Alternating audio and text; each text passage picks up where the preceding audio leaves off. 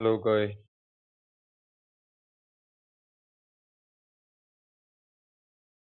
Hello.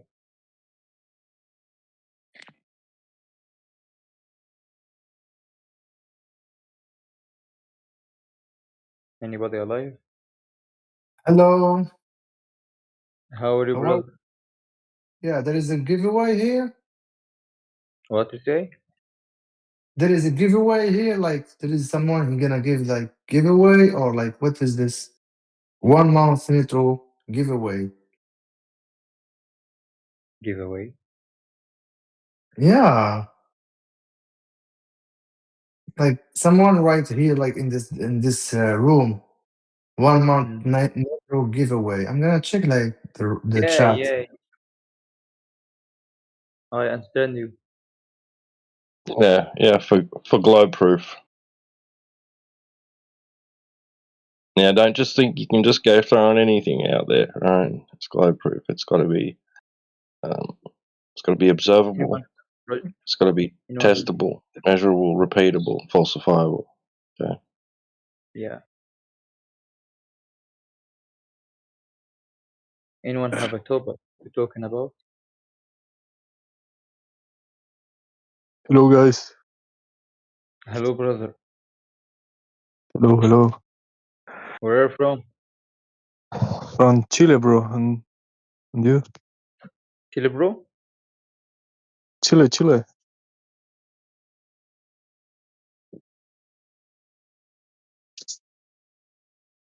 I can't What understand is you, bro. from Chile, South America? From Chile. Yeah. Cool. What Have what you been to what is it Antarctica? from South America? Yeah, have you been to Antarctica? No. Nah. Dang. Yeah.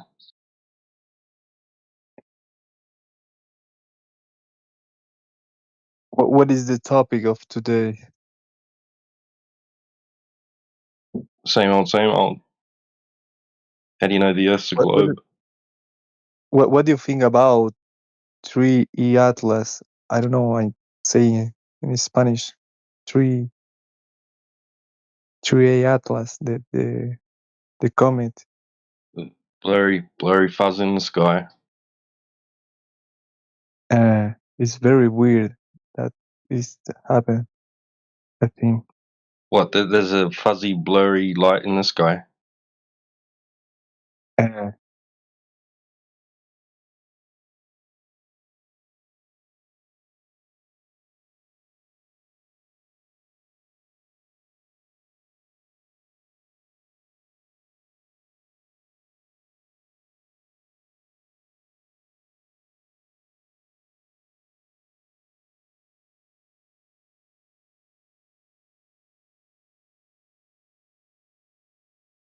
Okay then. As we were.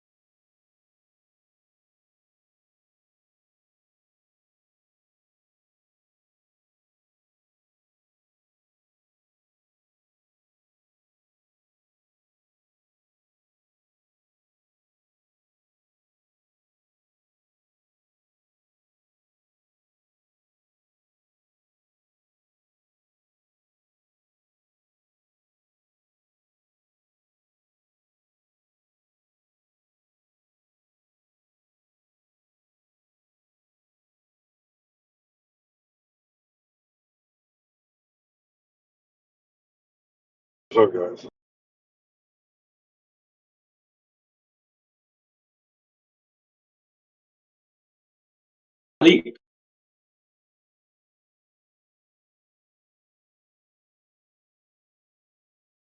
What's up? got any Globers in here?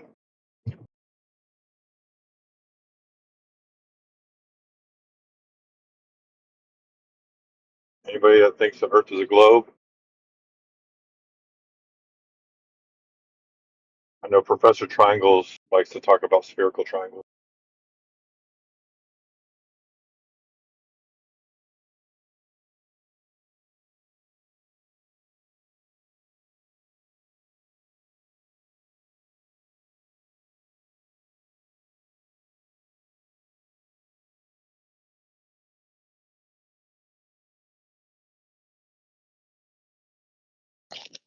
It's been super quiet for a couple of hours. Oh, maybe an hour.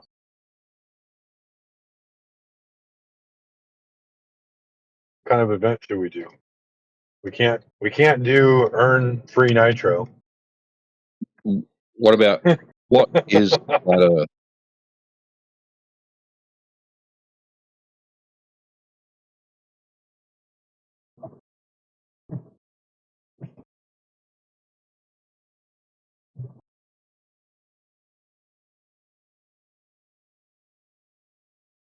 Let's see. Let's see. You got to think of something catchy. That'll pop. Yeah. What is flat Earth? I won't catch nobody, man. Oh, okay. All right. I don't know.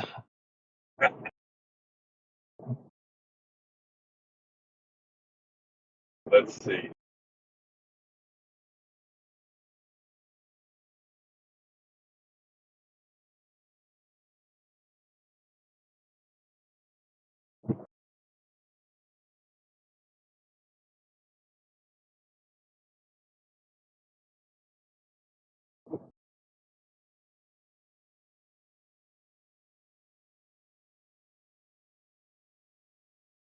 How about there's nowhere else to go?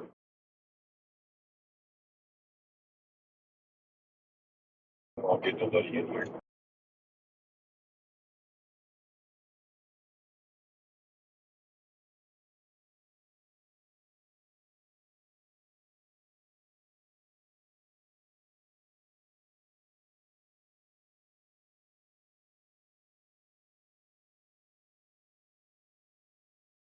Okay. Maybe. Well, the globe is just a belief. Globe fell flat.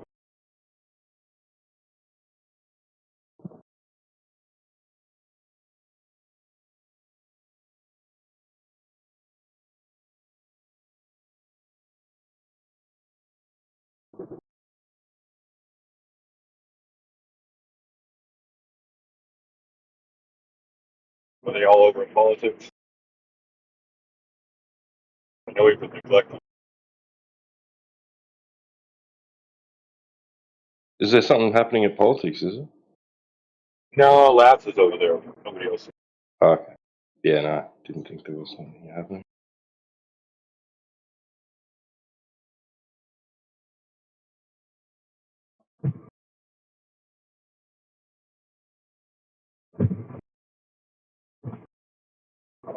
Globe is a religion.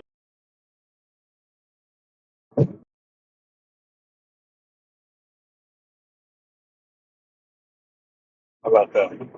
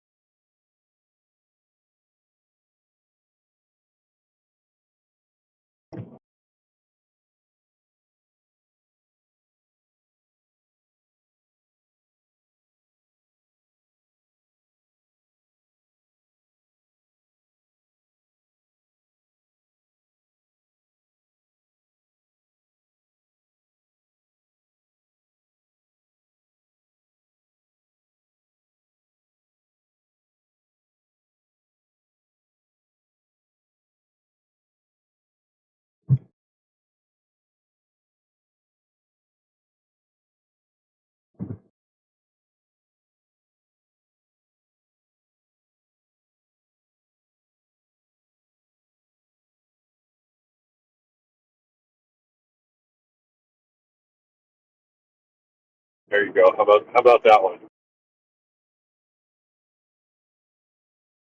What do y'all think about that either?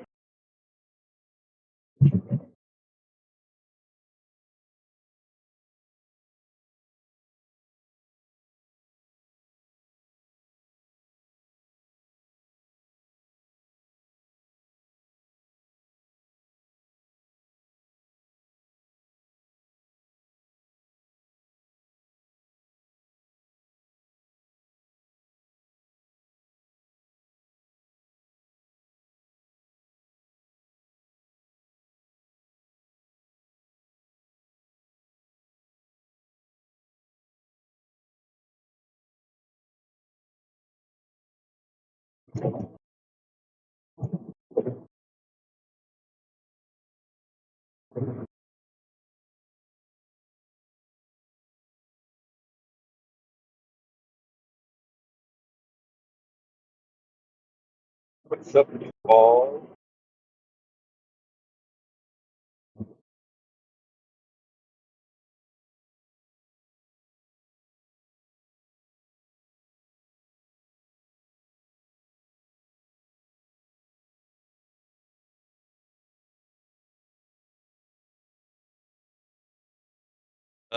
Yeah, that's Just don't right, understand dude. I can't understand Matthew Never Learns. It's like, what's going on with that guy? It doesn't make sense. He must be lying because how can he be around all the facts and listening to all these facts over and over and over so many times and still like just completely just dismiss everything? It's like there must be something going on there. I can't figure out how someone could actually. I mean, there's no ways someone could actually continue being a Glober and be exposed to so much truth and so much, I mean, reality. I mean, just look at the fact. I mean, there's so many different points that have been pointed out so many times to him, and he just dismisses everything. It's like Matthew Never Learns. I mean, they should really change his name to Matthew Never Learns. Yeah. Yeah. I mean, so hold on. We'll get to you a second, Jack. I'll unmute you. So a while back, Matthew, I showed him like the gnome experiment, the idea that weight changes by latitude and that thing's way less on the equator. So I showed him the result of that experiment, and I said, now that you've seen the experiment, Matt, because he was like, weight changes by latitude, blah, blah, blah. That's what the globe model predicts. I said, yeah, well, that's not what it's measured. And I showed him Right. the gnome, right? So they went all over the place with this little gnome with a scientific scale and didn't match what the globe predicts. And I showed him I asked him point blank, I said, now listen, Matt, now that you've seen the data, are you going to believe the data or are you going to continue to believe the model? He said, I'm going to believe the model. So I don't know what to do after that, right? Like, because he had no reason. He didn't question the data because it was done by professional scientists at CERN and let's look at more labs and Indian National Labs. And like professional scientists did all these measurements. So he couldn't disparage them. He had to just like go into la la land. And then normally he leaves when you do something like that. He says, "I got to go." Yeah. Conveniently, yeah, he'll just like leave. When you say too much, it's just, "Oh, bye, I got to go." Yeah, it's Yeah, just and he really always weird that he openly rejected the data for like his concept, man, which is very. Every time. That even caught me off guard. I didn't expect him to be like that. I've noticed he lately there, when you get into something with him, and he'll preface like right before he leaves, "Oh, this is around the time that you guys are going to start banning me, so I'm just going to leave now. Bye." So I'm gonna unmute Jack here. He's a newbie. He's got no role, so let's see what's up with him. Welcome. Coconuts have water in them. Goodbye. What? Okay, next. I couldn't hear what they were saying. What did they say? I do not know. They said, "This is the time you're about to ban me. Goodbye." I was too. So we got another one. We got Ultron. You got Ultron dude here. He has no role, so I'm gonna server unmute you. What's up, Ultron? Ultra something. Ultra nitration. Ultra nitration.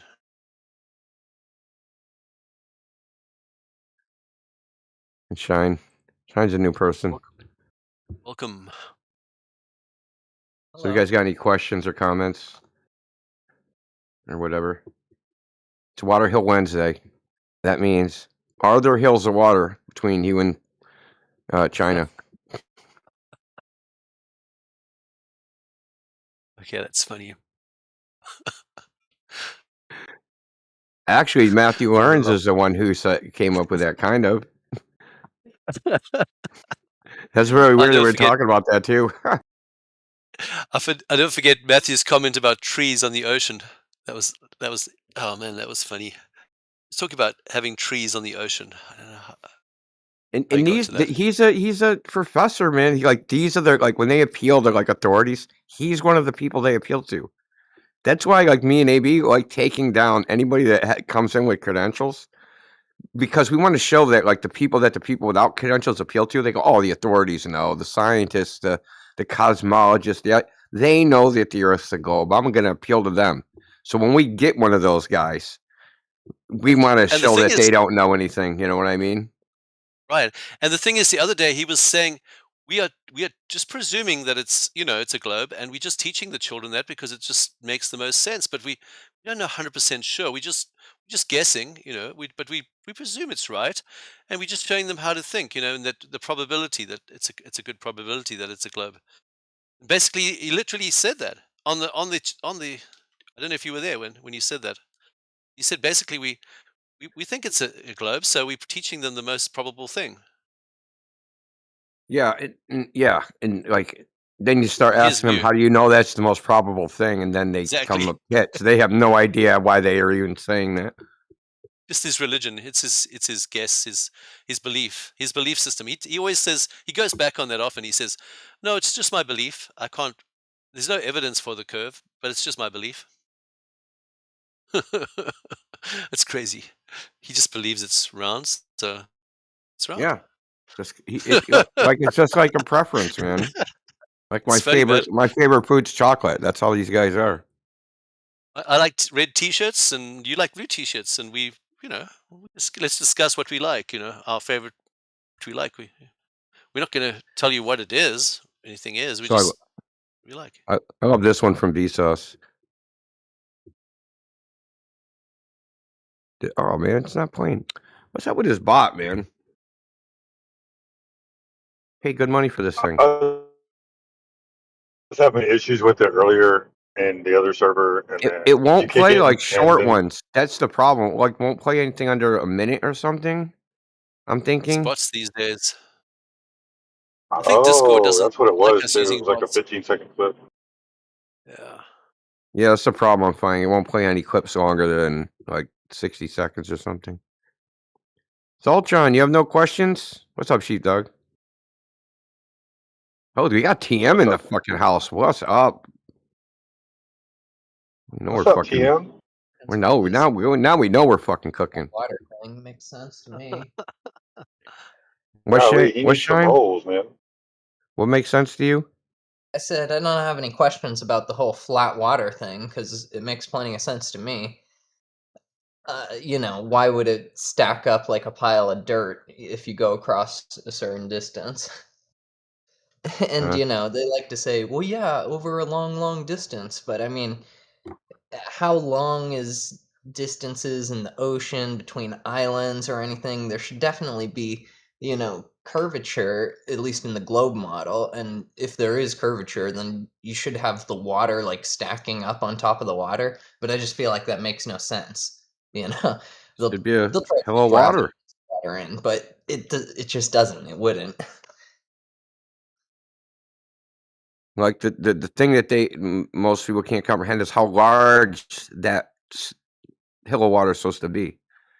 In 30 miles, it's 400 feet. Wow. So it's a 40 Yeah, story building. You got to think of that. If you're Wow. fucking 30 miles away, exactly. anything shorter than 40-story building should not be visible. And we know that that's not what's actually the case. We could see shit down. We could see shit 20 feet high at 40 miles away under right conditions. That's a good argument. Really good Yeah, argument. I'm going to write that down. it's something that I feel like I've always known, internally, so that even when I was a kid and looked at pictures of the supposed, Earth from space that they didn't really take and stuff, uh, I knew there was something weird there, and it wasn't until a long time later when I was reading flat Earth stuff that they said the water can't hold that shape, and I was like, oh yeah, that makes sense because how would it be, stacking up between the two edges of the cup that forms around it? Well, I mean, the pictures from space thing. The problem with that is you can't even evaluate them. If I show you a picture where someone says, "Yeah, this is the Earth from space," how can you evaluate it to whether that actually is the case? That actually is a picture of Earth from space. Yeah, well, I wouldn't I wouldn't Well, how could you? But no, just in principle. Just they in couldn't. principle. This is a hypothetical, right? In principle, how could anyone evaluate that, right? If someone took a picture and they said, "Hey, this is a picture of a horse from the top of that I took from the top of my house." I've seen a horse. I can easily look at it and go, I don't think that's a horse. That's a fucking cow. Or, you know what I mean? Like, or that's not a horse. That's a fucking beaver. I can evaluate it because I've seen a horse. But I've never seen the Earth from that point of view. So the picture that they claim, I can't even evaluate it at all because I have no idea what the Earth looks like from, 10,000 miles away. Right? So I have to just trust them in their claim that this is, hey, a photograph. I took this photograph from outer space. All you can do is trust them. That's the fundamental problem with images claiming to be from space, is that you can't even test them or evaluate them in any way. All you can do is go, yes, I believe it. No, I don't believe it. Right? Because you can't go there. And then there's so many images, supposedly images of Earth, and they all look different. Different angles, according to them. Oh, it's different focal lengths, different angles, different lighting conditions, different color values, different this. This is a composite. This is not a composite. Well, I mean, they don't even look consistent across each other. So, like, how the hell do you even evaluate any image as real? So, something AB does, which is quite interesting, is when someone says pictures from space, he asks somebody, like, show us the one that you think is the best one, the one that proves the Earth is a globe the most. And you know what happens most of the time? Most of the time they post an image that they didn't check, and it's actually admitted to be a CGI image of Earth, which proves that they can't even tell the difference between a CGI one that they admitted CGI and one they claim is real. You can't even tell. Oh, that's good. Yeah, and it's just you're right. People would have no idea what that's really a photograph of because no one Or if else it's is even a photograph. that point of view. Or if it's even a photograph. Right, And it right. could be a photograph of something. It doesn't mean it has to be a photograph of the Earth. Well, here's one way that you know it's not a photograph is because you see the totally impossible water physics of hills of water. That's one of the Exactly. things, and they're like, oh, it's a blue marble and stuff, a giant circle of water. But if you really get down to thinking about it, you're like, there's no way water maintains a shape that has this curvature across the top because that would involve water molecules stacking on top of the other water molecules like a pile of dirt. But that water doesn't work that way. It all flows out to the sides and the edges. Well, Shine, that's a good insight because that's what you can do to test the image. You can see if the things that what the image depict are even possible. Curbing water, which we know is not possible. So that image is horseshit just on that. That's So it shows right. curbing oceans, and we can go check to see if the oceans are actually curbing. Do you know how mentalists and magicians will sometimes sort of plant something in somebody's head so that they can read their answer later? I feel like Oh yeah. anyone who's seen the picture of the quote unquote Earth from space actually knows deep down that there's something deeply wrong in the picture because the water just doesn't act like water is supposed to act. So whether they know it or not, they have a seed of doubt in them already. This goes, It's even better than that. If you watch somebody filming themselves on the top of a building and they overlook a building, you instantly get this weird feeling like you're about to fall. But then when you see people out in space doing their little spacewalk, you don't have that feeling. Even from the Red Bull space jump, you didn't have that feeling.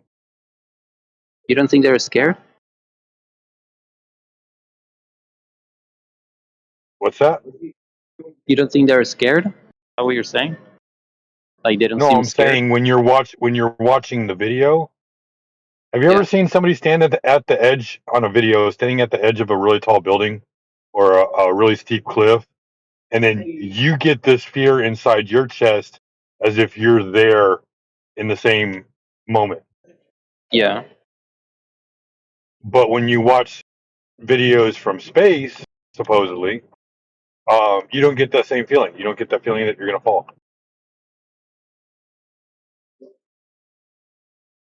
I'll be You back. see, that's an interesting observation. Yeah. I gotta go for like 5 minutes. I'll be back after that. You're saying even your subconscious knows that it's No below offense, the crowd. sheepdog. I think that's a really bad point, man. There's a really bad point. Yeah, like I don't get them sensations like watching people up cranes and stuff and radio antennas. I know a lot of people do, but it's just not. It's not. Doesn't apply to everyone. I get Fair really enough. pissed off at the lack of curiosity they have. It's like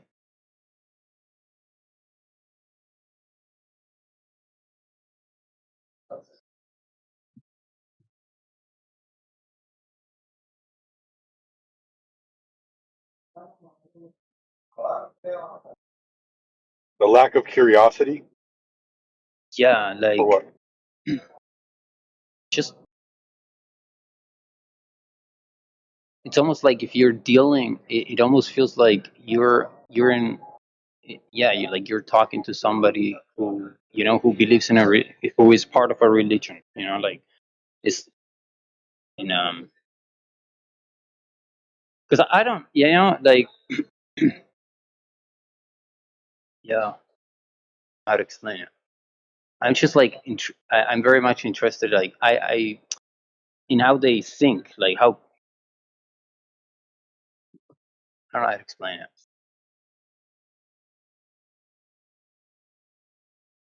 Because you're curious, right? I mean, like you're curious, you're interested, like knowing.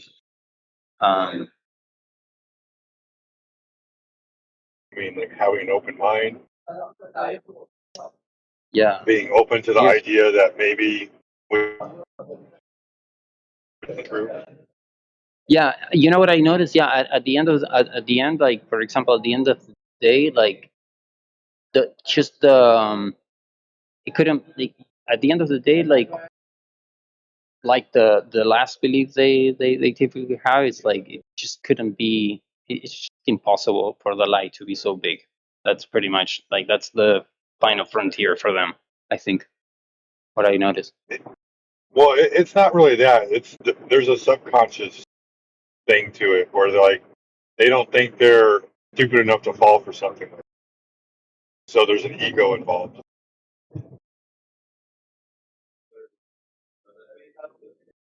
Can you repeat that again? Sorry, I wasn't paying attention. What There's was it? there's a subconscious ego involved where they don't think that they were stupid enough to fall for that. Like it can't be that obvious.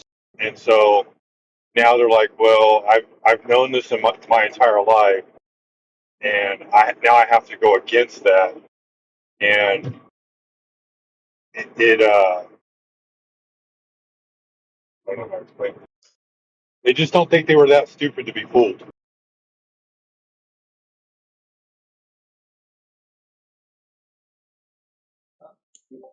Yeah. What about like for example you personally? Like, are you 100% like sure? Because are you 100% sure that, for example, you're definitely standing on one side, right? So, like, are you still open to the fact that like the Earth might not be flat?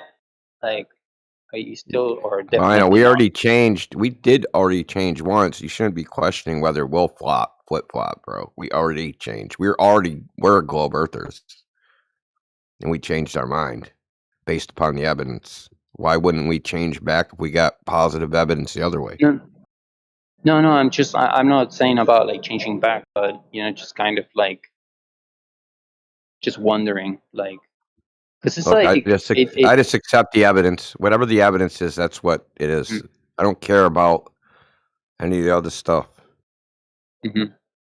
Just whatever the evidence says, that's what it is. I mean, like, what am I going to do? Go, oh, the evidence says it's a globe. I'll just fucking pretend it doesn't. Like, I don't do that. Yeah, like in my case, I don't buy I have a very difficult time buying the idea. I bought it before, and yeah, now I'm Which idea? not a Flat Earth? subscriber. No, the globe. Yeah. Well, you have to believe a lot of very freaking strange things, man. When you actually think about it. I mean, they don't. The way the globe is kind of like a used car. You go to the car dealership, they're trying to sell you a used car, and they're like, man, the engine runs Yeah. great. We just freaking had it painted. It has great freaking tires. Man, this is a freaking steal at any price. They don't tell you that the clutch is going. It has a leaky valve cover gasket. There's a hole in the muffler. Like, they don't tell you all that bad stuff. And the Globe is the same way. They only tell you the stuff that works. They don't tell you the stuff that don't work. And the stuff or the crazy shit you have to believe. Like the entire world is in some sort of optical illusion, man. Because you have to believe that even though the Earth looks flat everywhere you go, that's just an optical illusion. That it actually isn't flat. That everything you're seeing is not real, basically. Or that you can't perceive reality as it really is. That somehow you're deficient or defective to perceive reality. Because that's what they say. You're like ants on a beach ball. And the reason they use ants is because we have no concern for ants. Ants are just like insignificant bugs to be stepped on. And when they Wow, that's compare you fucked to up. an ant, you're an insignificant bug to be stepped on. You're too insignificant to perceive reality as it really is. You're just a Yeah, that's speck of fucked up. dust. It is fucked up, dude. The whole thing is a mind fuck. Yeah, but they're speaking for themselves, huh? Like, It's I like, don't, yeah, I mean, I don't want to. Yeah. but it's almost like this weird cult that everybody like got absorbed into. Hmm. The same I way see. people get like sucked into telling their kids Santa's real. You know what I mean? Because I've heard a lot of people, right? Yeah. They're like, I'm never gonna tell my kids Santa's real. But then when they have kids and Christmas comes, they're doing it, right? Because they don't want to be like the odd man out. Or I told my you'd rather your kids like live that freaking delusional freaking lie at least for 5 years than just because it's Mhm. I don't know, idyllic, fantastic, whatever. So everybody ends up doing it, even though they say they're not gonna. That they're gonna they're gonna be the one parent that tells their kids the truth. It turns out they're not. Most of the time, Might be it's like a taking lack of flack from other originality. parents, for ruining They say the that other they say that. kids' So, like belief in yeah. Santa. Sorry, Lionel. Sorry, just No, want to add it's that. fine. Yeah. I didn't hear what you said. Say it again. I was No, I just mean, saying that most of the time with the telling the kids about Santa, like it's the part of taking flack from other parents that find out when your child has told their child Santa ain't real because my daddy told me he's not real. Oh yeah, true that. So That's they why end you up just put your going kids along in with it. kickboxing and jujitsu. With Santa, is everybody dressed up like elves? Did you freaking just fuck each other up as elves? Anyway, I didn't mean to take the convo off topic there. Lionel, you were gonna say something? I feel no. I just want.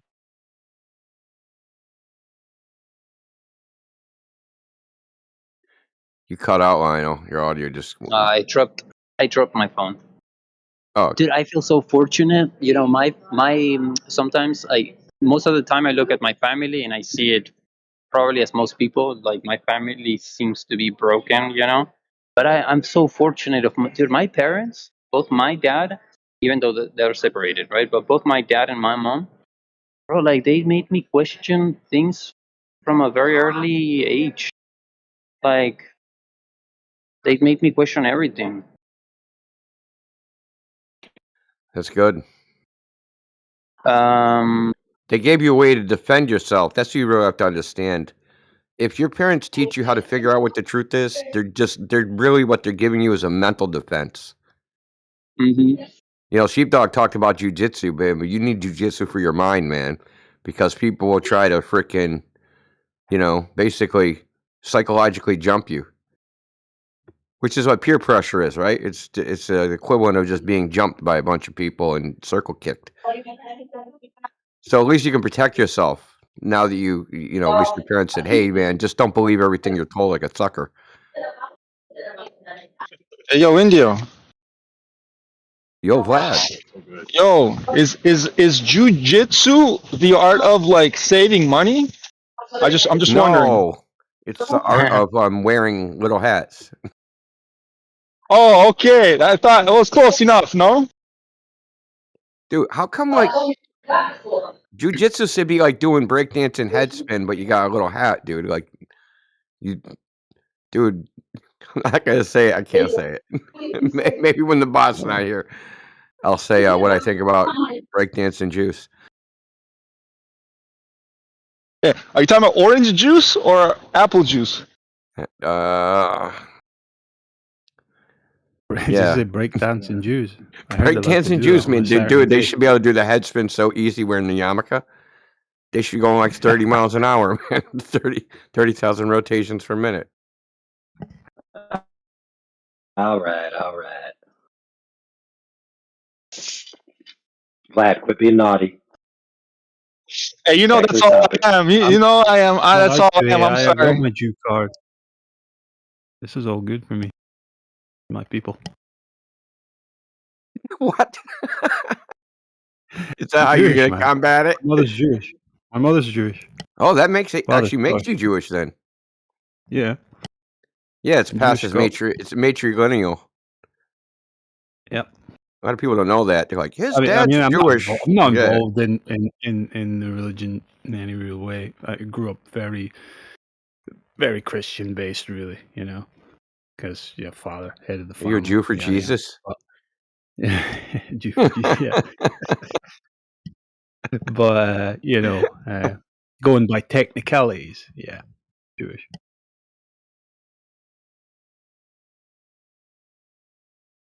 Yeah, man. That was all the Well, family gatherings back in the day. Jew, not Jew. Jew for Jesus. The earth is still flat. Don't matter what the hell you are. Mm-hmm. Okay, the probably a question, probably something you guys talked about like a million times. But what is like the general explanation for the 24-hour sun? Like, is there like a standard or like a general idea? Or because for me, for example, I accept that knowledge is limited. You know, like you know, but is there like is there a general idea, a general like perspective about the 24 hours? Because dude, I lived in and I lived in South. I lived in the considered like the last city in South America. It's in Tierra del Fuego. It's in Ushuaia, dude. And I experienced. I lived 4 years there, and I didn't experience like a 24-hour sun, right? But like for example, in summer you have only a few hours of nighttime. You know, so when I watch the video, you know, supposedly that it's real, but you know, I can understand why that is real. You know, because like I lived like I said, I lived in Ushuaia and I experienced, you know, in summer days are like um you only experience like a few hours of nighttime. So I imagine that I mean, that going happens in south, the Arctic too. yeah, Let Go me ahead, ask you. Sheepdog. Let me ask this. yeah. Okay. In order for the Earth to be a ball, water has to curve around the surface, right? Mm-hmm. So if water has to curve around the surface, but you can't measure any curvature anywhere, the surface of water is flat everywhere, then it can't be a ball, right? That means the Earth is flat, right? Yeah, I mean, yeah, I mean, So if the surface of the Earth is flat, then mhm. whatever's happening in the sky can only happen over a flat Earth.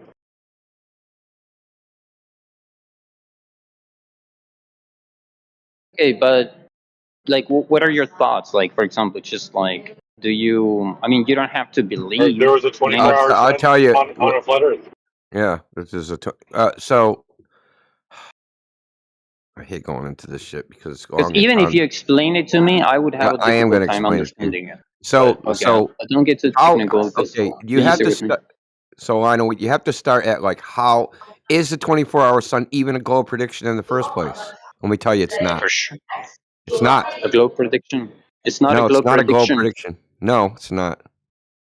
Okay. Okay, so the way they predict solar time, the sun, sunrise, sunset, how high when the sun's above the horizon, all these things. They don't actually use any globe in the mathematics themselves. They only use the celestial sphere. They use the celestial sphere, celestial equator, and the ecliptic, which is the path of the sun through the sky. And that's all that's used. It has nothing to do with you or what you're on at all. So the methodology, the point is, if you look at the mathematics, the formulas, there's no globe in any of those formulas at all. You don't even need a ground at all because you know why? Because it's an observer. It's an observer-centric model, meaning you're at the center of the coordinates. Your eyeballs, not the fucking globe, your eyes. And that's where all the mathematics is done from using you at the center coordinates. Now, that means there is no globe model to predict the sun. Doesn't exist. There's no flat earth model either. There's also no pineapple earth model, but there also is. So there is a globe earth model, and there's a flat earth model, and there's a pineapple earth model because the model works no matter what surface you're on. Because you only look at the sky. You do not look at the earth to determine when the sun thing happens. Right? No, what I want to know what sunset is. I want to know what time. How do I figure it out? I go, hey, how many degrees is the celestial equator above the horizon? Oh, there it is. Okay. What longitude am I at? How would I know the longitude? Well, I would need a clock because I need to know when the sun rises and when it's noon in Greenwich, and then I can use my frickin' clock to figure out when I'm going to see the sun. You don't need any references to the Earth itself to figure out how long the sun is going to be visible, right? You don't need the Earth at all to figure out any of that shit. So there is no globe Earth model. There is no flat Earth model. Yeah, the globers just have an explanation, and we've already debunked the basis for that explanation, so that cannot be valid. Yeah, to even make a globe Earth model of that, think of how complex that would be. You'd need to plot the fucking orbit, compute the eccentricity, the fucking, what is the other one? The obliquity, how you're fucking facing the sun, and then project it onto a plane, and then to see what it would freaking look like. And you have to do this and you figure out where the Earth is in the orbit at that time, how far away it is from. You'd have to do all these computations. Okay, we don't do any of these. Okay, because you would have to take the computations and then flip them into orthographic, basically like a 3D environment, like a video game, to figure out what it would look like. And I guarantee you, it would be off. So we don't use that. We just use the celestial sphere model, which is what we use for the sky, the sun, all that stuff. So it's a it's a myth that all that's based upon a globe. It's really not. The explanation's based on a globe, but the actual model itself, the mathematics, is not based on a globe. You understand all that, Lionel? I can Easy. follow it. Yeah, no. Yeah. So I'll show you. I'll show you something. You have actually. Hold on. But like, I appreciate it, but Like, I can show you with a graphic. You'll understand as soon as you see this. Okay, so it's going to be in the live stream voice text.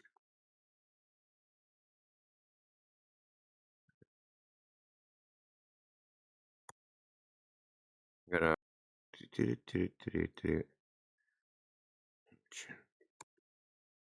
It's also anybody can provide an explanation. Like yeah, let me we could make up 1,000 explanations. It wouldn't Well, be something you could verify.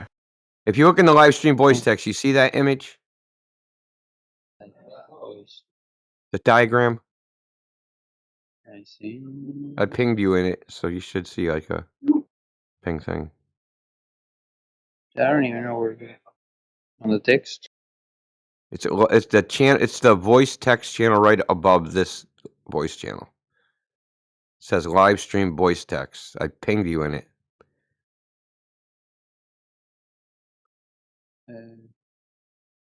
Apologize. I'll do it again. Voice? That help? No. Did you collapse the channel or something? He's probably looking at the bubble where the instructions are or whatever. I'm on my phone, and it's like I always struggle. You have to collapse. You have to collapse the chat you're in, and then you have to go to live stream voice text. Here, I'll There's make a text channel above the voice channel.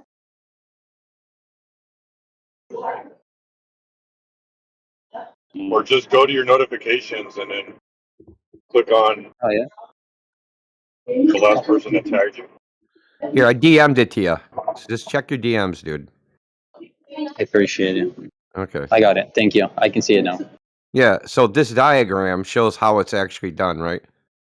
So you would cool. look in the sky, and then you would see like a celestial equator. You would just get where the celestial equator is, and you'd measure down from that where the sun would be in the sky at what time. That's how it's done. You don't even need the ground is irrelevant. It doesn't.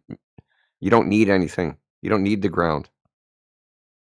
And the thing is, this is the crux of the problem is this: what are latitude and longitude in the first place? Are they points on the ground, or are they points in the sky? They're points in the sky. So when you say something like, I'm at 45 latitude, negative 180 degree longitude, all you're saying is 12 hours after the sun, it's noon in Greenwich, it's going to be noon here. And when I look in the sky, I see the celestial equator at 45 degrees. That's how you're getting your ground coordinate. But there's no way you could find that coordinate if you couldn't see the sky. So if you can't see the sun and you can't see the stars, you have no idea where you are. Right? So when they said, hey, we're on Union Glacier, this is Union Glacier's latitude and longitude. Yeah, how did you know that was the latitude and longitude? Well, we looked at the sky. And when we saw the sun was so high above the horizon, we called that place frickin', 77 frickin' south. You understand? It's a self-referential thing. Like saying you're at 77 longitude and then saying, hey, why does Polaris match your latitude? It's because that's how latitudes are defined. They're defined by the elevation of Polaris. Saying, yeah, why do I see Polaris at 45 degrees when I'm at 45 degrees north? Because you defined 45 degrees north as when you see Polaris at 45 degrees. Do you understand? Like the ground coordinate is defined by the sky. We're not finding the ground and then confirming it with the sky. We're seeing the sky and then saying this is a spot on the ground. But the thing is, the problem with this is great for like we want to travel around. We got a nice star map where we can just sail under the shit, right? And then we can know where we are. But that doesn't mean that the relationships between these places on the ground is the same orientation and relationships as the stars in the sky. That is a leap of logic. That's why what Sheepdog said to you, we could see the sun do whatever. If the earth measures flat, it has to be doing it over a flat earth. Because everything about the sky and its relationship to the earth is hypothetical. Hypothetical. Yeah, it's completely hypothetical. Can I add that the sun, if it was really 93 million miles away, there's just no way that it would be so hot and like bright and stuff. The whole concept behind the sun is rather pseudoscientific in terms of it being so far away, sending this heat all the way through space, and it gets the Earth, nice and warm. And the sun, supposedly, according to them, is just gonna heat up forever based on nuclear physics and stuff of matter crushing together. A lot of these things don't really make that much sense. I mean, if you were to burn anything else, it goes away in 15 minutes or an hour or something. The sun has been burning for 70 billion years or something like that. So a lot of things about the sun just aren't really totally the same as what they might be telling you and stuff. So, this path of the sun thing, I mean, it could be Well, that's caused because. funny that we mentioned path of the sun, right? But in their conception, we're spinning and orbiting, but that's not what we see, right? We just see the sun move. Right. See the sun shake. Who's the one asking the question here? It was Lionel. He's just Lionel. asking about the 24-hour sun in Antarctica. That's what he's asking. How we explain it. I'm not even like it's very limited because like typically we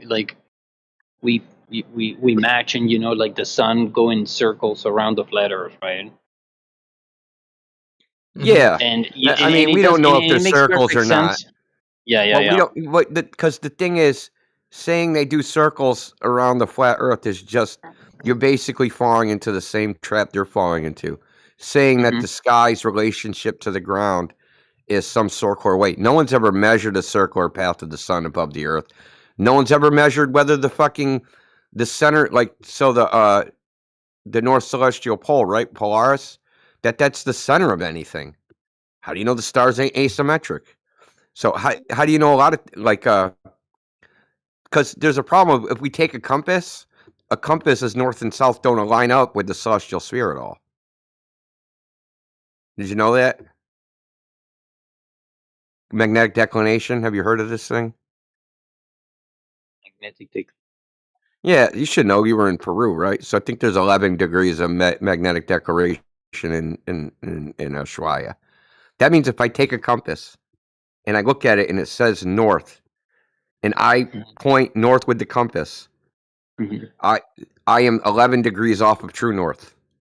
I am actually not pointing toward true north. That the compass doesn't match.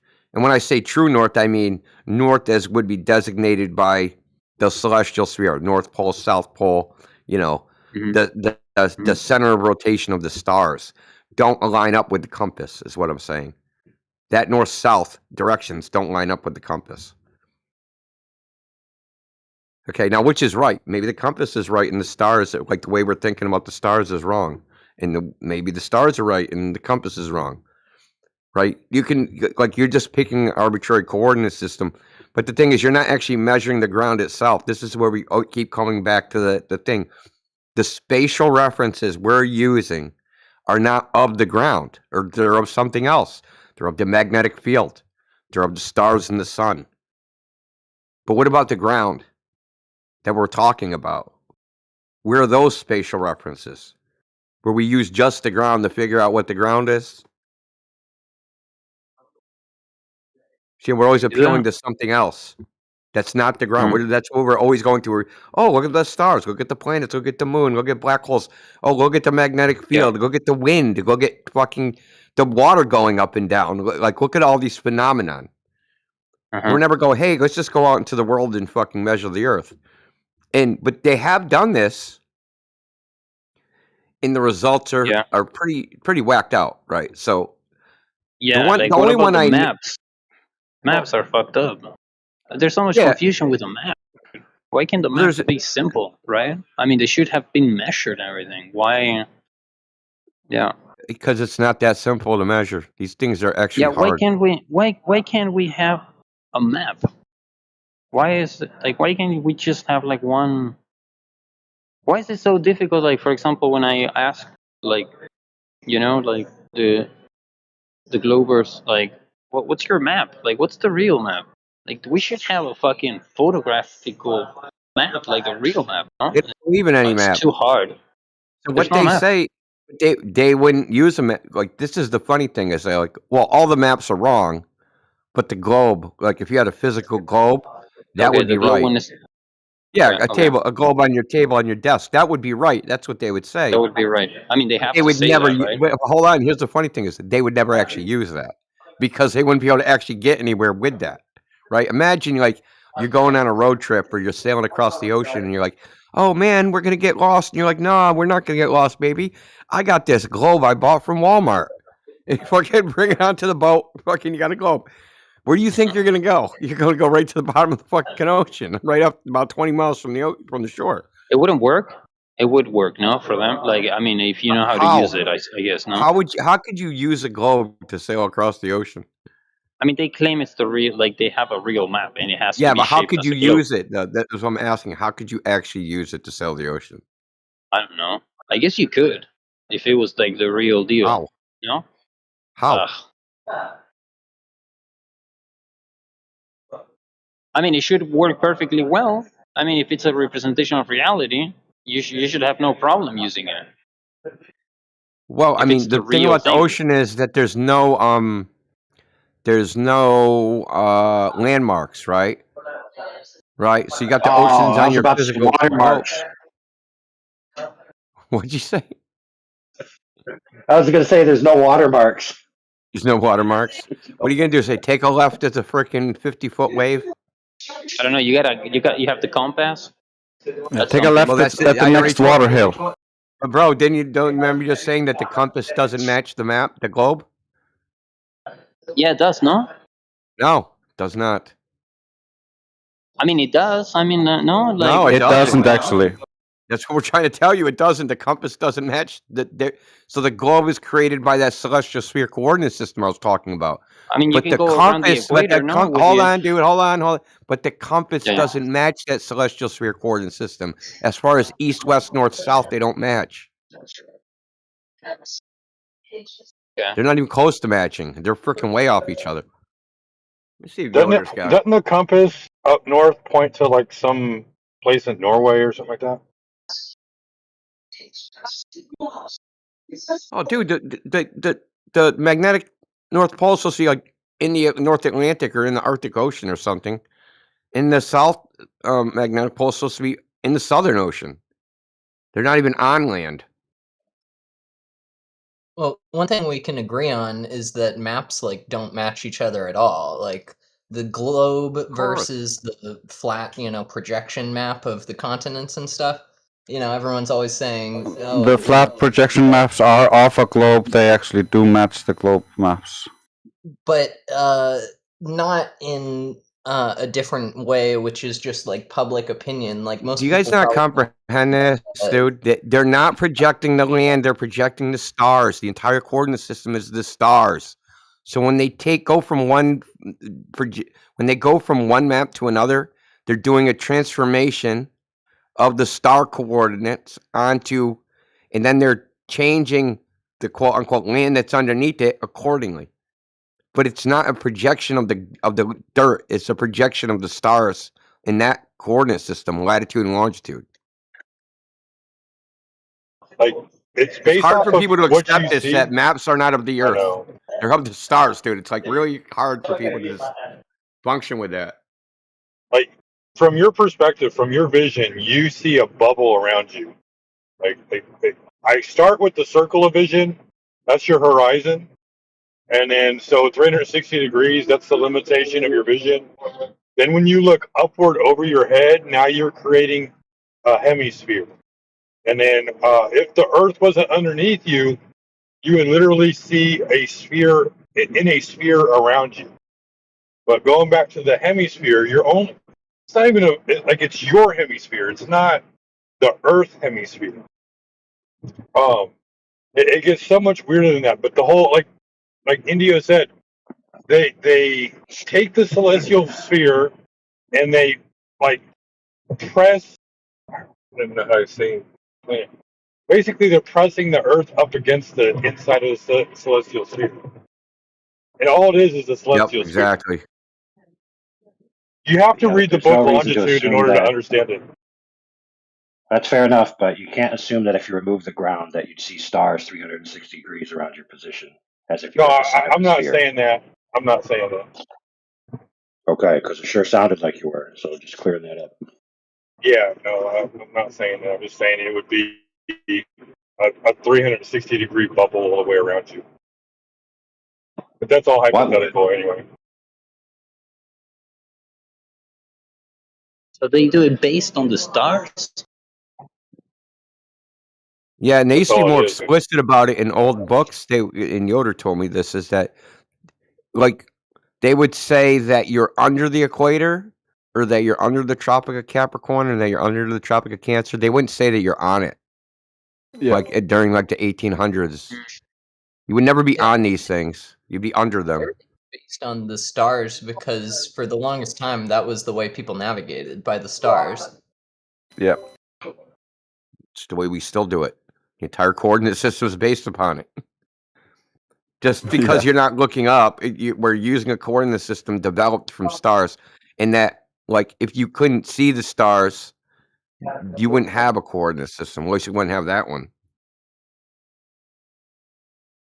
And that's why they made paper versions where you could actually have a coordinate system in your cabin. You didn't need to go out and look at the stars.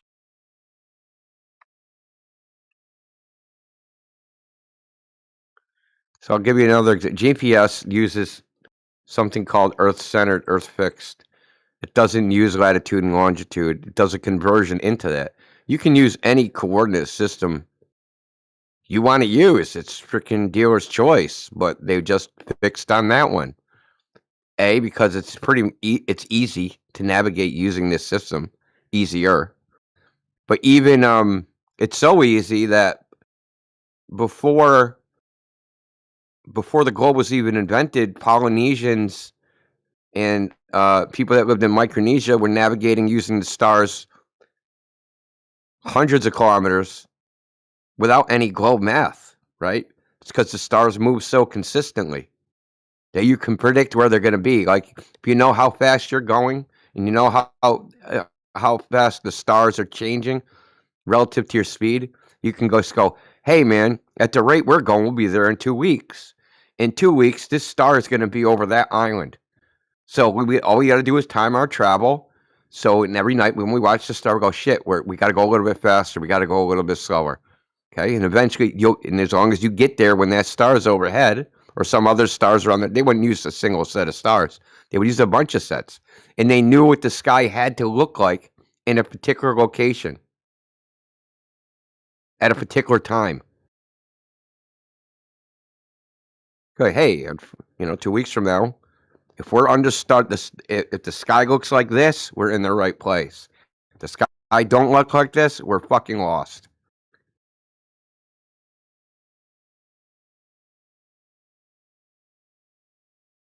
God forbid their clock break.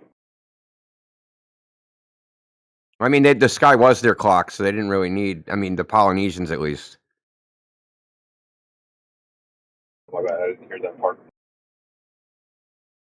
Yeah, I said the Micronesia, like the people from Samoa, Hawaii, they traveled all over the frickin' oceans. You got to remember, they even say, like, it's in New Zealand and Australia, right? Those people came from Madagascar. How'd they get from the Indian Ocean on frickin' canoes? And then those people supposedly came from South America.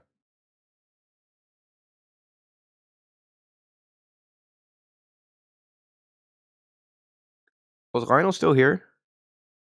Yeah, I'm listening. Yeah, I'm listening. So what do you I'm think? just What do you reading. think of the Bolivian salt flats? The what? Oh, the what? Are you talking Yeah, about the the lakes? mirror, the giant mirror at I have Bolivian. no idea. I've never been there, dude. I've never been there. We want to hire you. How far is it away For from what? where you are? No, dude. You know what? I am not even there. Like, I am in. I'm in Europe, right? Like, I've been in Europe for Oh, like. you poor thing. Just Yeah. kidding. I'm just kidding, man. No, I mean, like, dude. Yeah. Yeah. I'm in fact, I'm traveling right now, dude. I'm at the airport, man. Like, you have no Oh, are idea you? where I'm. Yeah, dude. I'm in I'm in Greece. I'm in Athens right now, and I am flying to uh, Istanbul, like in Turkey, for the first Oh, time. you're going to Istanbul. Yeah, someone I know Yeah, was there about 9 months ago. Yeah. yeah. You know what I saw recently, man? Like, so I spend most of the time like just like coffee places, like, cause I work online. You know, I'm not too much into going to like monuments and stuff, but I did go and to see what is it called, like a dude, there's a megalith, man, believe it or not, dude, like one of, like the megalith, like the big structures hidden, dude, like nobody goes and visit this thing, dude, like you go there, you go and I was watching YouTube the other day and I came across a video by accident. I was like watching something related with Athens. And I'm like, dude, and this megalith that they were showing in this video, it was like 20 minutes from where I was staying. So next day I went to look at it. So, anyways, How big was it? I don't know. Like each block, it's like I don't know, like I don't know, like between 5 and 10 tons, whatever that means. They're Nice. huge. Yeah. It's in kilos, that would be like I don't know. 10 tons is 20,000 pounds, so that's a kilo is 2.2 pounds. Yeah, well, So it's really not the only example. You've got pyramids and temples and cathedrals and palaces. All of this stuff just looks like stuff that, would take hundreds of years to build if you're having people carry around the stones with their hands and stuff. so I brought up the Bolivian salt flats because I recently with the help of AI thought of a test that can be done at the Bolivian salt flats. Because if the Earth is curved, right, and it's a mirrored surface, then if you're 200 feet above the surface and you watch the sunset, you should still be able to see the sun, but the reflection of the sun should disappear. You shouldn't be able to see it because the curved surface, it's not a flat surface. Basically, the reason is because you have a line of sight to the sun, but the point on the Earth that has to reflect the sun to your eye, the sun doesn't have a line of sight to there. That's behind the curve from the position of the sun. So you could just go do this test as long as you have like a 30-something mile stretch where you in a nice crisp water horizon. You can do this test where you see the sunset, but you don't see the reflection of the sun, even though the surface is completely mirrored. So this, I don't trust the sun, man. I don't trust the sun. Oh, now you don't trust the sun. What about 24-hour sun, man? What happened to that? I don't know, man. I don't know what Now to the think sun about the goes sun. overboard. That's what always happens. I don't know what to Well, think about the sun. they also surveyed the salt flats and surveyed them flat. And so what you could do is when the salt flats flood, there's water now on the flat level ground, which you can measure too. And so if the Earth was a ball and the water was conforming to a sphere, then you should be able to measure that hill of water over the entirety of the salt flats. Does water freezes like in a curved way? No, we've done that too. We've done that test too.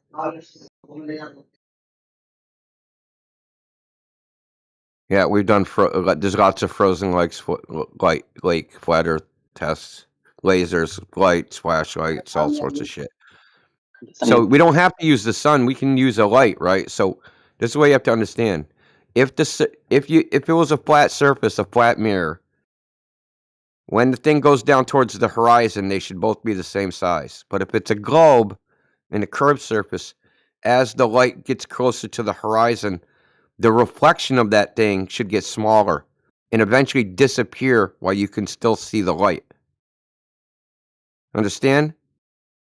So you have like what it would look like is the reflection of the sun going up, the actual sun coming down, and as the sun approaches the horizon, the reflection of the sun that's in the water disappears before it reaches the horizon, and you'll still be able to see the sun directly. This would definitively prove the Earth is a ball, or at least the salt flats are curved. It would prove that. But these pictures already exist. There's already pictures from the Bolivian salt flats with the sun right on the horizon, and the sun and the reflection of the sun are the same size, which they shouldn't be if it was a curved mirror. Oh wow.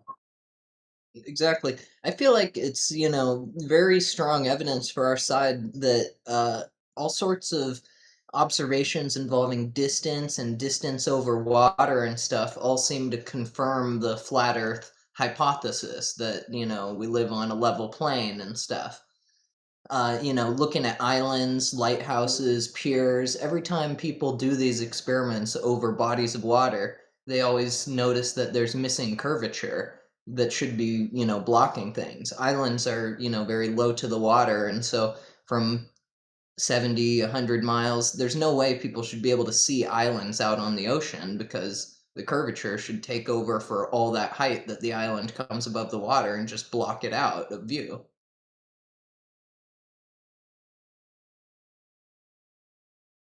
But then Yeah, people like go the out with more. high power lenses and they can see the shoreline and everything. Right, which should be impossible because there should be the water making a wall in between them and the island so they can't view it directly with line of sight. Yeah, so it would be a water hill. It's almost equivalent to saying, I was looking at this hill, but due to some miraculous refraction, the hill looks completely flat and I can see everything on the other side.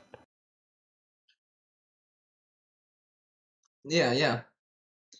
Before we move on, do people still have questions about various things in the model?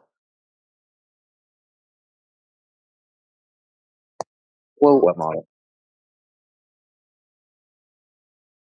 well, and I just wanted to make a comment. Like whenever, so yeah, so they are so focused, and what's happening in the sky that when you start, for example, talking about what's happening on Earth and you start making this type of measurements and this type of questioning, you just look so stupid to them. It's like, dude, why are you doing all these measures here on Earth, when we have all this math invested, all this everything, all the knowledge is in the sky, Yeah, but but nothing, that's when you start measuring, part making all this observation stuff, you're like, dude, you're an idiot. when It's like, But if you want to yeah. study the shape of the Earth, you obviously should look at the Mhm. Earth and measurements from the Earth and stuff. One of the reasons it's all up in the sky is that's how they can, keep their badge of authority or whatever and say, well, when, our NASA scientists and astronomers look at the sky, they're finding, these It sort is. of data which support the flat Earth or support the round or the globe Earth or whatever. But, you know, that's just a way of keeping the observations out of the hands of the public, which is opposite of what science is supposed to do. Science is supposed to show people evidence and experiments with the scientific method that anyone can reproduce and anyone can recreate. But all they really do by moving all the observations up into the sky and stuff is make it so that your average person can't really question their science or, argue with it from the standpoint of having the same data set. But if we talk about stuff we can all Yeah. see from the surface of the Earth, then it's a different Uh-huh. lab experiment, and everyone can really replicate and see those results. Sometimes So I see the sky like a completely different type of nature, Yeah. You can speculate a lot, no? Yep. Okay. I'm sorry, what was that? Yeah, you can speculate a lot. It's like it's almost like the way the sky behaves is like a completely different type of nature. It's like you could say that it's a completely different type of nature. The way that the sky behaves. Like Well, when have you seen? Yeah, yeah. the ancients used to look at it that way. They used to call it the heavens and the earth. and two different laws govern those different things. Mm-hmm. Like when have you seen a light, for example, just lit? You know, all the time. Like you don't see that here on Earth. Anything you don't see anything like the sun here on Earth.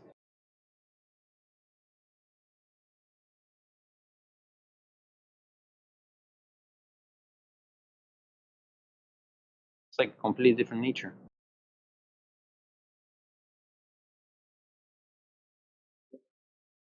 You know, we don't even we don't even know. We don't really know how things work here. You know, imagine like up there. Up in the sky.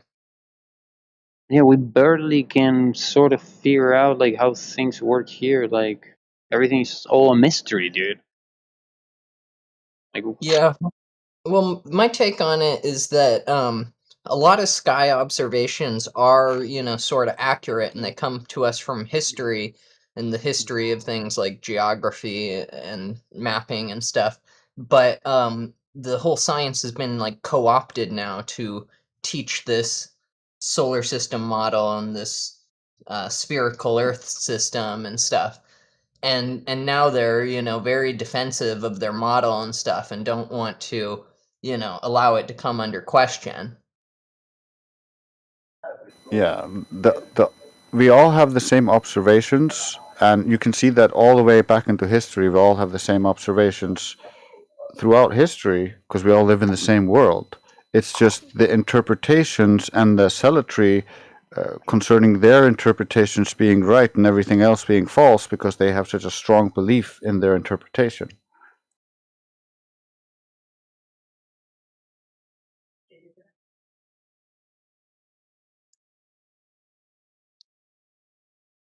it's really weird, man. You know, to think that the Earth, to think like, for example, like you travel, no, like, man, I. It's almost like it's a crazy thought to think that we live on the same plane. I mean, like that all the cities in the world are on the same plane. It's such a crazy thought, which is it shouldn't. But it's like God, we're sharing the same level. All the cities in the world, like I'm in a city. I'm in Europe right now. I'm in Greece, whatever. Yeah. I'm in Athens. I find it a little bit more ridiculous to believe that every 12 Hmm. hours USA has, wound around the side of the globe and ends up where China is and China where USA is, and then 12 hours go around and the USA Yeah, yeah, winds yeah, around the side again and ends up back where it was. And there's all this yeah, movement across the earth, but buildings just stand up, nothing ever collapses or yeah, crumbles with all this movement. I All these mean, upside it's like down a whole people. continent taking a yeah. 12-hour plane flight every day to the other side of the globe.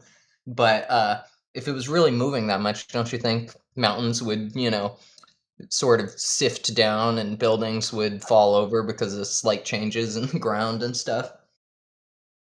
Oh, I think the biggest issue would be it would be completely unlivable. Besides the fact that like the Earth wouldn't be able to hold the gas in a vacuum.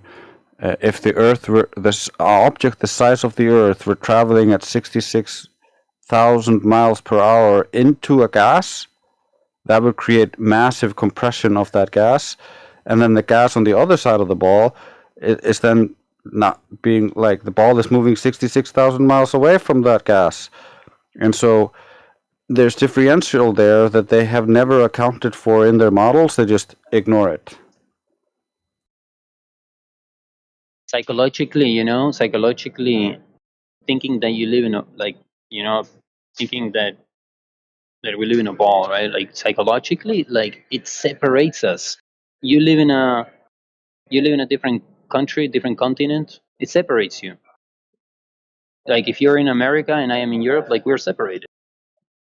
But when you think about it as a plane, it's like it's oh dude, it's so grounding. It's like it's almost like you get a type of relief. We're all in the same plane. It's like such a it's like I don't know, you feel connected somehow, or like, no, we are in the same plane. It's connecting feeling. But if you think that you live on a, it's very easy to feel each country disconnected from you. You know, it's like, no, do you know what I mean? Like psychologically, I think the globe belief in general breeds like this disconnect. you don't feel You connected. Like, oh, we yeah live. Oh, maybe you do. I mean, we live on the same globe. You know, you I might. well I don't no, know, we but don't live on the same globe. Uh, I don't live on a globe, so the yeah, yeah. problem with when people think they live on a globe, they think they are this disconnected descendant of a monkey, or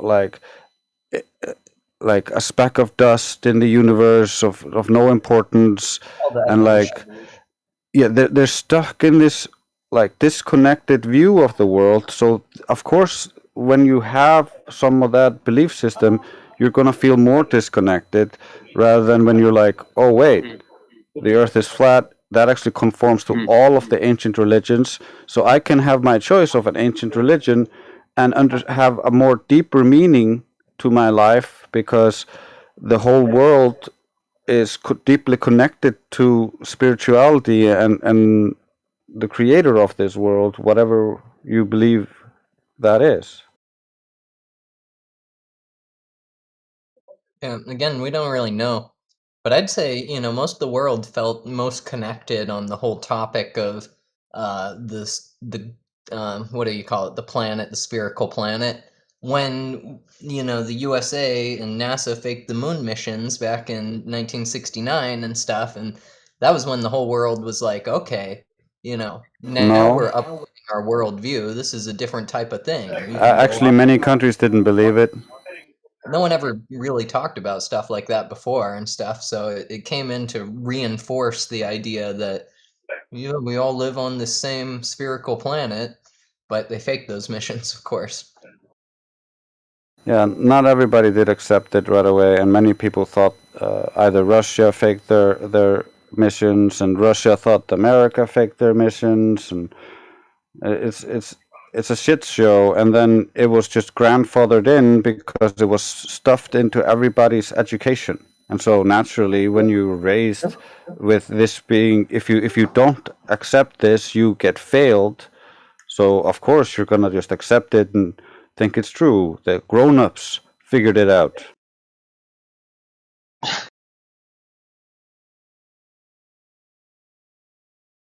Yeah, dude. I have to make an effort, dude. I have like deep inside myself, I think I must have the globe, fucking, because I have to make an effort. Like for me, it's a trip to think that we live on the same plane. You got the It's a globes trip. back. I think it logically and it makes sense, but I have to, like, for example, I have to make an effort. Like my mind has a tendency to go back to like You I just I want think to it must be something like it's like a belief that I have deep inside myself. I have to use my logic. I believe in logic. globe or the So flat Earth. yeah, for me the flat Earth, dude. When I listen to the debates, like I lean on the flat Earth, but I have to make a logical effort because, like, for me it's like crazy to think that we live on a plane, which that's what I like to believe. I like to believe that's what reality is. I think that's what reality is. Like we live on the same plane. It's a trip. Why is it a trip? Because like deep inside, I still believe that I must think that we live on a globe, and you know what I mean. Like so, I feel very fortunate.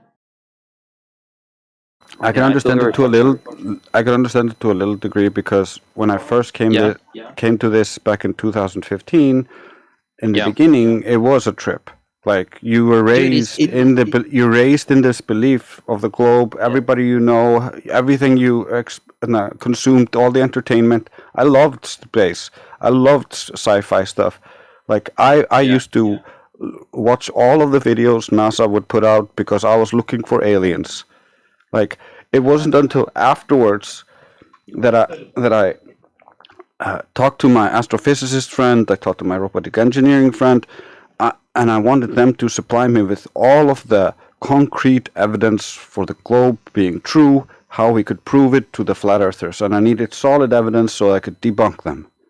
That just didn't work out. They didn't have any solid evidence, and because I studied logic, I could just be like, wait, this is a logical fallacy. Why are we accepting that as a proof? And they just broke down because they were taught this as holy truth, and that's where they get their validation for being intelligent from parroting it. Yeah, you have a much solid. No, you have a much solid ground than me, then, man. So I'm like, I started watching flat Earth videos, like, from more or less like 2015, and for me, it's still a trip. Yeah, I went right away into trying to prove the globe to myself, like through experiments and tests, and then I looked at what everybody else was doing, and I repeated some of the things that they were doing, and then I tried to understand how does the world work then, if this isn't a geometric horizon, if like, and I went into this same thing most people do when they get to this. They go into this like, how does the world work? I want to create a new model. I want to create some kind of replacement belief system to believe in, and it just took me a little bit to get over that like desire to have a belief about something. I'm comfortable with the unknown because if I know I don't know something, I know I can actually learn something here. Versus if you believe you know what it is, you're going to look past all of the things that could reveal to you what it actually is. Yeah, somebody else's belief, right? Like believing what somebody else. Yeah, you're going to taint your vision with your preconceived ideas. Like humanity is like this. We have a tendency to try to fit things into our beliefs, into how we see things. It's confirmation bias.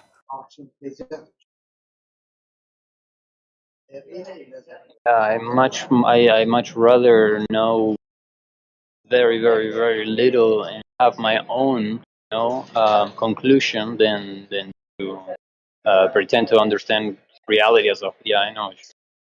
Yeah, the more you separate out what you believe and what you actually know, and the more of a foundation you build in actual knowledge, the more accurate your predictions and how you see the world is, because it's more reflective of how the world actually is instead of how you believe the world to be, because of like, oh, somebody hurt me, so I'm going to believe all black people are bad. That's just not true, but it's a fallacious faulty generalization. But then you're right that the guy might have hurt you, but that is an incident between you and him. That person was bad. And so, like, there's a distinction in how reality actually is and how people perceive it because of feelings. Mm-hmm. It's yeah. And part of my take on this is like, because we know from our evidence and stuff that this model has to be correct and stuff, it just means that so many of our institutions are putting their resources into the wrong things. Studying space, exploring space, but even schools and stuff, teaching about space, teaching the, tenets of the solar system model and the globe model and stuff. Should we really be doing that if it turns out that it's completely wrong? That would mean most of our institutions designed to like empower us are in fact like lying to us or making us weaker, rather, or whether intentional or not intentional, they are, drawing people further away from understanding reality instead of closer. Well, think about it this way: if you were a very powerful person who had a lot of wealth and control in the world, would it benefit you more to have people ignorant and believing things that are inconsequential to them in the long run, and that distract them from what's actually happening to them, that would profit you? Well, depends what kind of person you are. Exactly. So when you consider the fact that people who are seeking positions of power, influence, where they can have control over you, are generally people of a persuasion that is not positive. It's the Yeah, I know. I know where you're. It's a narcissist. It's the sadists. It's the psychopaths. It's the sociopaths. they gravitate towards these positions because it gives them what they want, and it's hard to believe these kinds of people just automatically, but that's what most of the world does because Yeah. they're in positions of power. I mean, like, yeah. So, is it meant to be like that? Is it supposed to be like that? Is this like a jungle? Is it supposed to be challenging? Like, maybe this is how nature is supposed to be? Like, I think kind it's of just evil. I think if you look at history and just the history of rational language use, for instance, just in America, for instance, you can see rational language was so common that it was about a 90% range, and then all of a sudden it just started dropping until it like with and it coincides with them removing the trivium and quadrivium and the focus on logic, giving you a foundation and something to argue so that you can understand what you're dealing with, and kind of shoved that to the side, and then rewrote a lot of the textbooks, and a lot of the arguments that you get in the textbooks are filled with fallacious argumentation, and so you learn to use fallacious argumentation to try to justify things or argue things, and that just breaks the people. And it creates perfect factory workers who don't know anything and can't actually like complain about the issues because they don't know enough, but it ruins society as a whole, and it limits how much our scientists can actually discover. And so it makes it so that you can control how much progress is being made, and so you can push it out. Like, so you can be the guy presenting, "Hey, here I have something better," and not being it's something uncontrolled that you can't control. Because if you give everybody logic, if you give everybody the scientific method, and everybody starts trying to discover something, they're likely to discover something that you can't control. Yeah, that's interesting. It makes sense.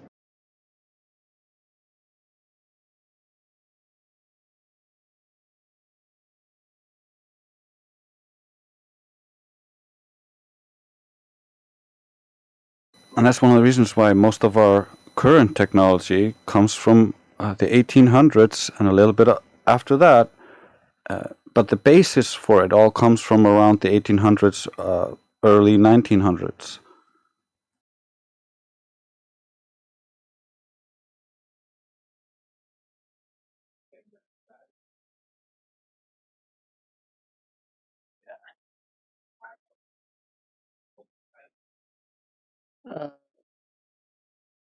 Are you saying like are you saying like the industrial revolution, like most of the stuff we have now is still like based on what happened during that time, during the industrial revolution? Because I kind of disagree with that. Well, for the large part, if you think about where the technology or the understanding for underlying technology came from, it came from around that time. I mean, like I don't think we had any understanding of like computers in like the 1800s. Like that's a completely new thing, right? No, it was discovered when around that time. I mean, like, look at the structure, the education structure. You know, like, it's just like, I mean, like, look at schools, man. Look at how they teach. You know, it's like, it's not even like, it's not even old fashioned. It's just like straight up, like, I don't know. It's not even like probably worse than 200 years ago, man. Yeah, I get that. The first digital computer was created in the 1900s or 1945. Before that, we had analog computers in the 1800s. I mean, we have more comfort nowadays. We have more comfort. Most of like what we do now is based on the personal computer. Like there's a lot of different computers, but like You're like, not understanding. All the principles the computer operates on were discovered in the 1800s. roughly. Yeah, I see. Okay. Wait, 1800s or like early Uh, 1900s? yeah, if you look at like around 18 to early 1900s, and maybe a little bit over that, that's when most of our current modern technology was discovered, and then it took time to perfect some of those things, make them more efficient.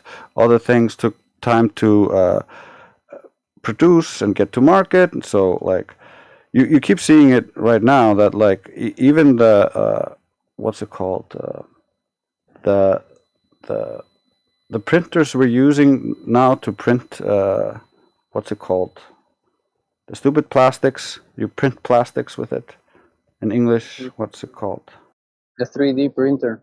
3D printer. Yeah, the the the 3D printer was actually discovered like 40 or 60 years before it's generally came to market here, because the patents had to run out before we started to be able to use it. No, but I understand the logic you used earlier about language. Huh? Like, yeah, the way we used to, you were saying that the way that we used to communicate was based on logic, and now Yeah. it's like disconnected from that. It's Yeah, just it's like, more it's more emotional appeals. Not everybody understands the fallacies, and they make more mistakes as a consequence. And it's just the water is so muddied that it's hard to find anything that's super logically coherent.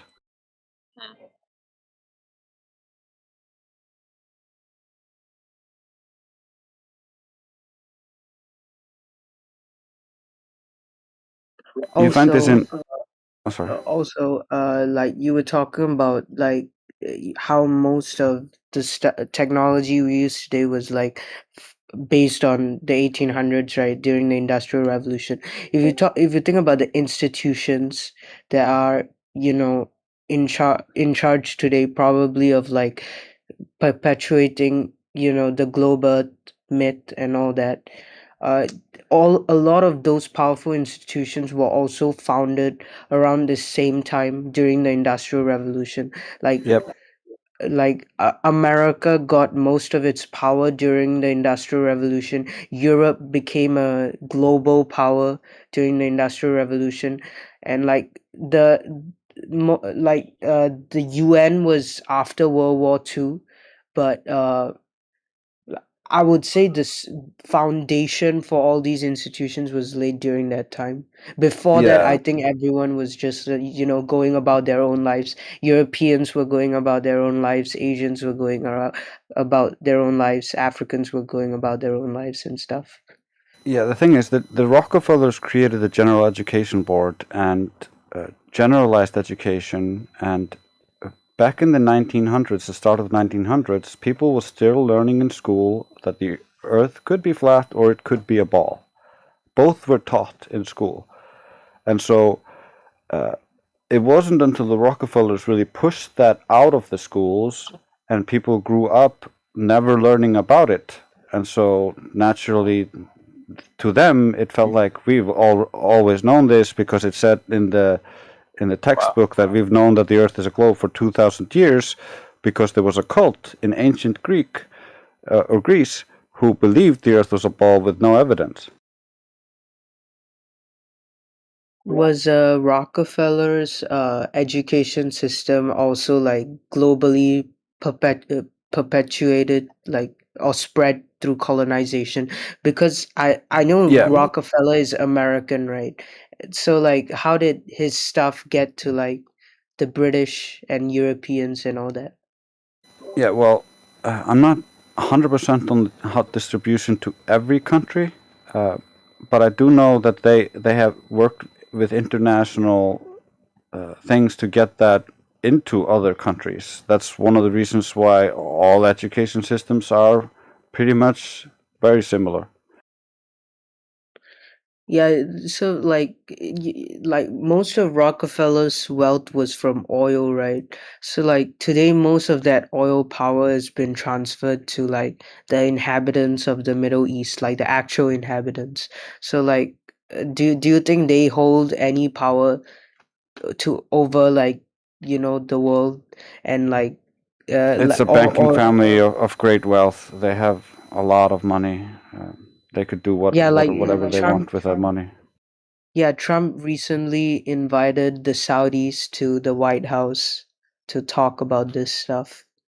Like I saw the interview. Saudis also have a lot of money. Like when you have money on that level, you could literally just ruin a country through trade and other side deals.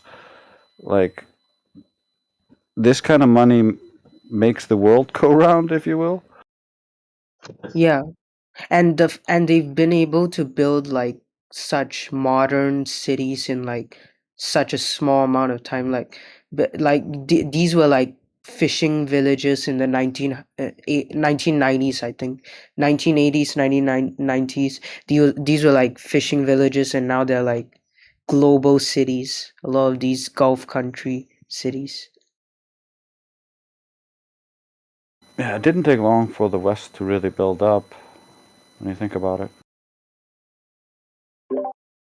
Yeah, I think in the future these There's one. also something that's largely hidden from the history books, and that's that the East India Trading Company also had a West India Trading Company, and that company was basically the first giant mega corporation.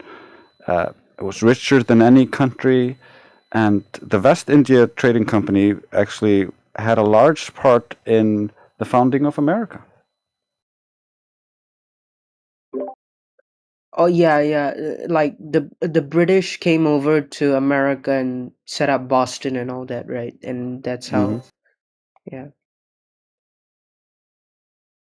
But like, do you think like after how the British collapsed and their empire collapsed and America gained power, do you think there was some backhand agreement to like continue these institutions, like because one after World War II, most of Europe was like collapsed, right? And the Europe was where most of these global institutions were founded, like the stuff that still exists today, the banking industry, the global banking industry, probably the institutions that perpetuate global and all that, right? So Yeah, how yeah. do you think there was like some transfer?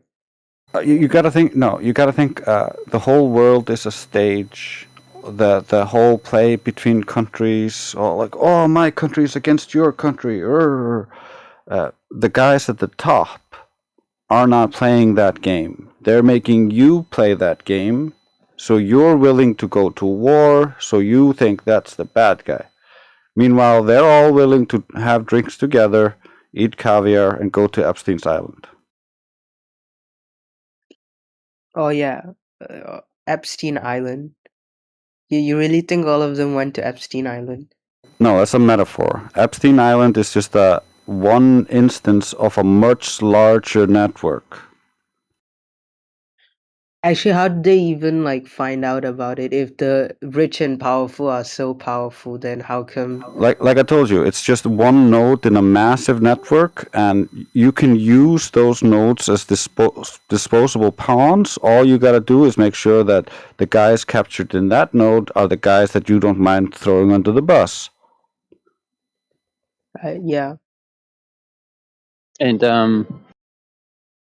you know what feeling I get too? Like, for example, I have the opportunity to live, like, for example, in different countries now and observe, like, you know what my impression is? And dude, all the countries, like, for example, I'll tell you, Spain. Spain is considered to be a first world, like a civilized country. No, I mean it's like it's in the ring of first world countries. No, I Spain. don't think you should use the word civilized. But Okay, I get what you mean. It's technically a first world country. first world country. Okay. Um, when you live in a place like Spain, you're like, how the fuck, how the hell is like the economy stable in this place? Because nobody's doing anything. It's almost like it feels like artificially, like It's like somebody says like, oh, Spain is gonna be a first world country, and it is. Yeah, I get what you mean. Like a lot It's of almost these like it feels like European. artificial, you know, like the how the hell does the economy stays like so stable Well, Yeah, of course I get. when nobody's like working, dude? It's like it's of insane. course it's artificial. You got to think about the value of money is dictated by the bankers. It's fiat Okay, currency. and then Yeah, you a look lot at of. another country. Yeah, and one last one, and then you look at a country like, for example, North Korea. It's meant to be like that.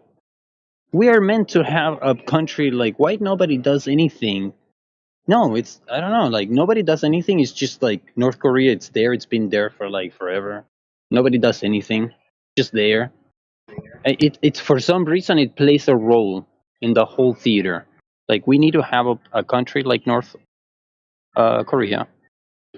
I don't know what role it plays, but You it's always meant need to a be like. boogeyman. Otherwise, if you don't have boogeyman, Mhm. then you can't allow them to. Then you can't tell the people that you need weapons to defend them. So when they rise up against you, you can shoot them. Nah, bro. I love America, bro. Fuck North Yeah, Korea. a lot of these Could, a lot of no. these European countries, right? Like you said, how Spain is like stable, even though they don't do much, right? Yeah, I've noticed it too. A lot of these European countries, they don't have much economic productivity. Like they're not as productive as say like for example, South Korea makes way more stuff than Spain. And Wow.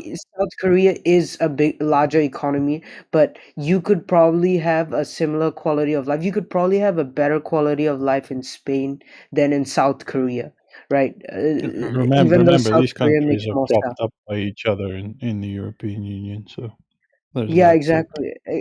Most of these institutions, these Like Germany, banking Bahrain, everyone. institutions, most of these banking institutions, globalist institutions, they're all in Europe, and they all help each other help prop up each other. Like I'm in Southeast Asia. Most of the countries around me are actually more economically productive than many European countries, and are still Hmm. poor. So Yep.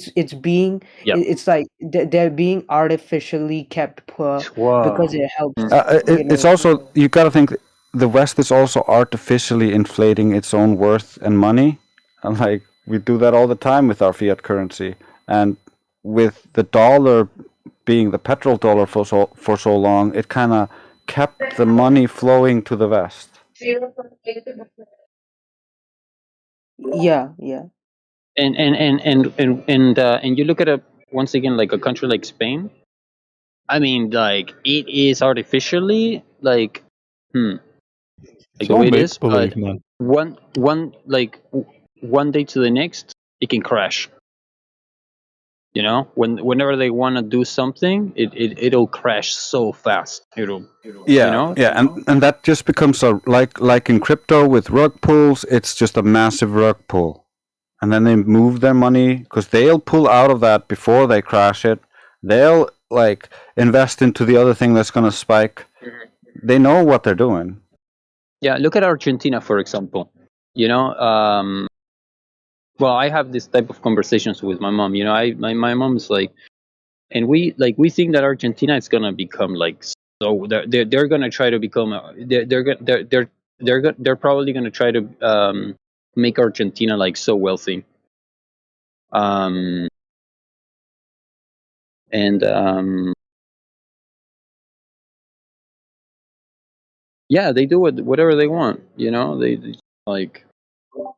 Like I don't get why, like for example, Ireland is like has a better quality of life than say like some some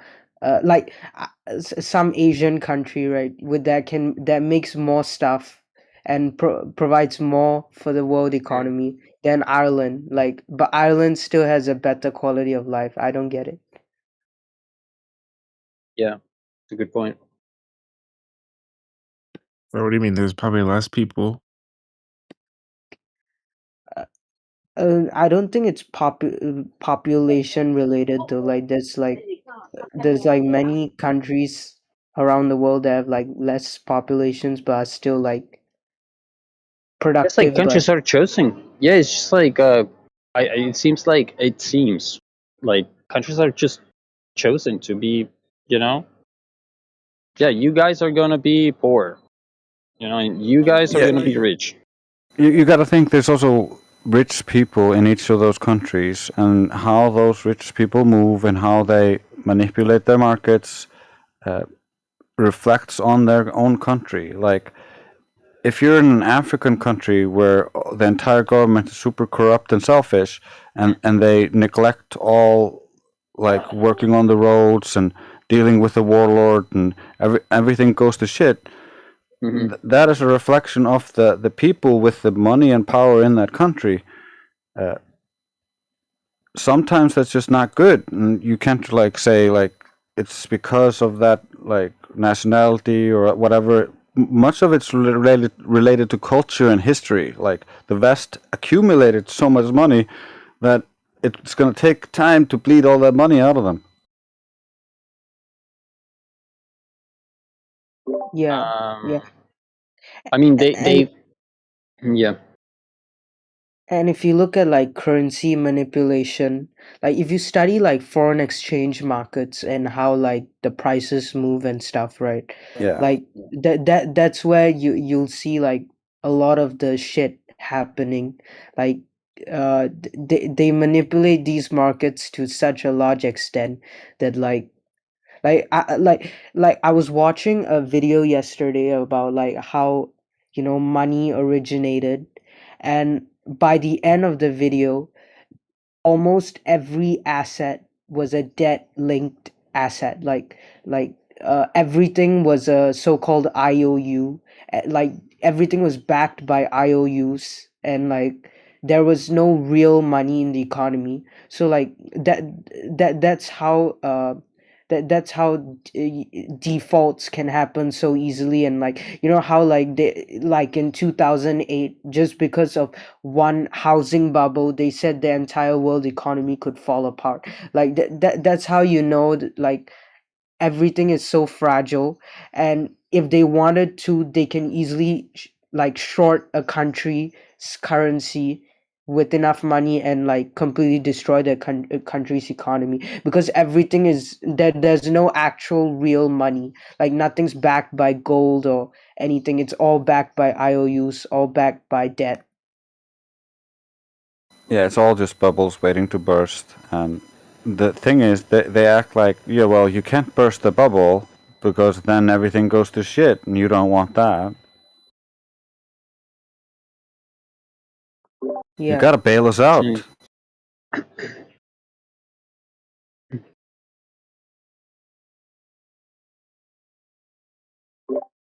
And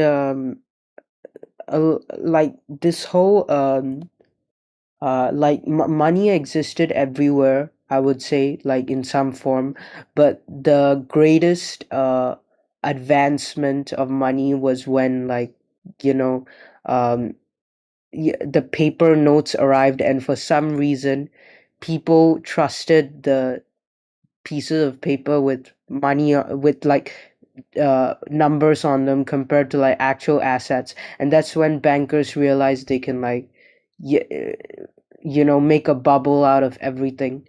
And that's how they're able to control like which country is poor, which country is rich. And this goes a long way. It also goes to how they're able to uh propagandize some countries more than others, or like Yeah, all because propaganda. do you want financial support as a third world country? Well, you gotta teach them the curriculum. You gotta teach them the Earth is a globe. Exactly. Like the IMF system, the International Monetary Fund system, is probably so rigged. Like like a lot of these African countries, they don't get anything even if they're like actually trying to participate in the free market system and all that. Like it taking all the raw materials away, you know, all the riches. Yeah, but China wants to do it differently now. They want to bypass the IMF system. I don't know if China is controlled by the same elite that control the West, but like China wants to create their own banking system and bypass IMF and help Africa industrialize faster. But I don't know if they're controlled by the same people. Well, if Yeah. I were Africa, I would not want China to build my infrastructure. Why? Have you seen China's infrastructure? Dude, have you been Seriously. to China? Have you been to China? It's insane now. Like they're Yeah, actually like very brand advanced. new buildings are collapsing days after being completed Why is that? because poor construction, and they have no What the hell are safety. they doing with the money? Is that, do they do that on purpose? Are they just like Like you can burning take money? a concrete house, a support wall, and you can take your hand to it, and you can just squeeze hard, and you'll uh, like crunch off a part of the wall. That's how badly constructed it is. There's all of the standards that we use in the West, they don't apply to, and because of the rampant corruption, they tried to fix this by having like you gotta have two people on with you while you're doing the inspection, and so they started bringing out cardboard cutouts for pictures to show like, oh, we got two people here. It's the land of shortcuts and scams, according to the people who live there. I mean, like if you look at the Middle East, right? You look at Qatar or like UAE and the stuff they're able to build, right? They use like third world labor, like they bring people from India, from Bangladesh, from Pakistan, and all this, and like enslave them, so-called like not literally enslave them, but like they have this system where like they'll trap them in debt and all that, but they're still able to build like actually good infrastructure compared to like China. So like like all China needs to do is fix its regulations, and like if the Middle East can do it with like literally no people, no very few The, natives. the problem is like doesn't matter what the CCP says. They have been so oppressive on their own people that the people themselves have basically like if you are in China, if you put your hand on somebody, like you even if you just try to help him from the ground, you have to pay a fine. And so, but if you spit on someone, that's okay. And so when the people in China, instead of having a fight, they just start spitting wars, and because of for how many years that has had such bad regulations, the and because of how bad the economy is for the average Chinese citizen, and how little they have for themselves, and how much of a junk yard the whole country is outside of the tourist spots, which the CCP keeps clean to keep the public image good, they live in horrible squalor. And so it's just a dog eat dog world for the average poor Chinese person. Are you sure? Are you sure? You like have you seen like Shenzhen and like Shanghai and like uh Hong Kong and all these like insane Yeah, cities that yeah, I've seen those, and once you travel off the public streets, you end up in a trash heap, dumpster where people live. yeah Yeah. yeah I get Yeah. I can see what you mean, yeah. The money is not being used by the people. It's like the government, it's using the people's money, and it doesn't go to good places. Like all those all those cities that have been constructed and are abandoned that you see like on YouTube videos and stuff. I suppose that they're real cities. I don't know what they do with the money, but it's not what the investors, the I know what real that is. owners. That's because there's no way to actually save money or invest in China except for the housing market because of the way they built it. So what they do is that they build infinite houses. They have like whole giant cities that are just empty, and Who they pays just for keep that? Do you building know? up these houses, and people invest in that for their future. However, these companies then go under because of corruption, and people are left with half-finished houses where they own an apartment and have to live in a half-finished like husk of a building with like no like exterior walls, just uh, uh, well, there's tiny little exterior walls maybe. It's just bare concrete basically, and they just have to camp in there and tent in there because that's all they have.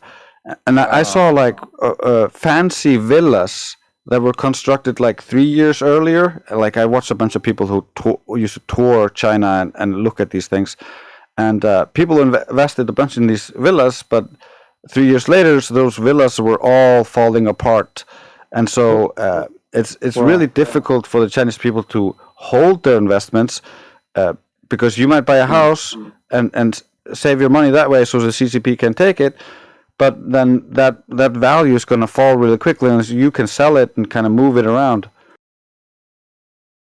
Then how I mean, come like, how come the Middle East is able to build stuff so quickly? Well, because the Middle East is not like the CCP. The Middle East is run by super rich princes and families, and those families and groups can then go together and build amazing things because they're pooling their money for it. Whereas the CCP is a large collection of idiots, basically, who want to keep power, and so they're all thinking about their own ass in that situation. Communism is really bad. yeah, the other, like in the Middle East is another type of communism, but it's like it's structured differently, like more leaning It's to more capitalism, you know? nepotism, and so just like with the West and its nepotism during the kingly age, at least it leads to them building something and leaving something for their children. Whereas the other thing is just like kill, kill, kill. More savage. Essentially, yeah. Yeah, but I mean South Korea and like Japan still succeeded, right? And both of them were like devastated from like wars and stuff, but like even under a democracy, which is usually more chaotic, they were able to industrialize quickly. Yeah, but that just shows you that it's not like Asians can't do it well. It's just that CCP is too of an oppressive regime. It has too many restrictions and caveats carved out for the members of the party to remain in power, and so they're allowed to just disappear people. They have crematories inside cars, so like if you're found bad, they can just burn you and kill you on the spot. So there's just ashes. Well, what about South Asia? Like, what about South Asia? Like, they How all come have a potential to get better. Like, South Korea has been doing pretty well. Like, no, South compared Asia. compared. I'm talking about South Asia, not South Korea. Like Thailand and Indonesia. No, that's Southeast Asia. I'm talking about like Oh, Bangladesh, India, Pakistan, all of this. Well, India's got its own problems. Like, all the countries have their own individual tiny problems, and those contribute to how the country succeeds or not. when these people in power, want a country to flourish, like this is just my speculation, okay, this is what I think, but what they do is like they just let them experience, you know, freedom. You know, they give power to the individuals. They put less regulation on businesses. You can make a country flourish like super Yeah. quickly because like everybody wants a better life. Everybody, you, I, me, him, everybody. We have intention of like improving our lives, studying, working, trading, exchanging, buying better things. Dude, a country can grow so quickly if you don't put so many blockages.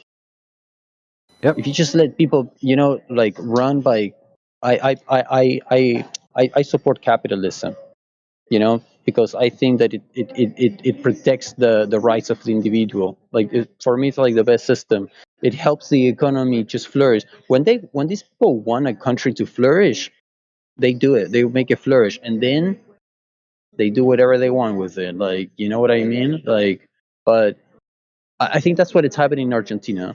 I think they want Argentina to flourish. I don't know, but when they want a country can flourish so quickly, dude, economically, if you Yeah. put the right conditions, dude. Everybody wants Yeah, to be better. basically, if you just stop standing on their throat and allow them to stand Yep, up, everybody can for do fine. sure. 100. Some countries will flourish faster because they are less. How can I say it? They're better They positioned have to been. do so. Yeah, they have been less tortured, so to speak. You know, like they're in a better condition, so it's kind of healthy. If it's kind of healthy, you put like the right. It's like a plant, like a garden. It's gonna flourish. Yeah. Yeah, you give it sunlight, you give it all the nutrition it needs, it's gonna flourish. But if you don't give it sunlight and you keep stepping on the plant, of course it's not gonna. And they want they need to have certain countries to be, because you need certain countries to produce, you know. I think, you know, you cannot just have everybody, so they're careful with that. They let some countries flourish. Yeah, they let them grow for a No, little bit, for a term of a president or something like that, and then the next president will fuck it up and make it slide right back into hell, and you're like, what the fuck, everyone's getting better. And so they kind of like to do it like one step forward, and you're like, yes, they're doing the right thing, and then like, 2 steps backwards, and you're like, fuck.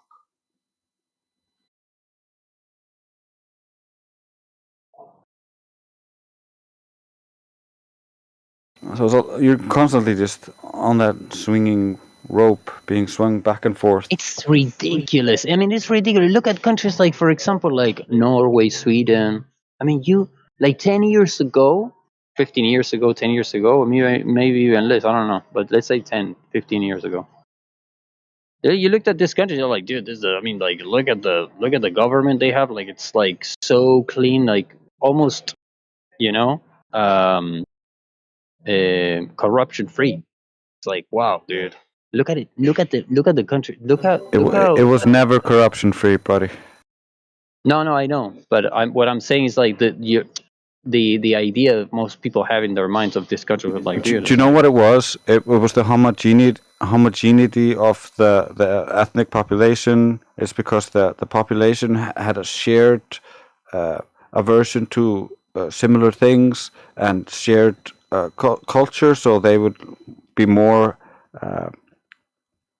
moving together. And then because of the way the media worked back then, they would all be sharing more of the same media, and so it was far harder to actually get a whole population to go along with their bad ideas, because you'd have to actually fight against all the Christian ethics and stuff, instead of it being like you have a multinational diverse group. Now you have to cater to every single group, and when you say, well, you're not being very Christian, they say, well, I gotta cater to everybody, like I'm being Christian in this way. And so like it dilutes the ability of the people to self-regulate the country when you dilute the people.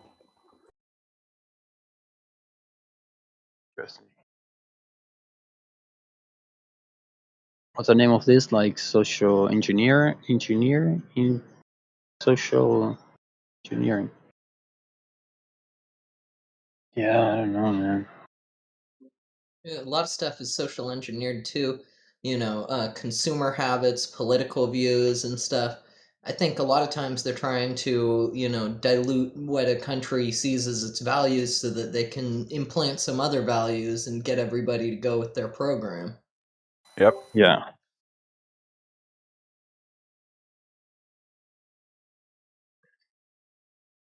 Yeah, so the only way you can fight with this is like have your own economy, be independent. You're an independent thinker. Try to be economically independent, because you can take care of your own economy. You know, Like Libya. who's Libya? Libya tried to do that. They didn't last What long. is Libya is a Is here? country. Oh, Libya is a country, and I'm talking about us as individuals. You know, like you can take care of your own economy. You can be you are your own nation. You can be your own state. Well, you Well, are. yeah, you're right, and then everybody should definitely take care of their own economy, and they should be aware of how they can get screwed, so they don't screw themselves. But I think the solution to the greater problem is just awareness. If everybody were aware of this, it would be so much harder to fool them, and if everybody understood logic, it again so much harder to fool them. It's just when people are easily fooled, the world can go to hell. Yeah, because it's like when you start talking about this type of topics, it's like, damn, dude, like the world is so dark, man. And it is, right? It is. But let's not fall, in that. Let's yeah. You can But still that's be happy, I guess. You can still yes, be you happy. should, and You're you should still be, and like for me, it's super easy because I just trust that the creator has a plan, and like as long as I do my best to spread the truth, like that'll have some sort of ripple that eventually this will be solved. Like I might not see it in my lifetime, but it's important to understand that the world isn't as hunky dory or as beautiful as people are. It's painted to children because that's basically how we paint the world to children.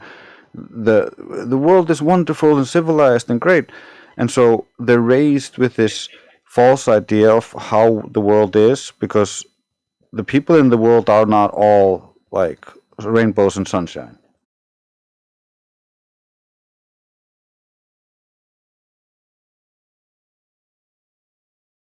So what do you teach? What do you teach people? What I mean, if you could say like what would be like the main message, if you know, or like the like what could be like?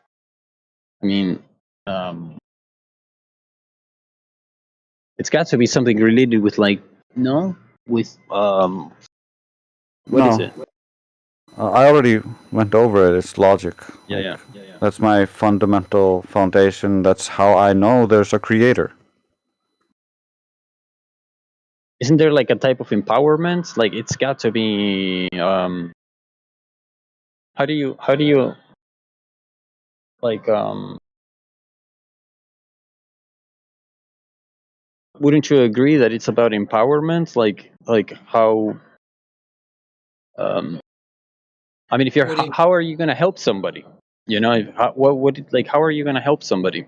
You know? You teach them. You teach them how logic works, and then they start seeing through things, and then you help them along in their path. And you're not Okay. responsible for how far they walk along in their path. You're just Yeah. responsible for how far you walk along your path and how well Yeah. you represent what you have learned on that path. So your mission would be like, for example, to help them be independent, like help them think independently on their own, like come to their own Yeah, apply conclusions and their own critical understanding. thinking. Apply critical thinking and be Mhm. critical using logic to determine if something is uh, based in sound deductive reasoning or unsound inference. Mhm. It's what the difference Lovely. between two once you understand the two is like so stark that like it's really hard to lie to someone using an inference or an assumption when you understand logic because you're like, wait, how did you get to that? And like, oh well, I I assumed it, or they will straight out lie to you, and you'll be like, okay, I'll take what you say on like this is what he said, but I don't believe it just because you said it. I'll take it and I'll look it up and check it out, and if it turns out that you're right, I'll be like, cool, and then I'll tell you like, hey, it was cool information you got me last time, love that. But if it's not, I'll tell you no, that wasn't right. Here's the evidence, and so in the process, everybody learns. This is one of the reasons that online arguments are so good at pushing the culture forward, because they get people to lay forth their reasons, and eventually people start to hear just where they hear the truth and the logic and stuff. I mean, not all our online arguments are clean and good discussions and stuff, but in a lot of ways, just that people are talking about stuff. Eventually, logical positions start to arise in what people talk about, and they start to, gravitate, or not to use that term, but just move towards more understanding and more logic. Whereas in the past, it was like people didn't have a lot to go off of, just, what the news would report was going on in the world and stuff. Yeah. And that was So also a big part of the problem because the news would tell you things in using the bad logic, and so you would copy that bad logic. Whereas back in the 1800s, there was more books. You were reading books by really respected authors who were trying real hard not to be illogical, because otherwise the other authors would freaking laugh at them. People respected the news much more in the past. Like, even when I was a kid, I remember, I don't know, well, I was a kid, right? But I think that, like, I have an impression. I used to have a completely different impression about the news. Like, I used to see them like people respected more the news in the past, even 15 years ago. Or like, oh yeah, the news, like, respect. Just like now they lost. I think even like for most people, and like people don't respect the news as they used to.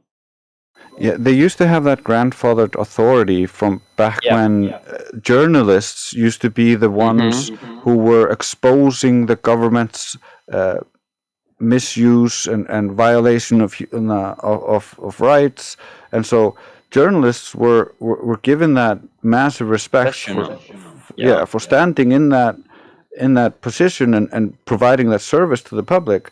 But then that got co-opted with, like, they changed into emotionally charged language because that would sell more newspapers, and then it turned into tabloids. It turned into the entertainment we have, which is just so divorced from journalism that, like, the two can't be compared.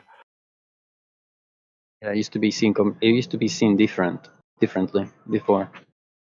The people are not stupid. Because People back are in the day sensitive. it was the interpret or the stubborn journalist who would go out there. He would stake out the thing. He would collect all the information he could find and present it to you. Now the people who do that now online are called conspiracy theorists. Meanwhile, the so-called journalists are just parroting what they're told to say. What a shame.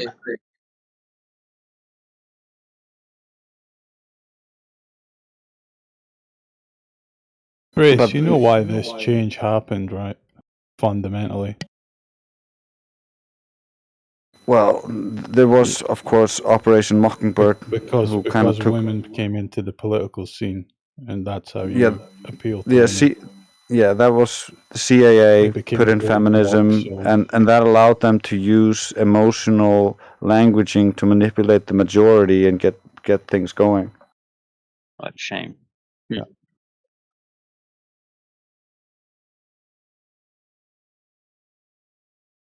Like, I'll be the asshole for pointing it out, but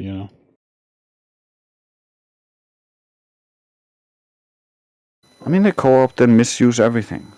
It's not a surprise.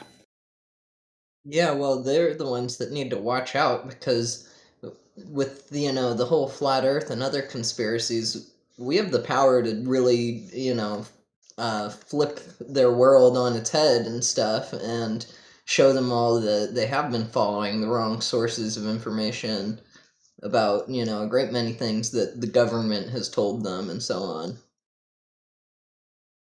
Yeah, but that's why we are not like fully blocked, but shadow banned, so that we think we can speak to the general public, whereas the general public generally doesn't have access to our streams. They don't see them. They don't pop up in their algorithms because they don't want us to be seen, but they don't want us to, like, think we're too suppressed, so we don't go too far out and become too outspoken. No, listen, like, you know what? We're not shaking the. We're not we're not going we're not. I mean, I was like having this conversation the other day. I was at the debate flat Earth, Discord server, and they were mentioning that there was like a flat Earth event happening. Da da da. They asked me if I was like aware of. I'm like, no idea what's going on. And I asked them like, why are you guys interested about like flat Earth event and this? Which is like good for creating content because they make fun of like flat earthers. I'm like, okay, that's fair enough.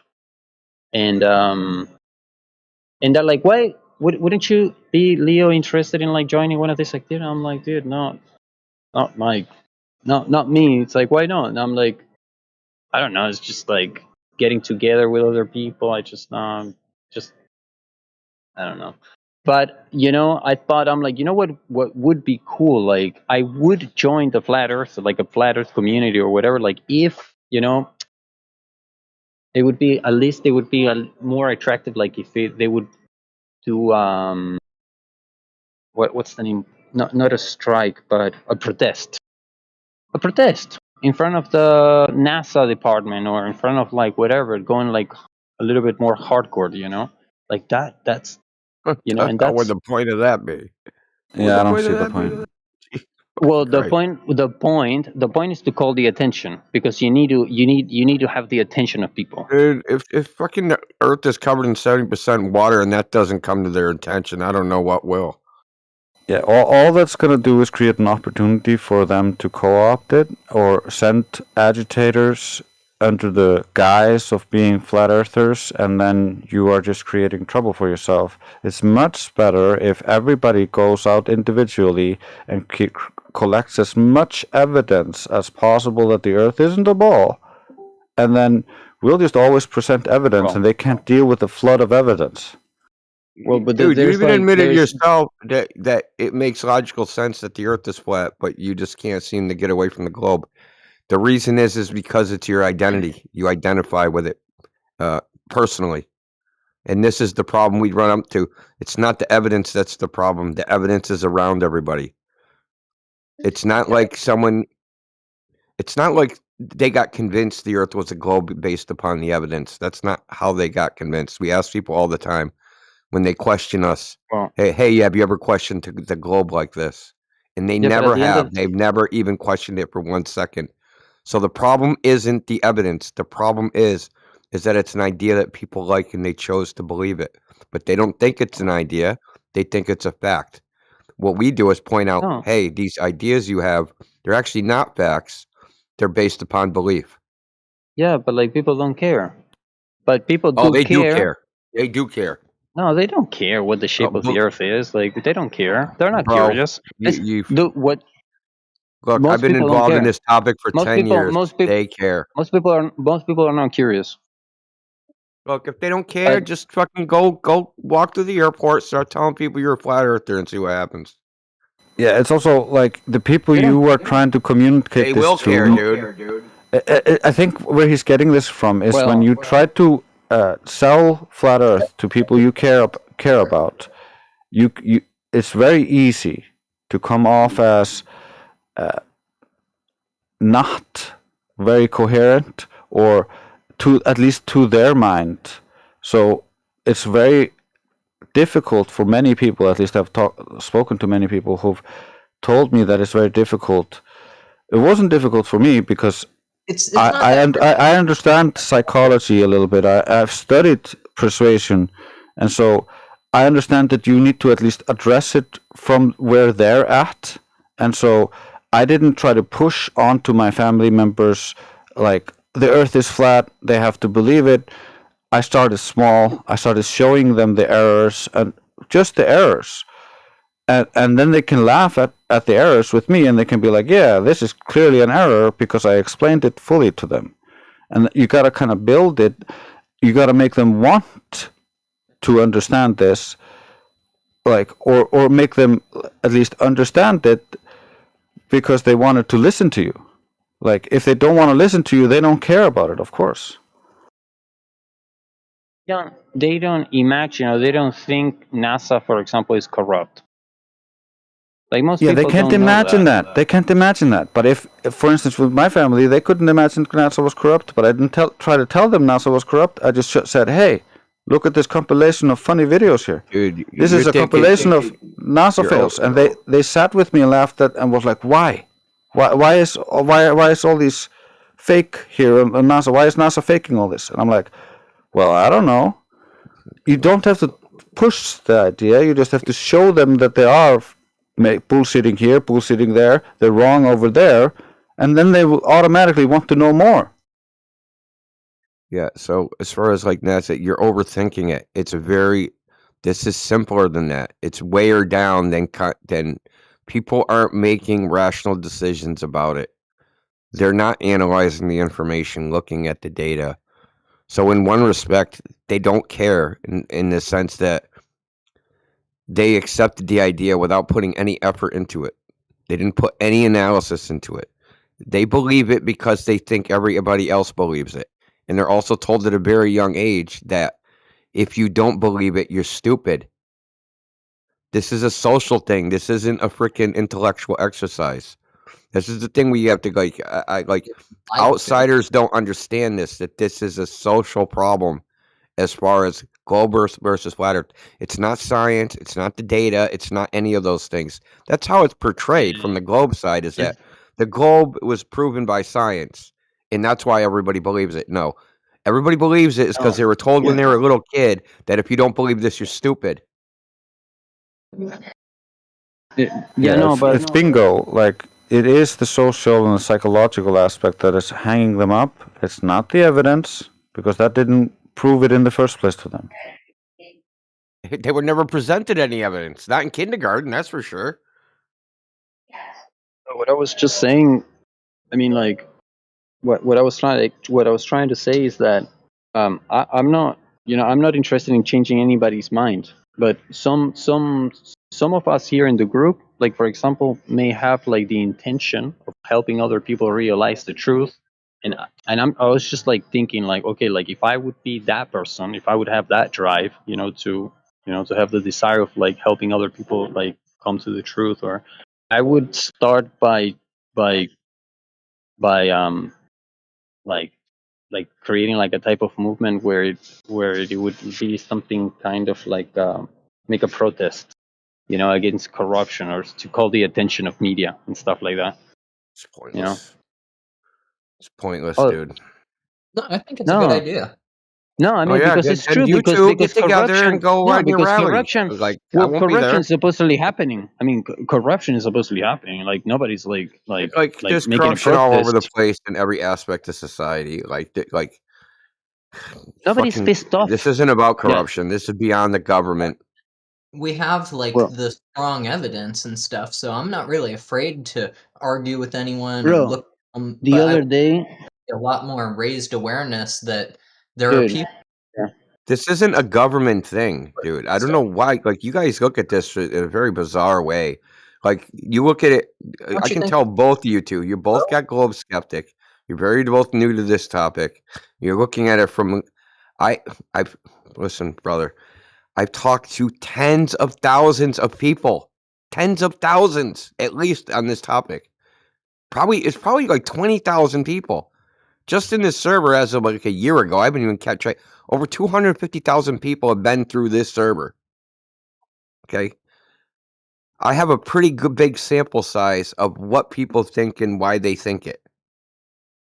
This isn't a government issue. There could be no government. And just because of the social situation, the same way people believe in Santa, they would believe that the earth is a globe just because they're told that. The government isn't actively lying and telling people, hey, believe in the earth is a globe. Like, you choose to believe it. Like, I don't know why you don't understand that this isn't being forced on anybody. You're being shown just like I could start a religion tomorrow and be like, yeah, I'm worshiping fucking, this fucking 3x5 inch index card is my God. And people can choose to worship it with me or not. Right?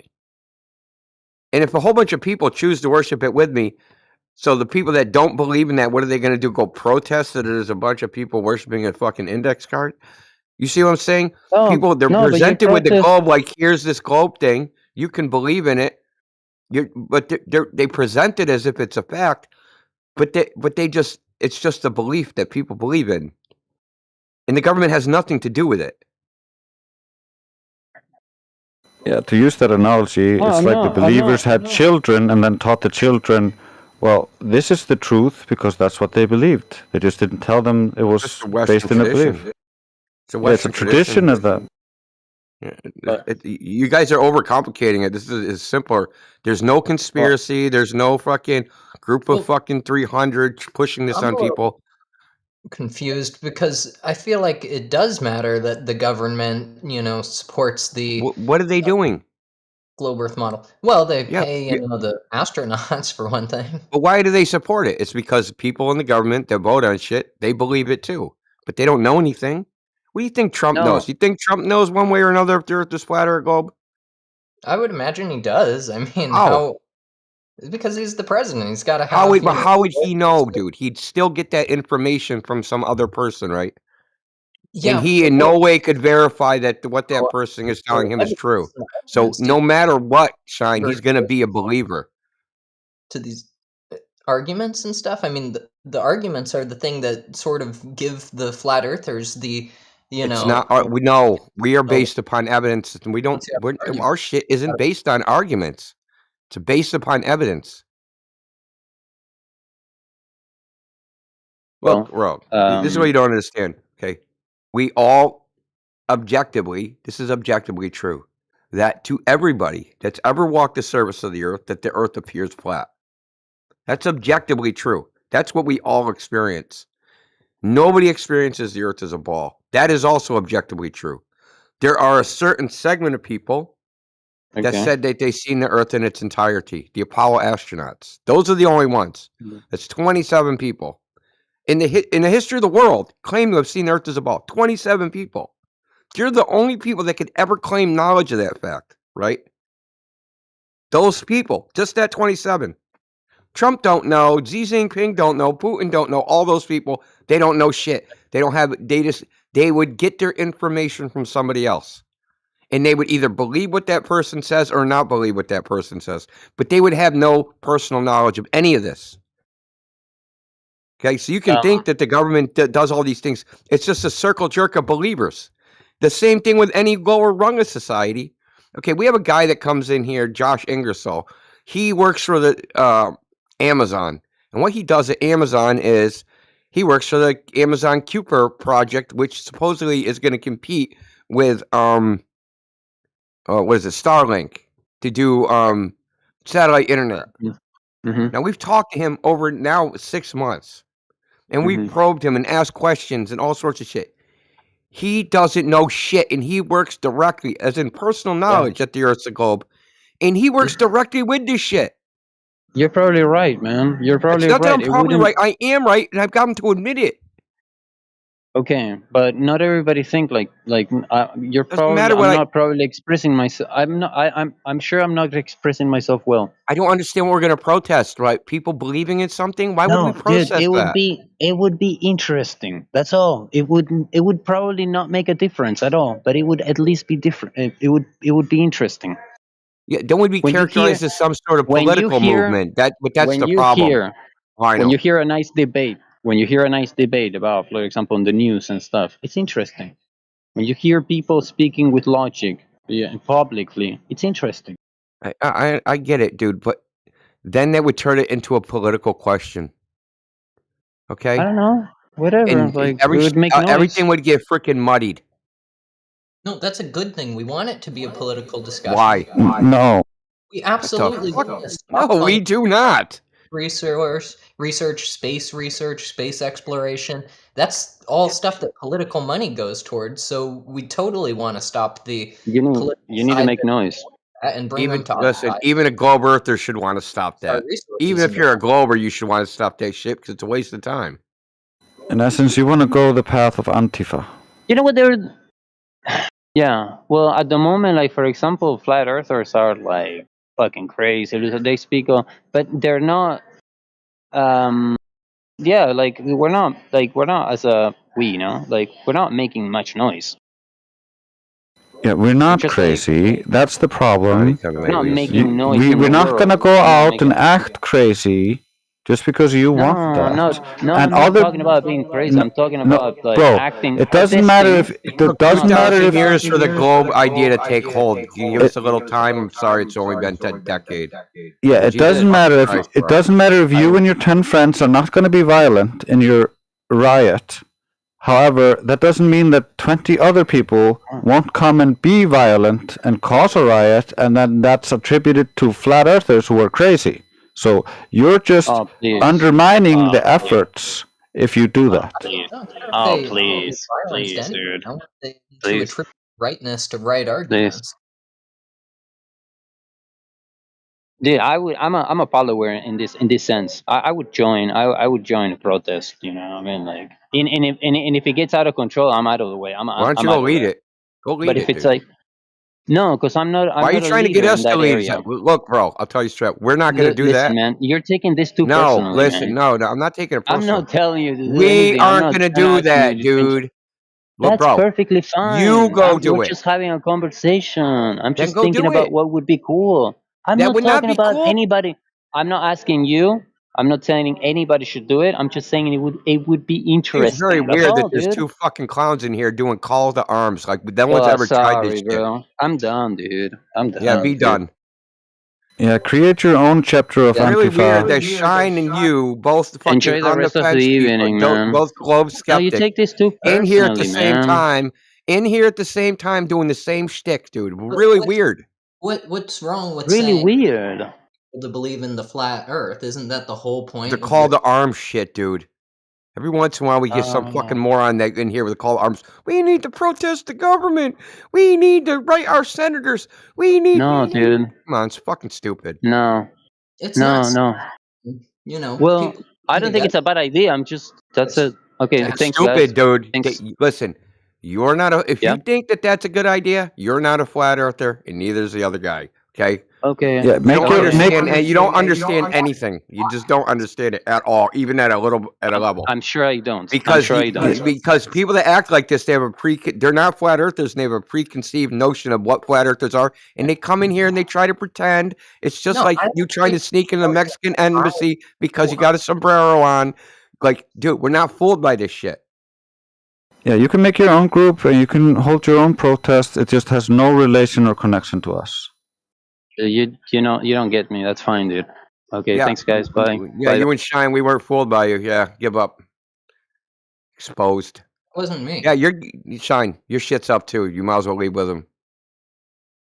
I'm gonna stay. Okay, so I don't know why this fucking call to arms shit. You don't understand flat Earth. But Okay, what it's do you not a mean? hypothesis. It's not a model. It's none of those things. Flat Earth is based upon just observation. You are aware that before the globe model existed or the globe concept, everybody was a flat earther, right? Yes, Why? because it was the way they saw the world. Okay, did that change? No. Okay, so people still see the world now the same way they did at 10,000 years ago. It still looks the same. Yeah, it still looks the same. So the only thing that it changed was humanity got injected with an idea. Mm-hmm. And some people chose that idea. They want to actually believe that idea, that experience that everybody had the whole time, forever and ever, going back to the origin of man. They all had this experience. But these other people said, no, that's not right. That's some illusion. And they're literally saying it's an illusion. This isn't figurative. They're saying that you seeing the world as flat is an optical illusion. And the flatter it looks, the more it's a fucking globe. It's almost mind-bending. So you are aware that when you see the Earth looking flat, you understand what the globe Earth claim is that's caused by light bending around the curve, right? You've heard this before? Shine? I mean, That's they what they claim things, yeah. But Yeah, yeah, I've heard. they say it's light's bending around the curve of the Earth, lifting up the surface of the Earth, making it just look flat. Yes, that's what they Okay. claim sometimes. So here's the funny thing, is that the flatter the Earth looks, right? the more refraction there is. That's what they're saying. So if I go out and the Earth looks really, really flat, then there's more super refraction. And what causes refraction in the first place? They say gravity causes refraction. Not directly. They say there's a density gradient of air. What causes the density gradient? The gravity.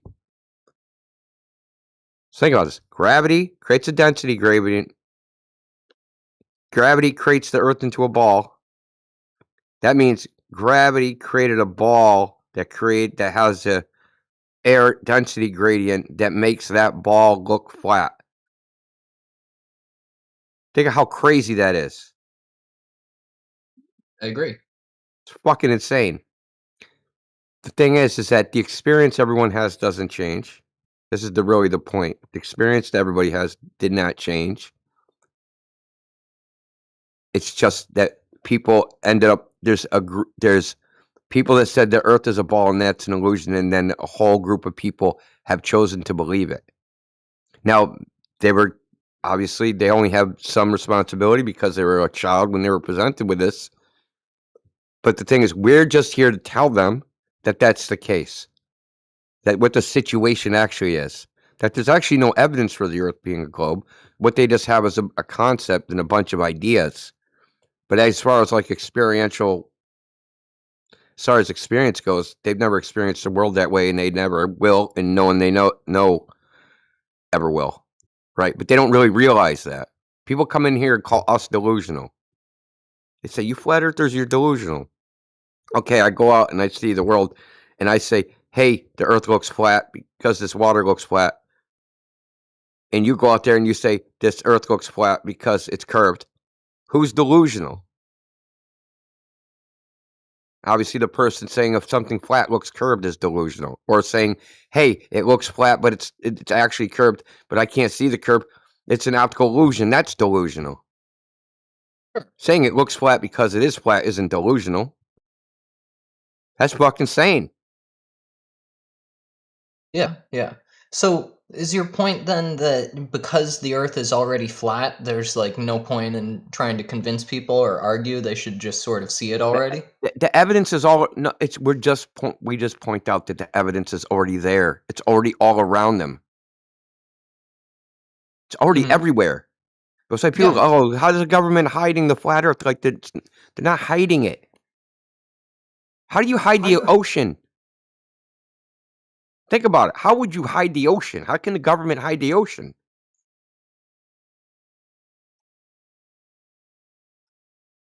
There's a meme we got, right?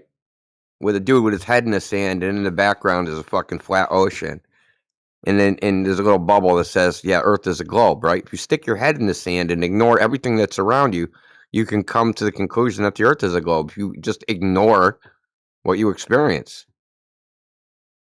But people are so far down the rabbit hole in their own mental conditioning and brainwashing, they need to be told the obvious, that they experience a flat Earth and that the globe is just a concept that they were told as a child and that they've accepted as holy writ. Do you think that would convince people, or do you think they would just make themselves be in denial about it? I'm not worried about convincing. I'm not worried about convincing them about anything. I'm just going to tell them what the truth is, and that's it. Tell them what they can take it or leave it. If someone would you try to convince somebody the sky is blue? No. Or you go, look, the sky is blue. You would just go, and they were like, no, I don't believe you. You wouldn't sit there and try to convince them. Be like, okay, have fun with that. And use your senses. Yeah, so we're kind of in that position where we go, hey, dude, the Earth looks flat. That's the way you actually see it. And like, you chose to believe something else. And they think that there's a lot of evidence. So this is the way it usually goes. They think in their head that there's a lot of evidence to support the globe idea. They don't know what it is, but they're pretty sure it's out there somewhere. And that some magic science guy figured out that the Earth was a globe. And they're relying on that person for their belief. And they're very confident. Really, what really their idea comes from a confidence in what human beings say. Even though they don't know these human beings that said it, they don't know anything about that. that's where it comes from. What we do is just say, hey, those people that you're relying on, they don't know anything either. They don't know anything more than you. They also experience the world as you do. They experience this flat and motionless. And when we ask them, the magic science guy that you think about, when we ask them how they know the Earth is a globe, they also appeal to some other magic science guy that they've never met.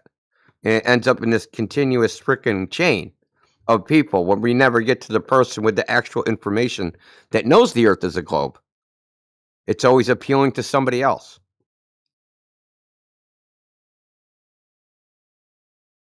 And that's what we're pointing out, is that they have a belief that it really is that the things you were told, such as eclipses are predicted using a globe model, the sunsets are predicted using a globe model, and all these other things, those actually aren't true. They're not even true. All you have to do is, most people which haven't done, is dig into the information to find out that they showed you a diagram in school of how an eclipse works, but then when you look at the actual mathematics of how they predict it, that doesn't match that diagram. They're not doing 3-ball fucking equations or of spheres blocking the light from each other. They're not calculating any of that. They're not doing any fucking ray tracing or any garbage like that in the model of predicting eclipses. But people just think that. They just fill in the blanks because of the diagram. We just give information. That's it, dude. We're just giving them the information. Hey, a lot of things you think are true actually aren't true. And you chose to believe them based upon trust in people saying that the things are true. It's really a trust-based belief system where you just like, I believe in this system. Why would all the scientists lie? Right? It's not that they're lying. It's that they don't know. It's You know that how they we know they believe just. don't? It's Well, that they let me say this believe one just more as. thing, Jace. You know how we know they don't know? Because we asked them and they said they don't know. Dude don't even know if he has hands. Yeah, at the core of it, it's just a belief. It's what they, as they, in their own words, it's their best guess.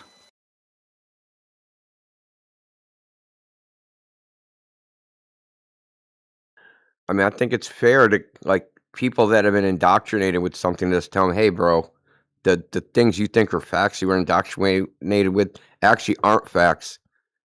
And you've been bamboozled into denying what you actually experience.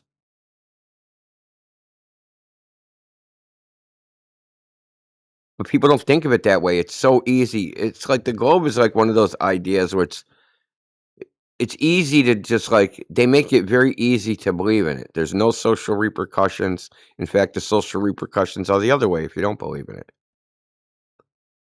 In fact, you're poo-pooed for even asking questions about it. And if you can memorize some of it, you're spotted as intelligent. Oh yeah, that's right. You write down a bunch of equations. Fuck, dude. Start talking about black holes and freaking cosmic microwave background radiation. You're a freaking veritable genius. Yeah. So what's wrong with trying to shift the public view so that they don't like look down on the flat Earth idea? Because this is like how do I put it? This is a multivariate problem. There's a lot of gears spinning in this problem. Some of it's social, some of it's psychological, some of it's identity, some of it's misunderstanding of what the information actually is. There's lots of things that are problems of why, like, it's the thing is, it isn't like trying to convince them the Earth is flat. It's more like getting them to stop being convinced the Earth is a globe. Because flat Earth is the default position. Yeah, We're protesting trying is to not get them to gonna. reject the idea that they've been force-fed their whole life. Protesting is not gonna improve our image. Like it. That's what the mob does, and generally it makes the image of the mob worse. So I don't see a reason for that. And what do we protest? We have no interest in what fucking the United States government does and where they fucking the shit they put on TV. I can't sue NASA for being fakes.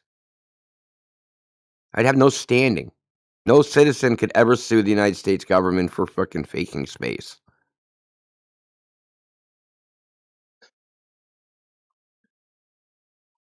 So if you have no legal right, what are you protesting?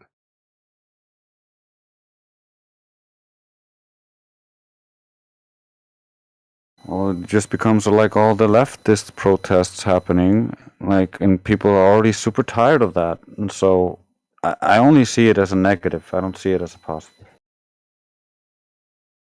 But isn't those things more of a matter of opinion and this one more of a matter of fact? Yeah, that's why we don't push.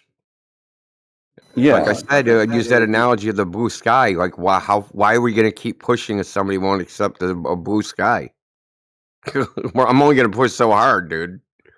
Yeah, and how are you going to present the evidence in a clear, logical way in a mob where, like, nobody can hear you and everybody's just screaming? Yeah, I don't know. Our first problem that we typically have is teaching people how to think. It's not what to think. They don't know how to even figure out what the truth is in the first place because their brain is just full of logical fallacies, irrational thinking. The very fact that they believe in the globe demonstrates they're being irrational. Just the very fact they believe it. I was irrational once. I believed the Earth was a globe because they believe it for reasons such as appeal to credentials, appeal to authority, affirming the consequent. All of these are logical fallacies. Now, if someone thinks that these are legitimate forms of reasoning, or when they're actually not reasoning at all, giving them information doesn't help because they don't know they can't figure out what the truth is from the information. You understand? Right? Like if you don't know how to sew and I give you a bunch of freaking thread, people that water I can doesn't give you all the supplies I want. You don't know Sure. how to sew, right? use that to start looking into things. No. It's not the information that's the problem. They don't know how to think about the information. They don't know how to determine what's true and false. Even in a very intrinsic way. I know that sounds bizarre, but they really don't. I don't know if I totally agree with that because people have like a logical sense where they can sort of hear the reasoning in an argument. Not in this topic. You're also assuming that they're going to be presented with the evidence, but if they see a protest of flat earthers somewhere and they go like, oh, what's that about? Google flat earth. They're only going to get anti-flat earth stuff. So how is that helping? Let me give you an example, Shine. How many people have come in here and said, oh, if the other planets are round, why is the Earth round? Why ain't the Earth round? How many times I've heard that? That statement is a logical fallacy. It's a non sequitur. It doesn't logically follow. First, and secondly, they presumed the conclusion in their premise, right? When they said other planets, they assumed the Earth was a planet. So the things they're trying to prove that the Earth's a planet, they assumed in the premise. So you're pretty much That's saying circular reasoning. And I've heard this. Neil deGrasse Tyson has said this. He has a PhD. People don't know how to think, okay? They don't know what reasoning is. They don't know what freaking logic is. They don't know what rationality is. They don't know how to use these things. It's like fucking go to a Chinese restaurant and there's no forks and all you guys chopsticks. I mean, you can slurp the fucking food up. So they can slurp up all the information, but they have no idea how to freaking eat it. They can't do anything with the information. They don't know how to it's pearls before swine, as they say. So if I go, hey dude, Earth isn't in the category planet. Why would it be? Why would you assume that the Earth is like the things in the sky? They just have a mental fucking breakdown. They can't even comprehend that because they're so used to being irrational that it's hard for them to even come out of it. Now, that's why we have our problem comes in stages, dude. It's not like there is no one size fit all for everybody that believes the Earth is a globe. It depends on the person.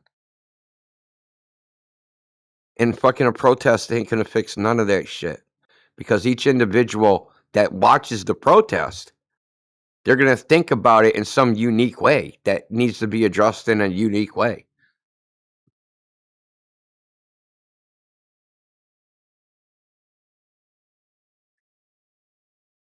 The whole globe is based upon affirming the consequent. You have to assume the Earth is a globe in the first place to support it in any way.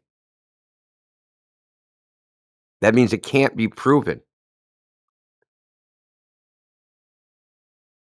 Now think about that.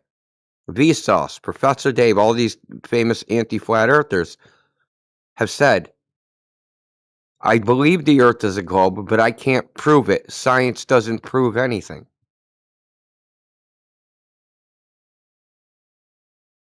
But they'll sit there and they'll do fucking hours and hours of video of how the Earth is a globe. But they never caption it at the beginning and say, well, I don't know if any of this is true. I believe all this stuff is true. That's what we're fighting, dude. Basically false advertising. Are you gonna Stolen fight it? valor in myths about the globe that aren't true. Such as using a globe to predict eclipses. That's the biggest bullshit one. What ways of fighting it do you think work? I don't know.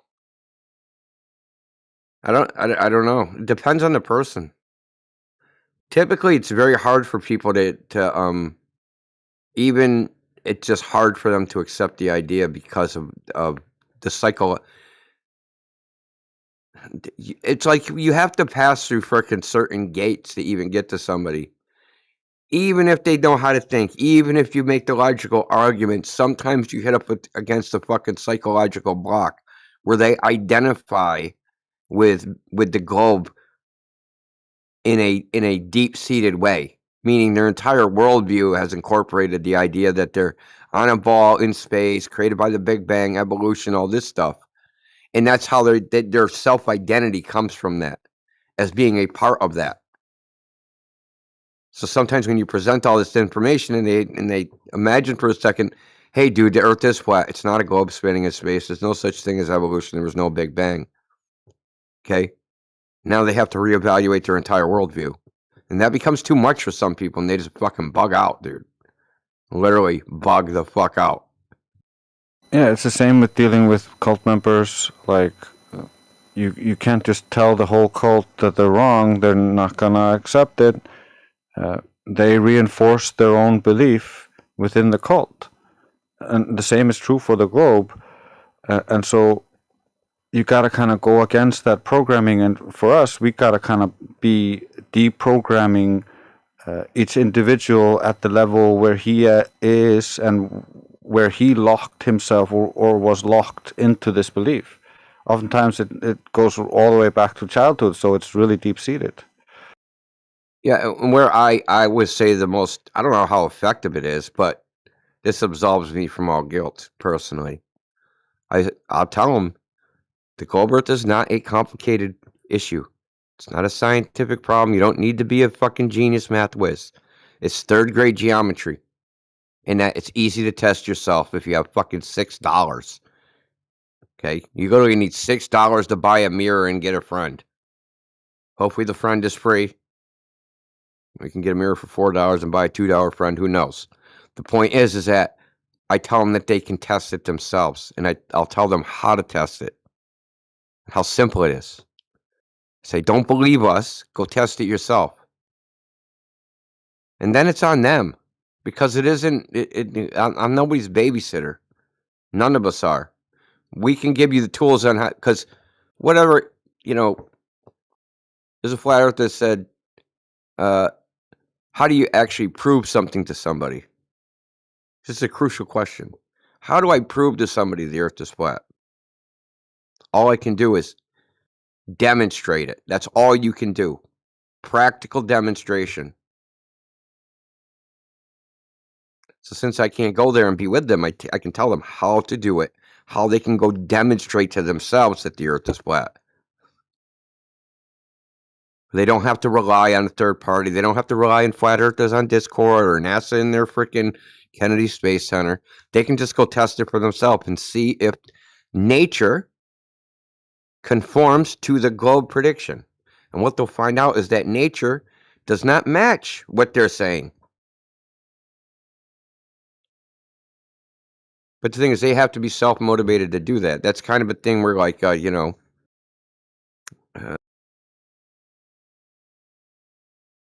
lot of, like, you have to peel back the layers of the onion yourself to even get to the point where you're going to go test it. It has to be some level of curiosity. All right. But Well, see, yeah, there's no pressure on anybody for that. You know what I mean? Believe the flat Earth now after we talked to you for 5 minutes, after you've been brainwashed for 30 years. I don't expect that. All I can tell anybody is, look, you don't have to believe us. Go test it for yourself. Yeah, I would rather they not believe me, because otherwise they're just in the same position as they were before. They believe someone and are just a believer. I would like them to take command of their own faculties and start critically thinking. I think that's how society can move forward. Exactly. Trusting yourself, believing. I had a guy yesterday in the other chat. He said, give me a credible source that the earth is flat. I said, you. He was like, what do you mean? I said, you've been to the ocean, right? He said, yeah. I said, it looked flat, right? Yeah. I said, do flat things look flat? He said, yeah. Well, there you go. My credible source is you. And then he tried to convince me how he was not a credible source. Now, what am I going to do with that? What am I going to do with somebody telling me I don't even trust myself?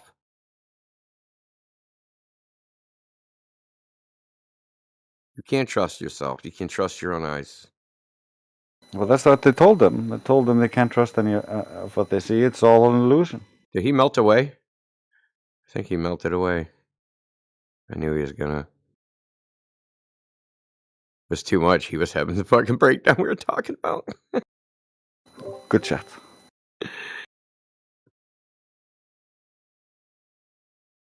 I love when they come and they try to fake it, dude. They think you're so clever. Like, because all you're doing, dude, is giving me a window of what you think flat earthers are. That's all you're doing. That's what I do while you're there. It's like hello, fellow youths. Like, we all can see you're old. Yes. Youths like eating oatmeal. I like oatmeal. Like, fucking, we hate oatmeal. What are you talking about? You know what I mean? Like, they have all these preconceived notions of, like, what we think, what we want to do. You guys are a bunch of conspiracy theorists that want to overthrow the government. So I want to do that too. Well, we have somebody in here. What's his role here? Oh, he must have been real popular. D-later. Let's mute. Oh, fuck it. Why not? Okay, D-later. D-letter? D-letter. What's up, Indio? It's me, your greatest fan. Oh, nigga, Oh, what? for fuck's sake. Oh, fuck, Peter. I want to ask you a question. I can't remember what it was. That was a few days ago. Oh, come on, don't leave me hanging like that. No, I can't remember what it was.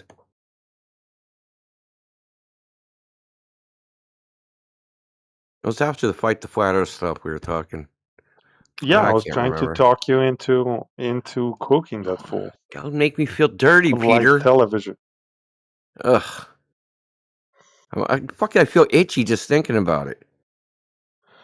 Well, it's a dirty job, but someone's got to do it, Indio. It's not him.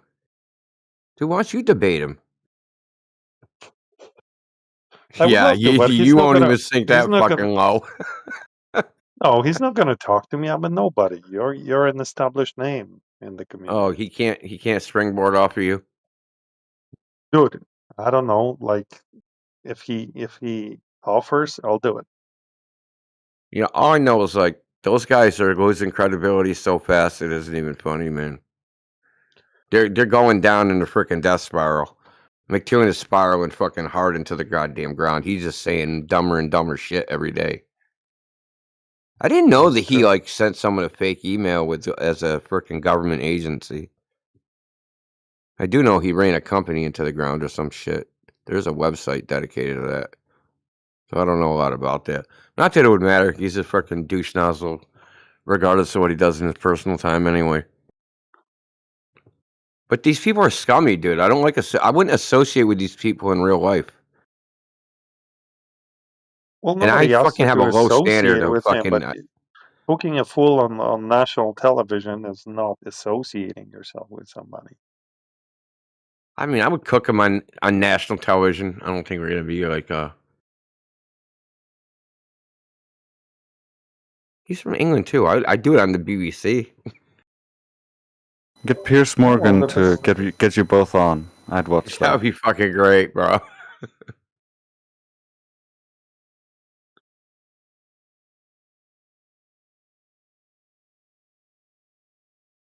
Somehow he would tie Flat Earth into Andrew Tate, like he always ties everything into Andrew Tate. Yeah, probably.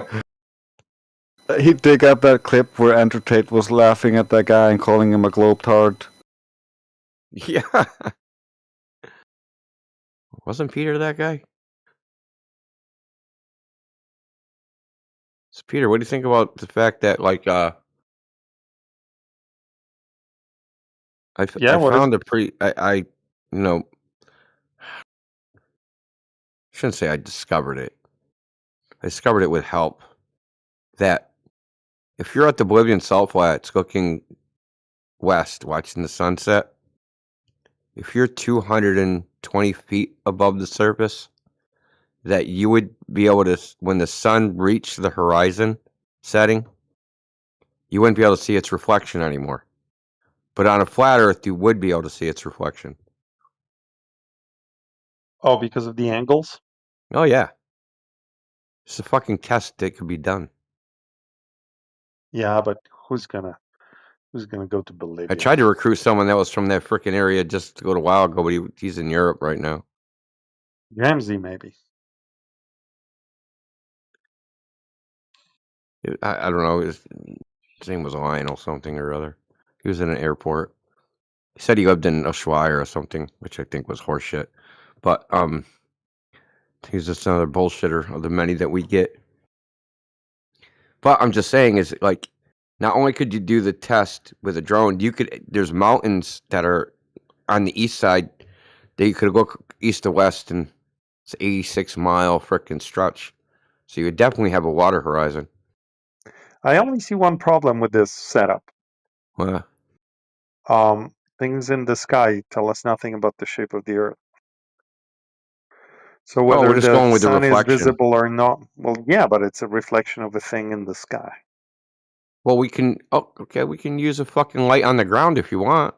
It's the same Yeah. thing. The Yeah, point I'm is just the trying to, like, the point is we're trying to discern if the surface is curved or not. Yeah, but that's what the Because we're Globers looking at say, the too. we're looking at the reflection to see if there's distortion in the reflection, and then eventually the reflection would disappear due to understand, the brother. potentially the curvature. It wouldn't definitively prove that it is due to the curvature, but it would at least make it more plausible. Okay, here's another thing we can do. Since there are frickin' tall mountains on the eastern or western side too, we can take a fucking light and stick it on the top of the mountain and use the reflection of the mountain instead, okay? Now it's all Earth. Happy now? I mean, it's better. What? It's irrelevant because the point is the reflection and the law of reflection and how This guy sounds light. like a Glober right now. That's exactly what they say. This is why you're fucking muted, dude. Go back on mute, dude. You're gonna start being an ass.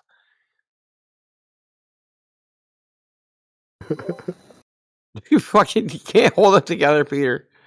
Jesus Christ. Deleter. Jesus Christ, I gotta change. What's his nickname? Change his nickname. What's your regular name there, Peter? Peter the Critical Thinker.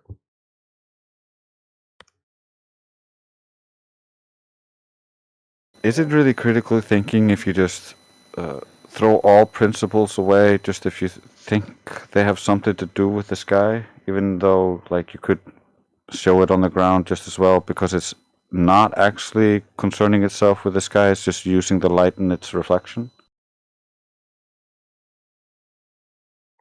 Doesn't feel very critical to me. Feels more like you're just assuming because it has something to do with the sky where the light came from, therefore the law of reflection doesn't work.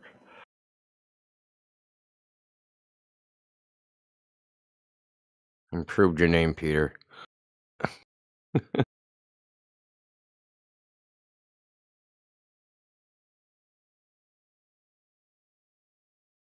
Look, you complained that it was the sun. We moved it to the ground. Now we're light reflecting off the ground. We know the law of reflection. It isn't really variable. It's angle of incidence equals angle of reflection. We have a symmetric relationship. It's simple. It isn't like refraction. We have to calculate the refractive index or anything. I know Peter hates it.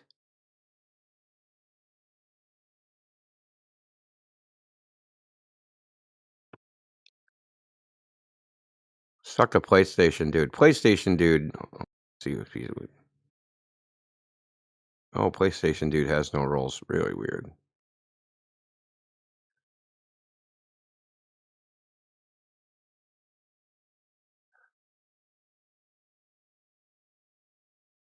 So unsung hero, PlayStation dude, you can talk. What's up? What's up? What we playing? Watching videos on. Oh, sweet. You been here before? You been on this Discord before? Nope. Oh, cool. So what brings you in? Curious about the topic? Come to troll? Come to listen to Not here Peter to the troll. pitiful drinker? Crazy shit. You're not here to troll. Or you are. No, I'm not. Okay, cool. Well, I mean, if you have Here to any give y'all a laugh. questions, do you have any questions? I mean, shoot. I don't know if you're already a flat earther. Maybe you have no questions. Maybe you got it all figured out. Honestly,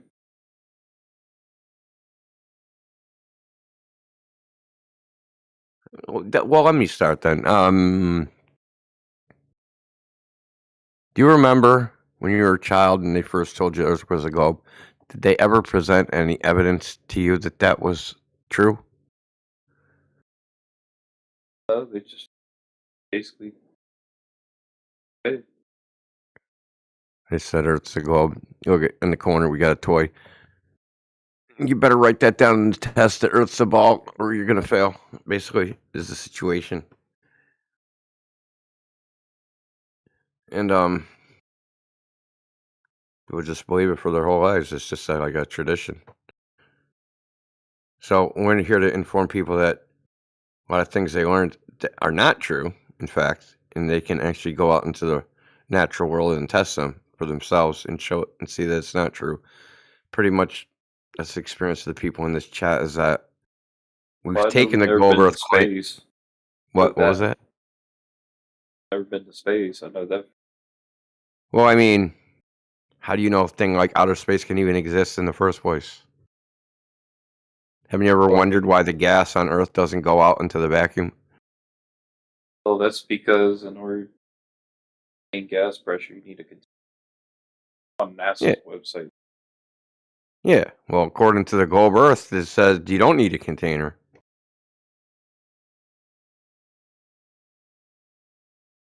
Right? If we're paying by the container, then So how are they taking pictures from a place that can't exist? yeah. And the idea of It's like space how is they actually make pretty movies. ancient.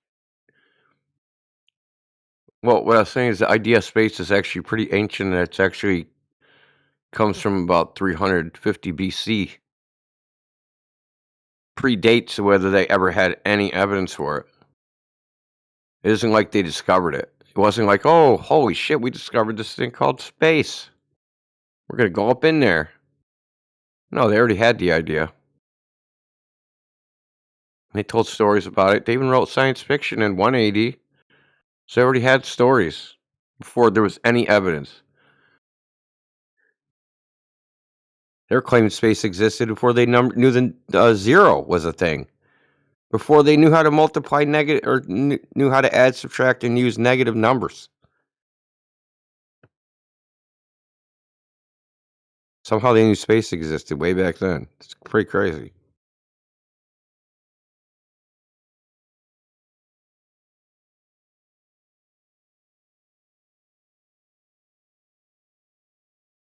But regardless of their claims about space exists, you can't verify any of their claims. What you can verify is what you can test yourself. Because you can go out and check out what they claim the Earth is. Ball, 3,959-mile radius, which makes certain predictions about what you should observe of the Earth. And if you test it yourself, you'll find out that none of those observations actually match the claimed ball. And that's kind of why we're here, to kind of alert people to this fact. Get people off the globe junkie, the globe train. People, because I tell them I believe they're.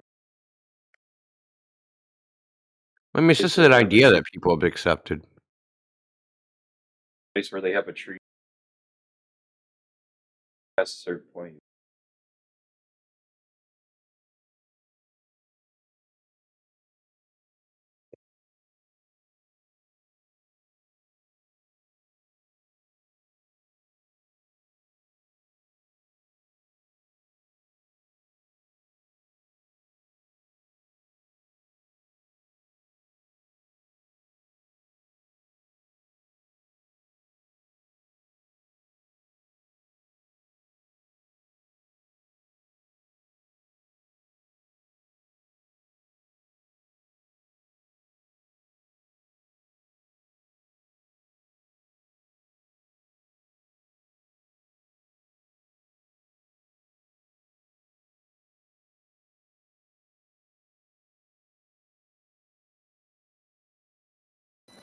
Oh no. Did India leave?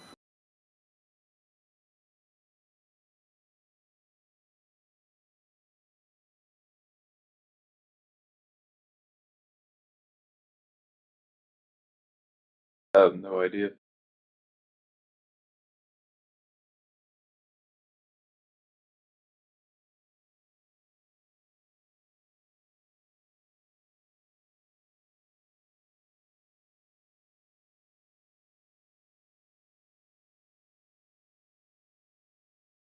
Well, I've been making songs like crazy for FE Radio. I got 6 new songs. I can play some for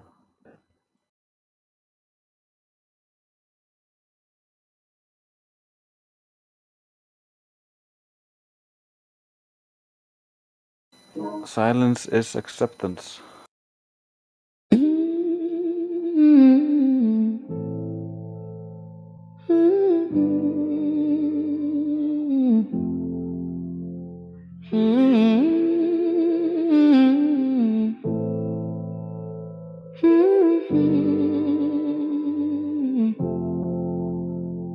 Spin it up, let it race, feel rigidity in space. Little wheel holding still while the world shifts place. Move the frame around the globe and the story with Drace. We're learning how to reason, not a model to embrace. I set a rotor in a gimbal, let it hum with a word. Fast spin, thin rim, watch the axis stay short. It resists any twist, cause momentum's in place. Point fixed, wheel sticks, that's rigidity in space. No compasses here, this is a basic machine. No external torques added, keep the physics clean. Balance bearings, true mass, that's the rule of the game. If the spin starts drifting, then the gyro's to blame. Not an imaginary world, a pure hypothetical sphere. We teach logic without a model, keep the purpose clear. We walk north, south, east, west with the gyro in hand. Exploring what will happen in this apparently flat land. Spin it up, let it race, feel rigidity in space. Little wheel holding still while the world shifts place. Move the frame around the globe and the story with Drace. We're learning how to reason, how to model to embrace. In hemisphere. Seen lesson if the ground were curved. As we roam across the surface, then the housing gets swerved. The rotor stays pointed at the start first face, but we would arc round the globe so the frame gets displaced. In that model on that journey, we'd expect a slow twist. The rotation of the housing, that'd be hard to miss. That's the if then set up a conditional track. Pure logic, no assertion, that's how you determine the fact. Now here's the structure of the reasoning pattern. If this were true, then this would happen. But if that then doesn't show, you can flip the scene. That's motors, Toland's logic, crisp and clean. If the world in our lesson were a spinning sphere, then the gyro frame twist would appear right here. But the twist doesn't show and our storylines test, therefore not the case. And that model we rest. Spin it up, let it race, feel rigidity in space. Little wheel holding still while the world shifts place. Move the frame around the globe in the story with trace. We're learning how to reason, not a model to embrace. Spin it up, let it race, feel rigidity in space. Little wheel holding still while the world shifts place. Move the frame around the globe in the story with trace. We're learning how to reason, not a model to obey. So that's the gyro, the logic, the hypothetical sphere. A classroom demonstration wrapped in rhyme right here. Study tools, firm conclusion, that's the heart of the art. Cause science and logic both play their part.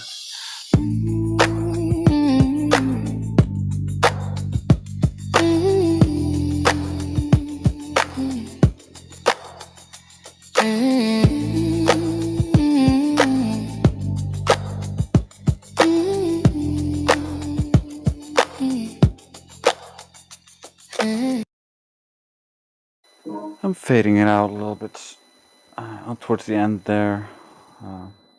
Once I finish mastering the track, this is just how they sound before I finish that.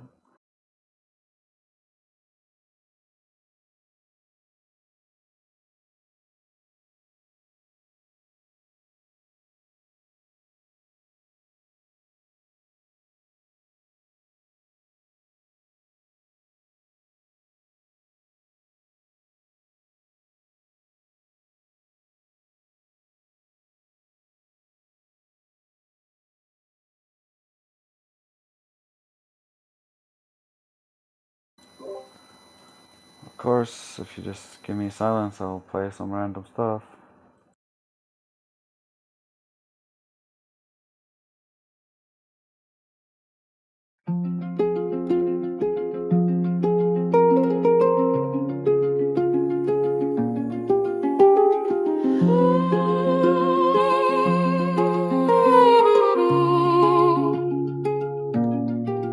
You've poured years into a theory that never held its weight. Now you guard it like a treasure nobody wants to take. You say I can't quit now, I've invested far too much.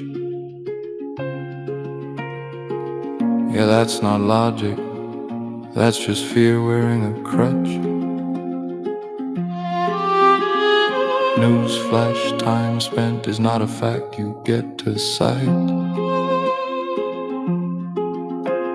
A bad idea doesn't turn good because you held it tight. Stop while you're behind, you're not gaining any ground. You're building castles out of debt and calling them profound. You say the cost is too high to admit you were wrong, but doubling down on nothing just make nothing twice as long.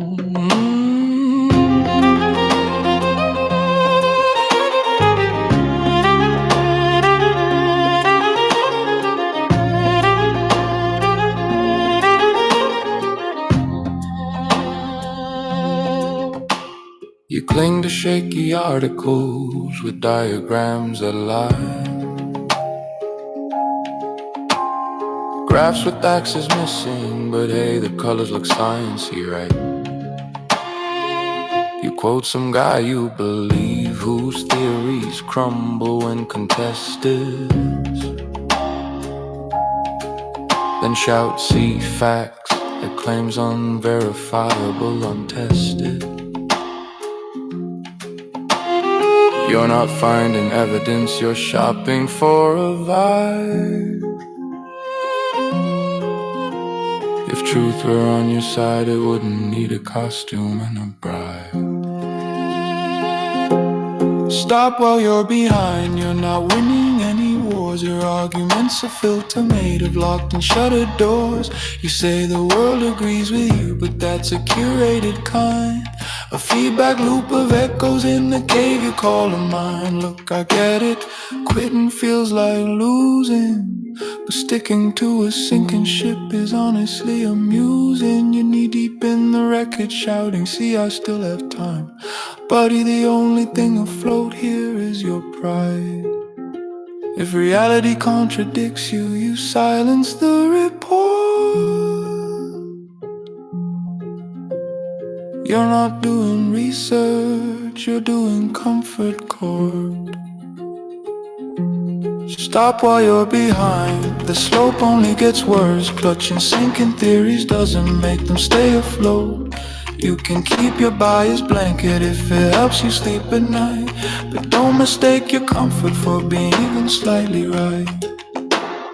Take the logic lifeboat of reality, it's the last one left to find. Or dig deeper if you want, just don't expect the data to be kind.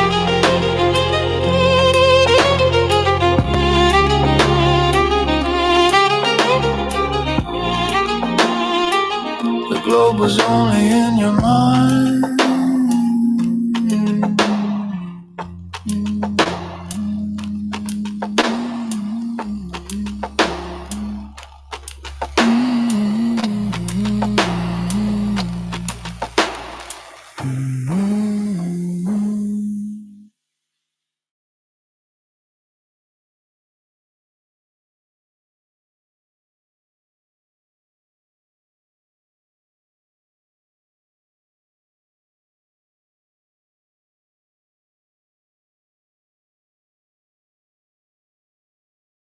Yeah, all these songs and the rest of the songs I'm making, and once other people submit to me the songs they want played on the FE radio, will be played on the FE radio above.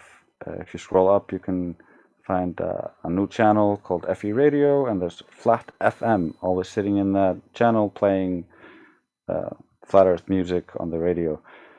I will be extending that into a 24/7 live stream for YouTube, so that it'll play that music there. So if people want to have their music played along with that playlist, you're welcome to do so. And then I will release each individual song on my YouTube channel. I'm just working on building a catalog right now, and then making the videos for those is going to be a whole other mission.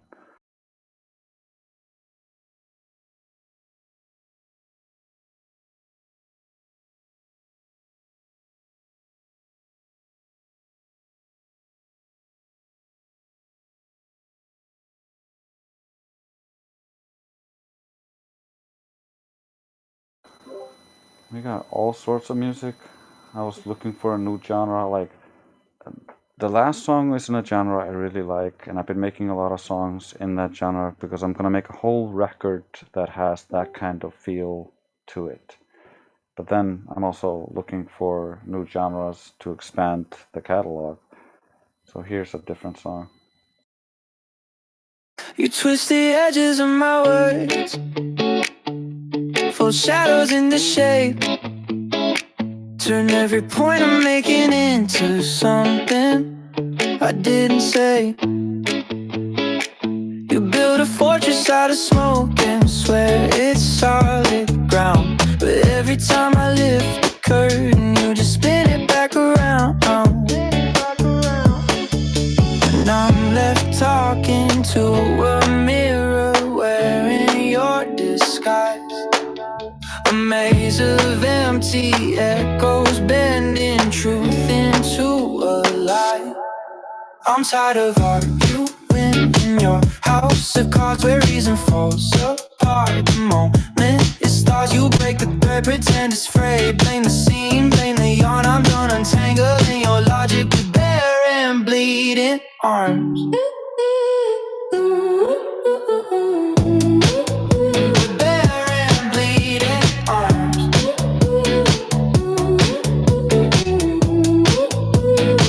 You wheels, sliding out of view, chasing some imagined version of the words I never used. You draw conclusions like constellations, random points in the night sky. Call the shapes you've invented fact, and ask me why I might. But I'm not dancing in a circle just to prove what's already clear. Your puzzle pieces don't belong, and I'm done fitting them in here. I'm tired of arguing in your house of cards where reason falls apart. The moment it starts, you break the thread, pretend it's frayed. Blame the seam, blame the yarn. I'm done untangling your logic with bare and bleeding arms. Bare and bleeding arms.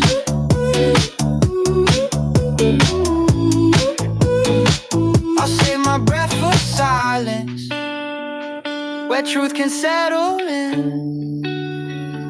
where thoughts don't twist like currents, pulling sanity thin. I'm stepping out of your weather, your storms that never rain. I won't keep feeding fires that burn without a flame. So keep your house of cards if it makes you feel tall. I'll be standing somewhere sturdy or far from the fall. You can keep your shifting stories, your illusion of control. I'm done arguing with echoes, hollow without a soul.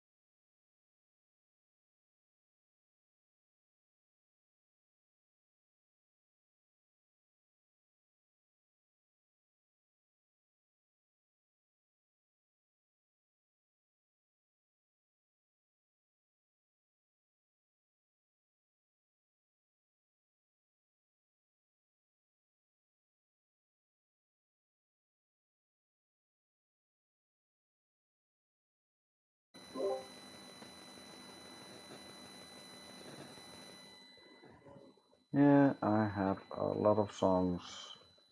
It's just a question of what to play. Especially because I haven't named all these new songs. They're just Globers 1, 2, 3, and 4. Because they're based on Globers being fallacious and lyrics concerning that. And then I have Gyro 1 and 2, which are both songs about proof concerning the gyroscope.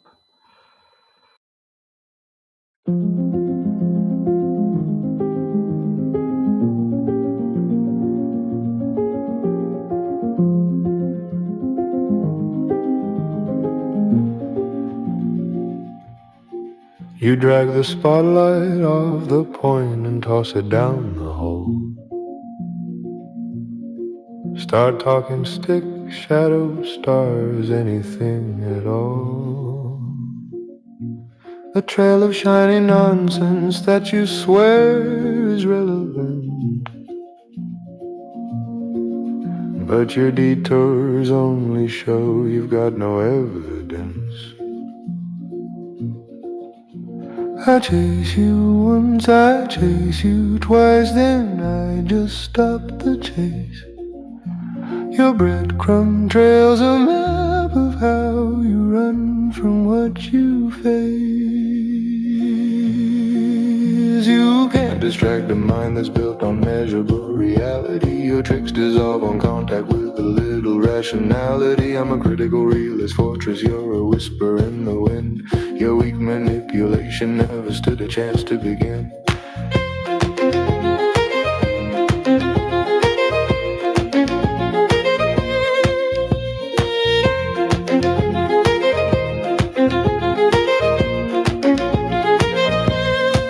You hold your premise like evidence and deny conclusive proof, as if repeating something louder makes it any more true. Because it is, you chant a loop that never ends. A serpent swallowing its tail and thinking truth's a trend. If logic were a test, you'd fail the multiple choice, but somehow still declare yourself the loudest, highest voice. You can distract a mind that's built on measurable reality. Your tricks dissolve on contact with a little rationality. I'm the last bastion of science where the data stands a line. Your circular little dance can't penetrate this kind of mind.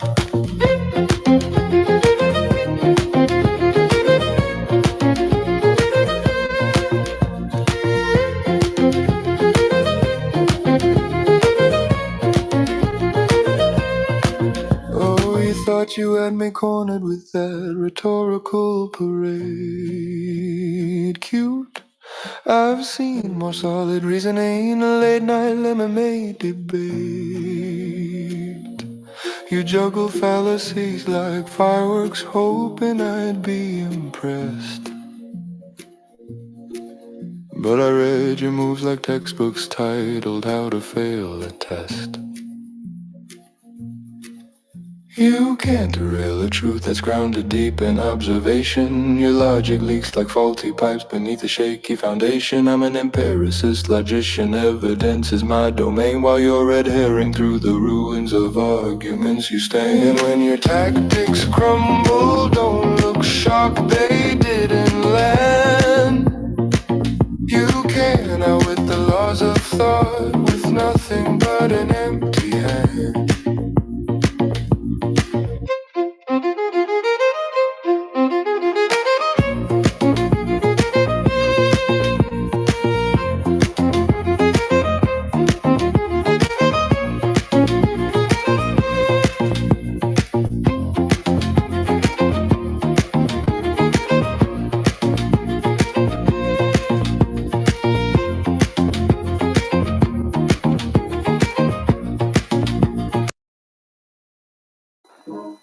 That song technically needs to be cut off the end, faded out. So, like, these are songs I just finished making today and yesterday, and so I haven't finished mastering them. I just like making a bunch of music before I go get to that part, and then I do it in bulk.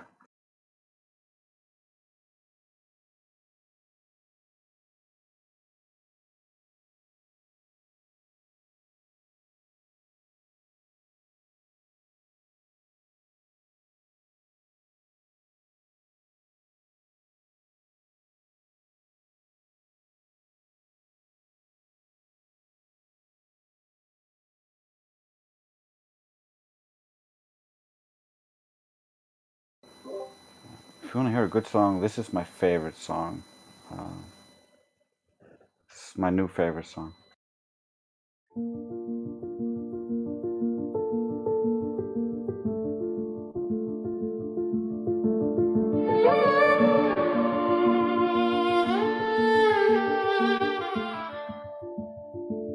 I've seen the charmers in the mirror halls, wearing empathy like borrowed shawls. They praise your pain to gain your trust, kiss your cheek then sell your dust. They smile with teeth too white to be real. They trade your heart for the way they feel. You'll know them by the calm they fake, by the rules they bend and the oaths they break. They rise on your reflection and curse you for the fall. They wear your admiration like a crown that cost you all. Oh, maker, if you're watching still, we've crowned a seed as will. We build our thrones on brittle glass and call the cracks a thrill. Show them what they worship, oh, before the mirror kills. The cruel are always smiling first. Sweet honey words that hide the thirst. They love the game, they crave the win. Feed on the faith of their closest kin. Narcissus drinks from shallow streams, while truth drowns quiet beneath his dreams. He'll call it fate when the waters part, but every wave was someone's heart. They charm, they wound, they justify. They rule by mask and alibi. Oh, maker, if you're watching still, we've crowned a seed as well.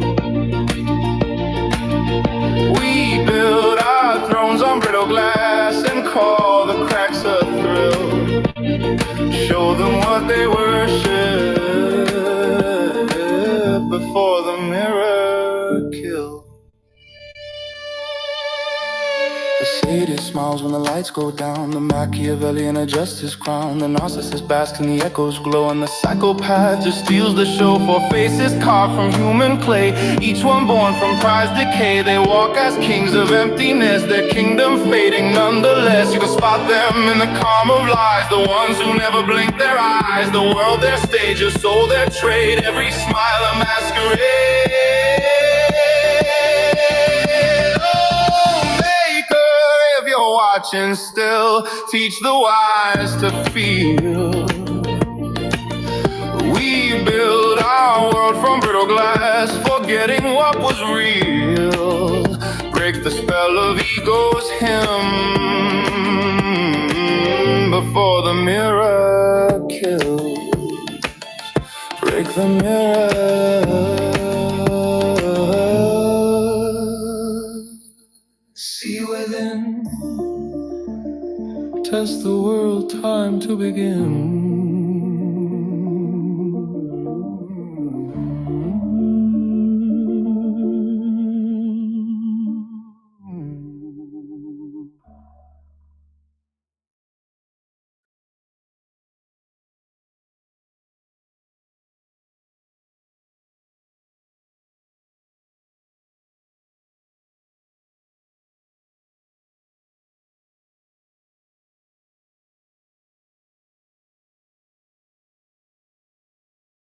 Yeah, it's just one of my favorite songs. Goes so hard.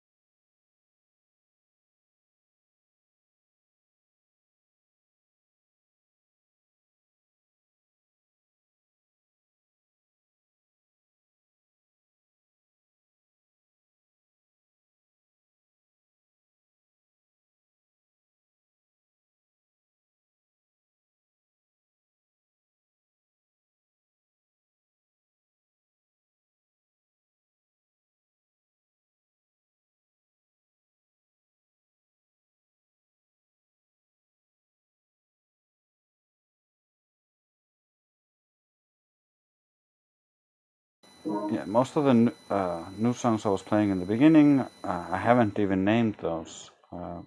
But I've named the last batch, which is in the bot. Once I finish naming these, I'm putting them into the FE music bot on the server.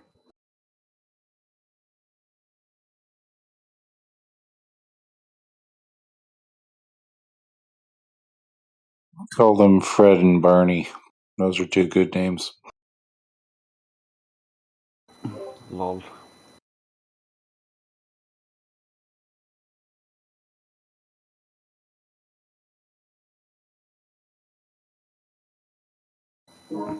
I named this song I Trust the World, Not Men.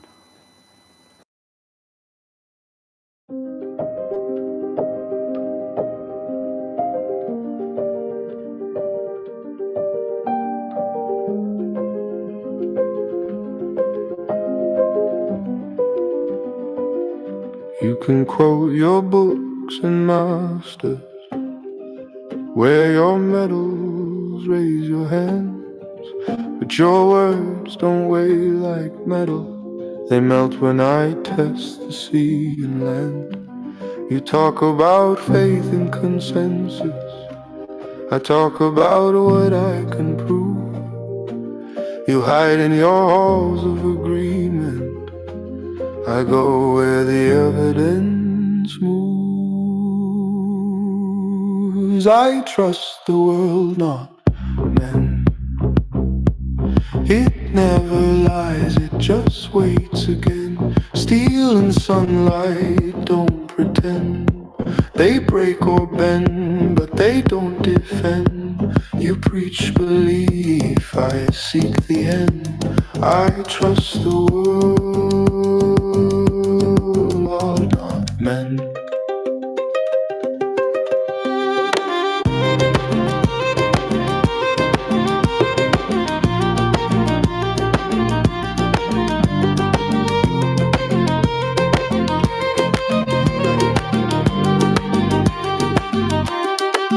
They said repeat, don't reason. Remember names, not why. Now they kneel to the towers they build, but they can't look the truth in the eye. They call me lost in questions, but I'm the one who's free.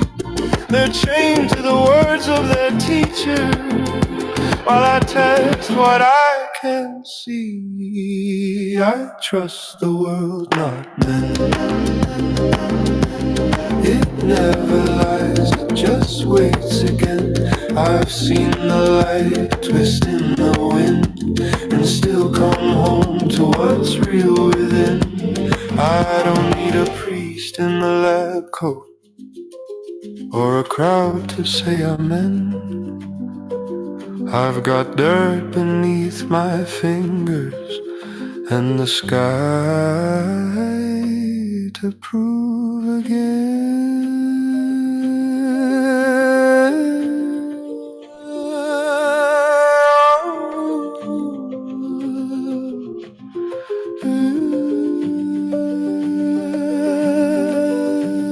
Keep your thrones of certainty, keep your saints with paper pens. I'll be here with the questions till the answers break or mend. I trust the world, not men.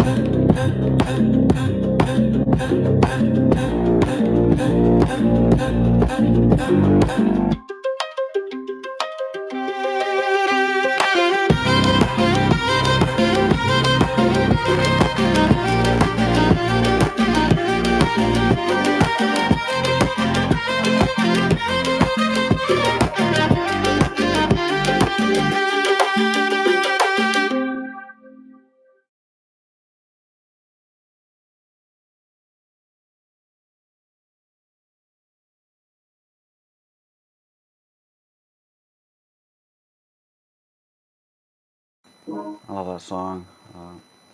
The best song I think from that batch, although it's hard to say. I think it's Let Truth Cook. I'll play that next.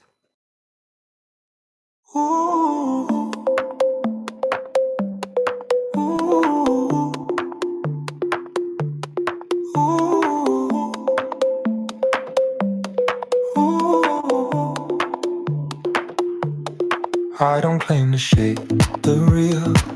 I strip illusion till the lines reveal. No need for faith, no need for fame. the truth existed before my name.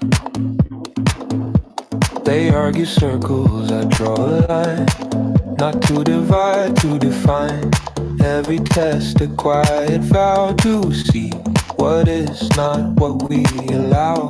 The method's the mirror, the clearer you look, the clearer you cook, let truth cook. Ooh, I don't make it true. It speaks for itself. Unafraid, unmade, untouched by help. I don't make it true. Oh, it speaks for itself. Truth resolves and it resolves itself. Ooh, ooh,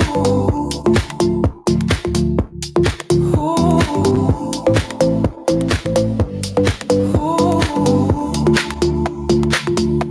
They bend their will to fit belief. Patch the holes with borrowed grief.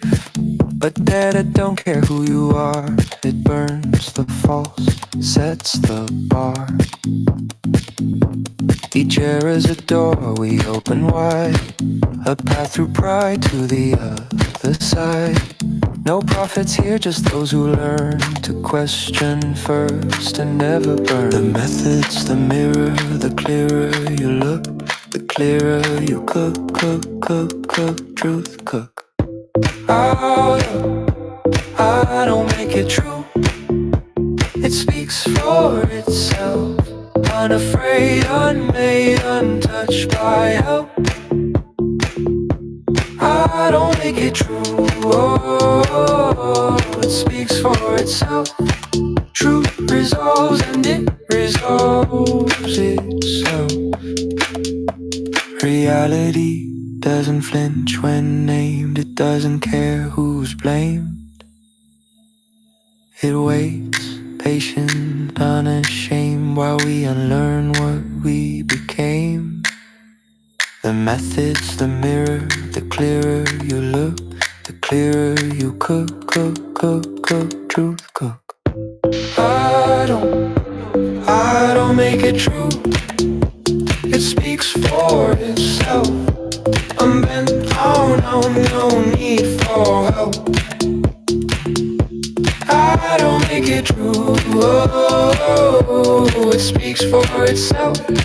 Truth resolves and it resolves itself. Just let it cook. Ooh, ooh,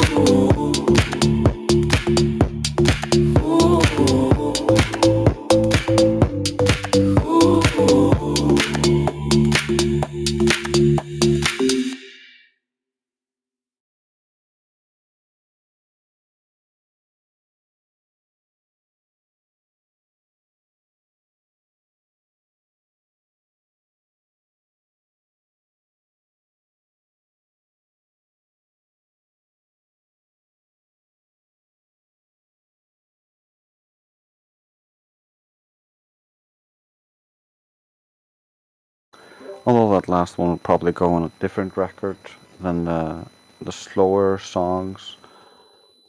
They all kind of have a similar vibe to them, whereas this one is more electro-pop house-ish, and so it's gonna go on the other record.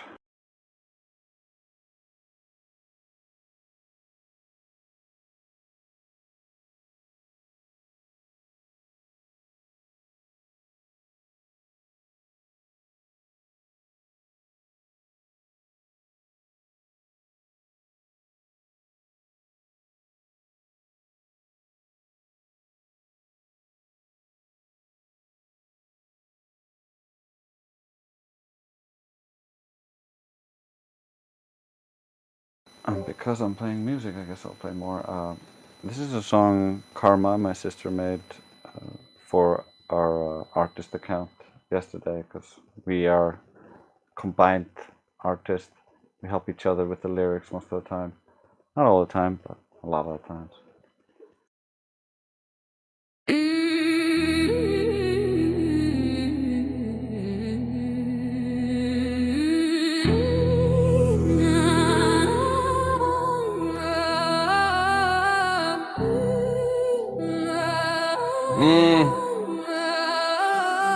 It's a tragedy and utter catastrophe.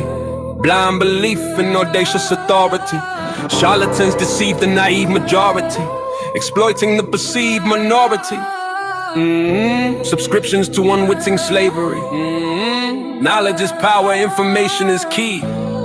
That's why they brainwash us thoroughly.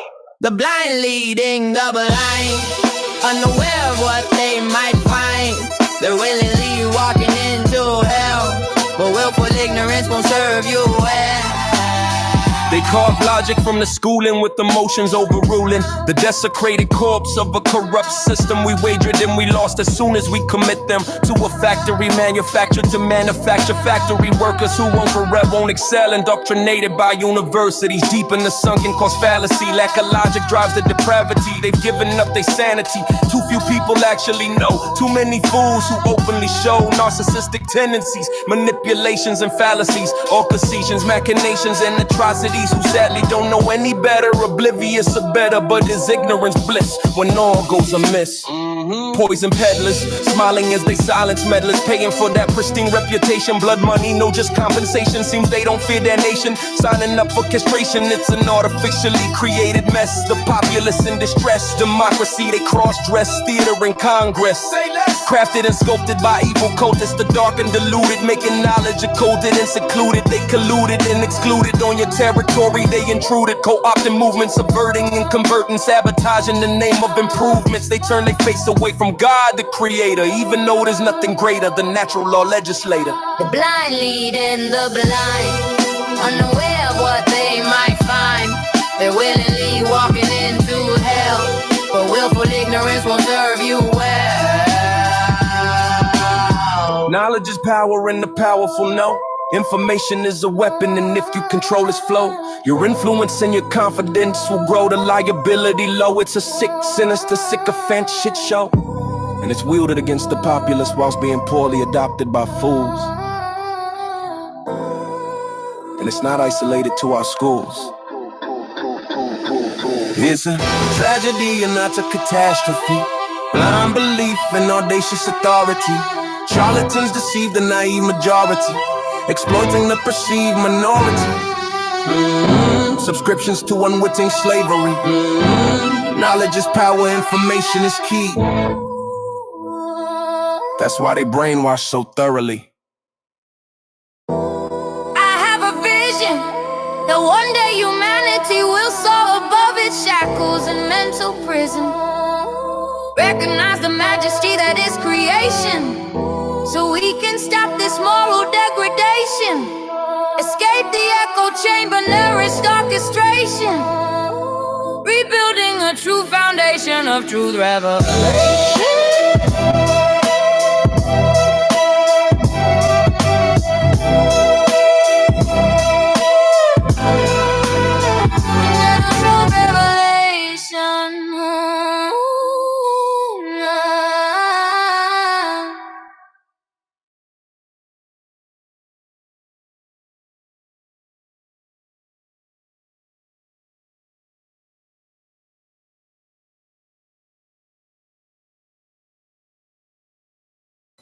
But yeah, I'll put most of these songs, or if not all of these songs, onto the FE Radio bot once I stop taking up your time here.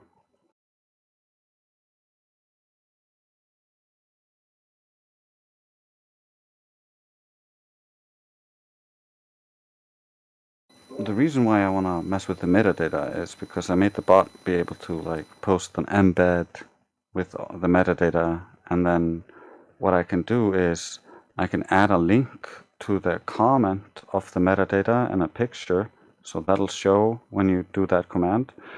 And the goal was to then have links to the different people's socials. Like, we have a bunch of people who are making songs on the Discord, but we don't have all those songs collected together. So the idea is to collect all those songs together onto FE Radio. You hear a song you like, you're like, ooh, that's interesting. Then you can do the track info. You get the info about the track and his, like, for instance, YouTube channel if he's releasing the songs there. And then you can click that and find the catalog and all that. So it's kind of just to help discovery of the music.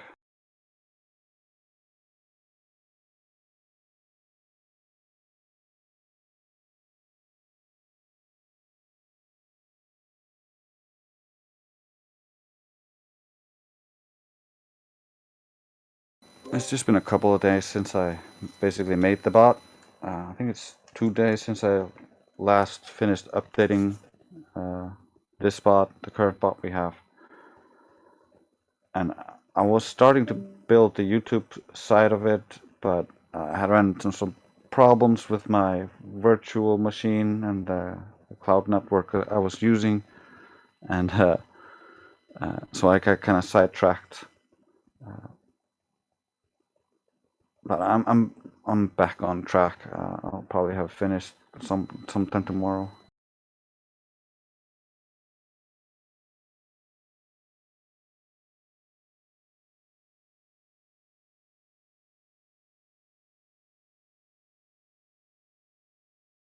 Shouldn't be too hard. I've been teaching myself programming. I didn't know anything about programming like a little bit over a week ago, and now I'm like making myself bots left and right. It's really fun.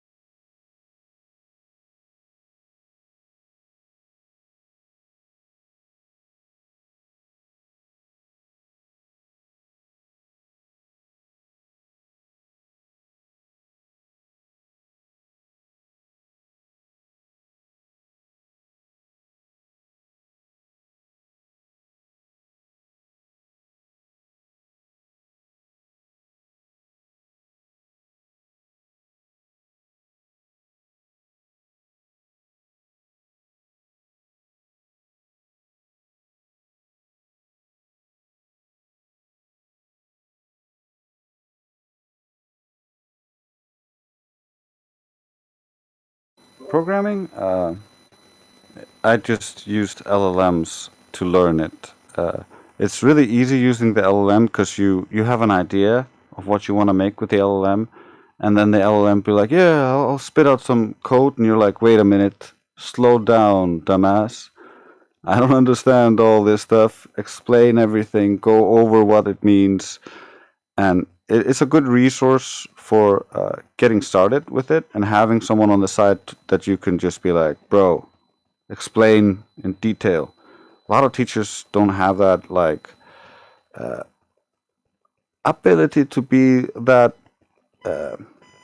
Lipo is the Icelandic word.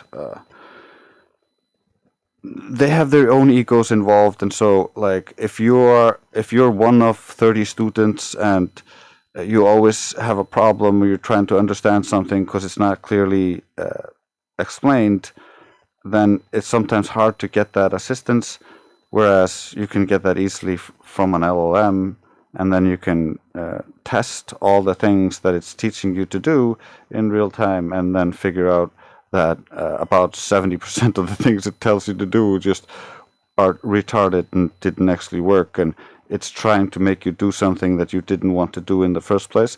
However, you learn a lot from making the mistakes, and like you learn about as much from making a mistake as doing something right, and you learn what not to do and what works for the thing that you're not doing.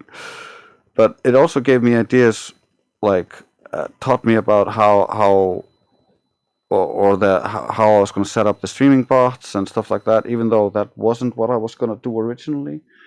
But it kind of just leads you in different directions, gives you ideas to research, and then it's up to you to research those things, and that's why I like it.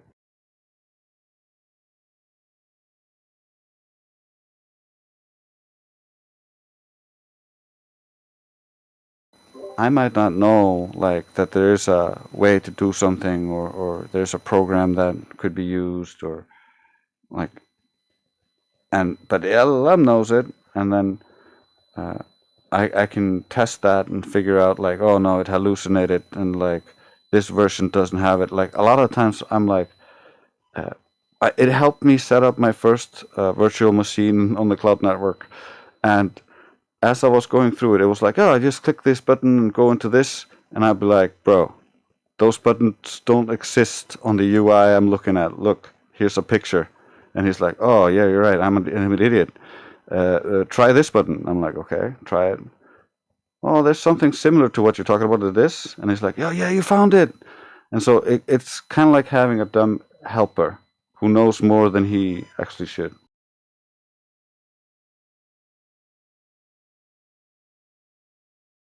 Yeah, it's better on coding than a lot of different things. Like, it kind of sucks with logic a lot of the time. It can sometimes detect it, but if its code is heavily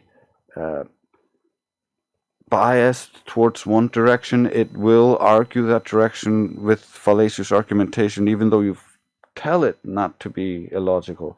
Whereas the code is like, they have less corrupted code when they're drawing from that code, because human language has so much fallacy within it, and so all the books, all the text that goes in, that human language text, is corrupted with the fallacies, and so it bleeds into their output.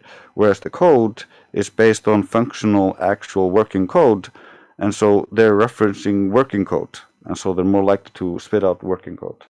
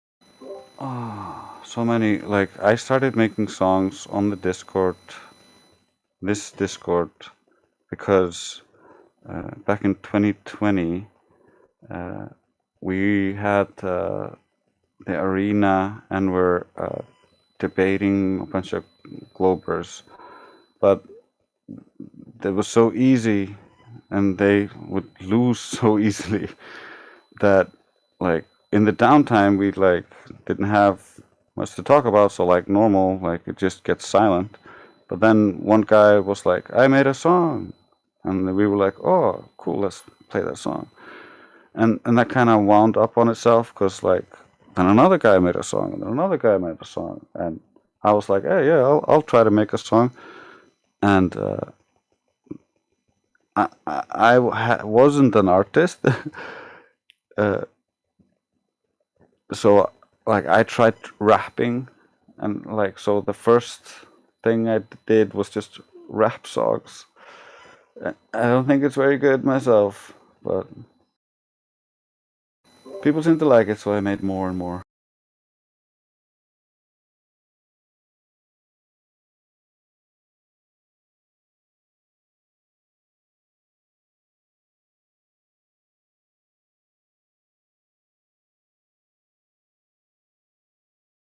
Question is if I can find any of the old songs in this voice mod, soundboard.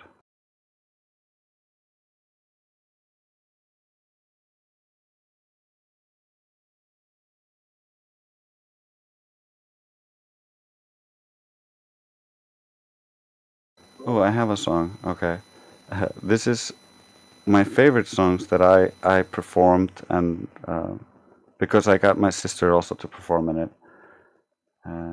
So this is one of our older songs. It's the 8th song I made.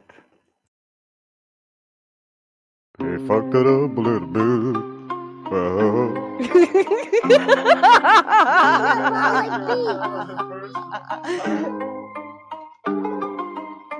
If you know how they race you in the system, stunt your growth, blunt those hoes, you get the gist then.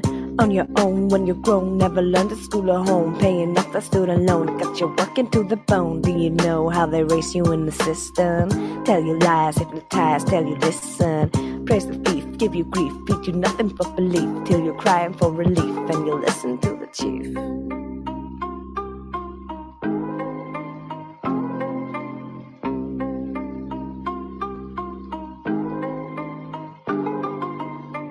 If you know how they raise you in the system, broken men, yo girls, you need to listen. Save your children, turn your boys into good men, and the future will be good then. If you know how they race you in the system, must conform to the norm, you don't resist them. Be a slave till you cave, cause they think of what you crave. Make you think that you're unsafe, make you think that you're not brave. If you know how they race you in the system, got you stressed, never rest, you get the short end. Working hard, pay with card, backs have gotten through our God. Young children being scarred, fat cats packing lard. Do you know how to even tell the difference? Live a lie till you die with indifference. Bound by chains, cannot see, still you miss them. Take the reins, it's your life or be their bitch, man. If you know how they keep you in the system, flashing pictures, glow past scriptures. Take your money, oh you're funny, it's a reset. Pay their debt, that's a threat, don't forget you're a pet.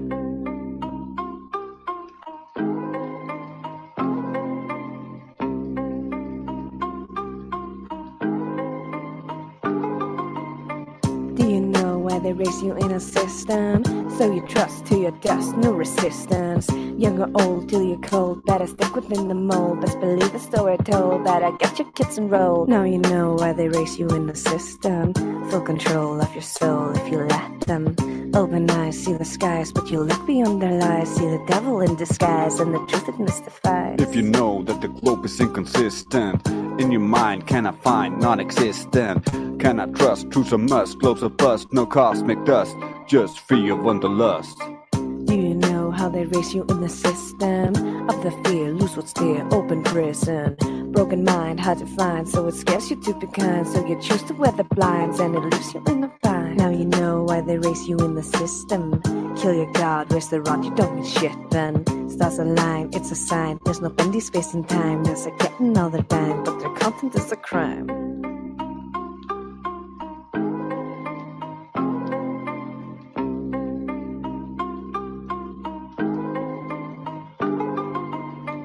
If you know the truths, you can list them. Draw the line, genuine, effie baseline. Grow a spine, get online, and meet me and mine in the new paradigm.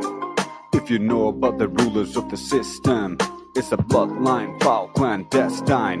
World decline, not divine. Makers of the storyline from long before Byzantine. Do you know how they keep you in the system? Kept in debt, under threat, so hard to leave them. Stand up strong, you belong, that's the purpose of the song. Doesn't hurt you to be wrong. Now you know why we should change the system. Free your mind, meet your kind, flat at disco. Ocho Choco, cracking crypto, Bambi, Lulu, QA, Mickey, Sonny, such a wig if you acting funny. Now you know why you should join the disco. Get informed, break the norm, it's time to let it go.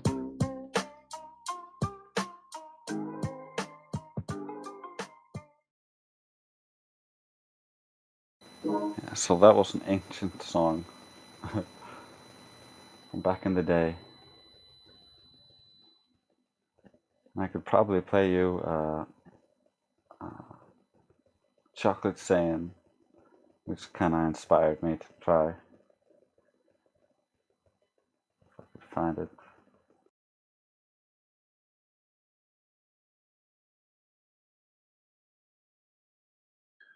Good morning, Nathan. Morning, Brenda. How are you? Ready to get destroyed again? Ready to be lit on fire, Mrs. Strawman? You mean you came in ready to be destroyed again? Yeah, we accept that, Brenda. Hi, how are you? We got our forces ready, Strawman. I've destroyed your argument every single time. Oh, what a way to start a morning.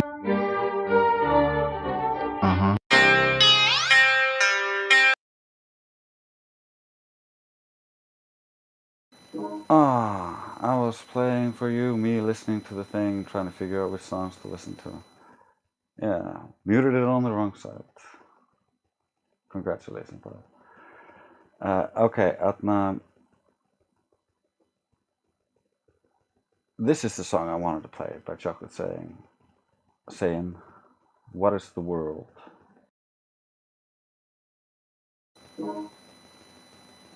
He is a fantastic member of this group that has been away for a while.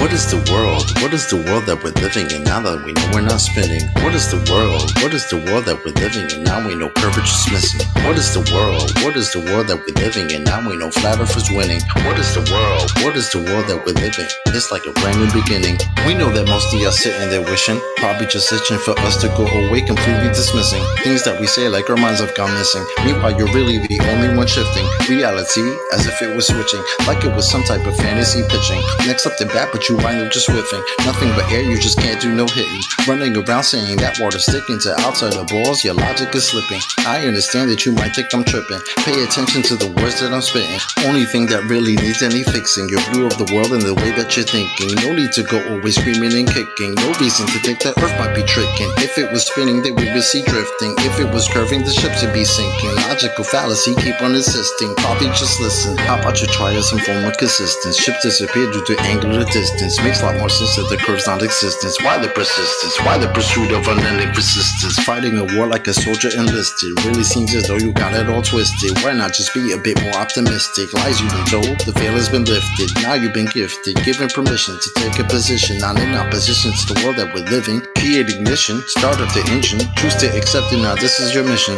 Tell us why the damn curvature's missing. Maybe just call up a mathematician, give him a listen. Have him tell you about his presuppositions. Talking about how it's not superstition, a vacuum and air pressure juxtaposition. Make a decision, tell us how this model came to fruition. You have the right to enact your volition, right up to the day of mental acquisition. All I could do is provide ammunition. Can't take the heat, stay the fuck out the kitchen. Judgment day or to the last demolition. You can see this as an act of attrition, on the condition that after admission, do you a favor and start the forgiving. Then go out and share your newfound position with everybody who's potentially victim, falling for the global prisoner system. So many flaws, no woman can list them. Shout to my beautiful parents, I missed them. Taught me to think for myself, I could kiss them. Now to the day that I'm able to whisk them away in my arms, I will reminisce them. Yeah.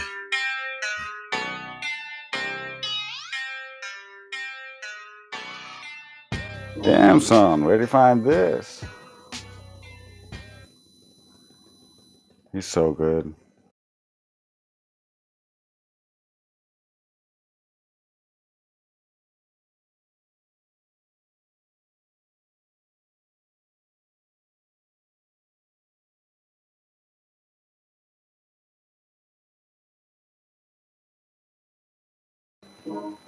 CB is also pretty good. My favorite song by him is Space Ghost.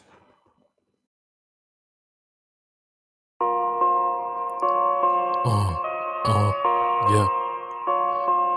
It's for all you globe earthers riding in on that high horse. Have to knock it down. Better knock it off. Yeah. Shout out to the lobby, y'all. Catch me on the live stream, y'all. 24/7. This that new shit, the earth ain't moving. Globers talking all that shit, but they ain't really doing it. Betty say that it's a globe, he ain't trying to prove it. Heard him say the earth is moving, he's clueless. Got him asking what had happened, the globe's on backspin. Globers came into the trench and we fucking trapped them. That's the flatter than a napkin, flat smacked them. My bullets stay unrefracted, get back, bitch. In the globe, getting smoked, Elon Musk on Rogan's, cultivating all the facts while I'm fucking token. Start to Troy, take his rolls, throw him in the moat quick. Put your bitch right on a flat earth, yeah we told him. Cause bitch, I'm a globe earth killer, yeah it's flat. Nigga smoked all the globers, extort the feelings you can't front with us. I can't fuck with your wig split.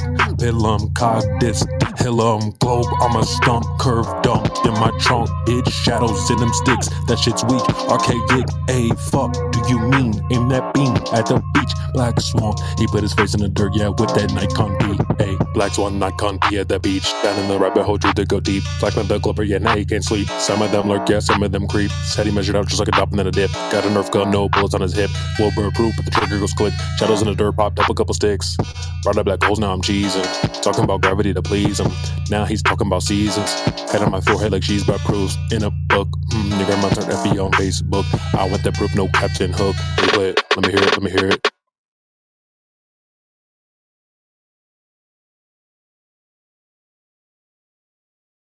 I love that one.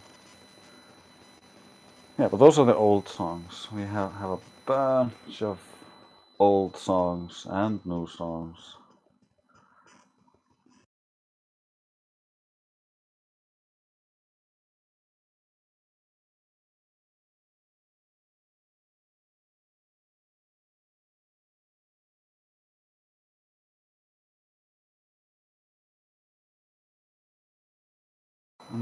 And then we also have comedy shows.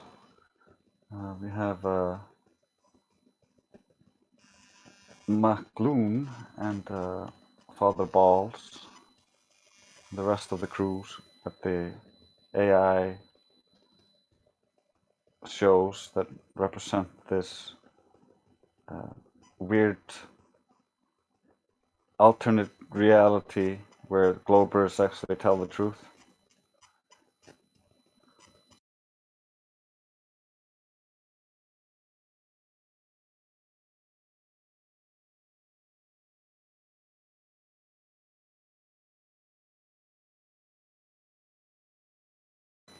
But then it also morphed into something else where it's like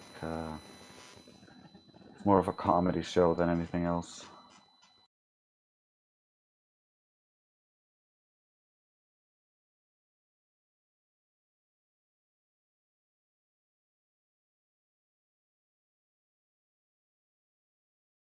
I guess I'll play one before I turn this off and go to sleep.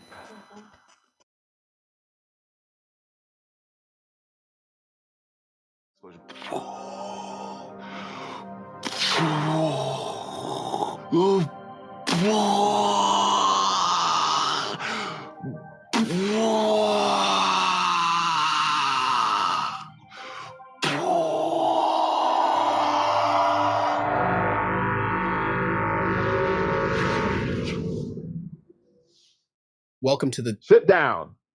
Good morning, my children. Now, I am in charge of this show. Prepare your behinds for an explosive assault of your senses. Welcome to the Father Balls experience with the Lunar Tick. It's the Lunatic Show, Father. Not anymore. We need new theme music and better guests. You keep getting wrecked. These darn flat earthers are so charming and good looking, it's hard to concentrate on the holy fallacies. I understand, my child. But that is why I have a secret card to play. I invited a friend from the fraternity to come on the show. He should be arriving shortly. Ooh, goody. Who is it? I have a few friends lined up already, but this one is a special one, handpicked by Father Son himself, so he wears the vest that signifies his importance to the secret societies. Since he's not arrived yet, I will play a short clip to showcase his brilliance. I know you will know him as soon as you hear him speak. The world's most famous astrophysicist, a man in a league of his own, Wieldegas Bison. Bison? But the flat earthers use him and Fight the Tight Shirt said he was wrong. Flat earthers are wrong and Bison will prove that. Fight the Tight Shirt is just a moon caught in your orbit. His opinion means less than yours, and mine supersede yours. Just shut up and listen to the glory of the Wieldegas Bison. Hear him regale you with his brilliance. Listen close. But I also had a guest. He's waiting outside. What the hell, man? He can wait. We play the clip. One of the great challenges in this world is knowing enough about a subject to think you're right, but not enough about the subject to know you're wrong. There's like a gazillion hours of me on the internet. In almost every case, I'm talking about the universe, black holes, the Big Bang, time travel, God. But what I'm gonna do in this masterclass is teach you how to think. The goal here is to train your mind how to see the world differently, how to question what others say. I've come to realize that there are three categories of truth: personal truth, political truths, and the objective truths that shape our understanding of the universe. The interesting thing about an objective truth is that it's true no matter what. Imagine that. By the time we're done, you will be equipped with some of the methods and tools so you can turn data into information, information into knowledge, knowledge into wisdom. We all have susceptibility to bias.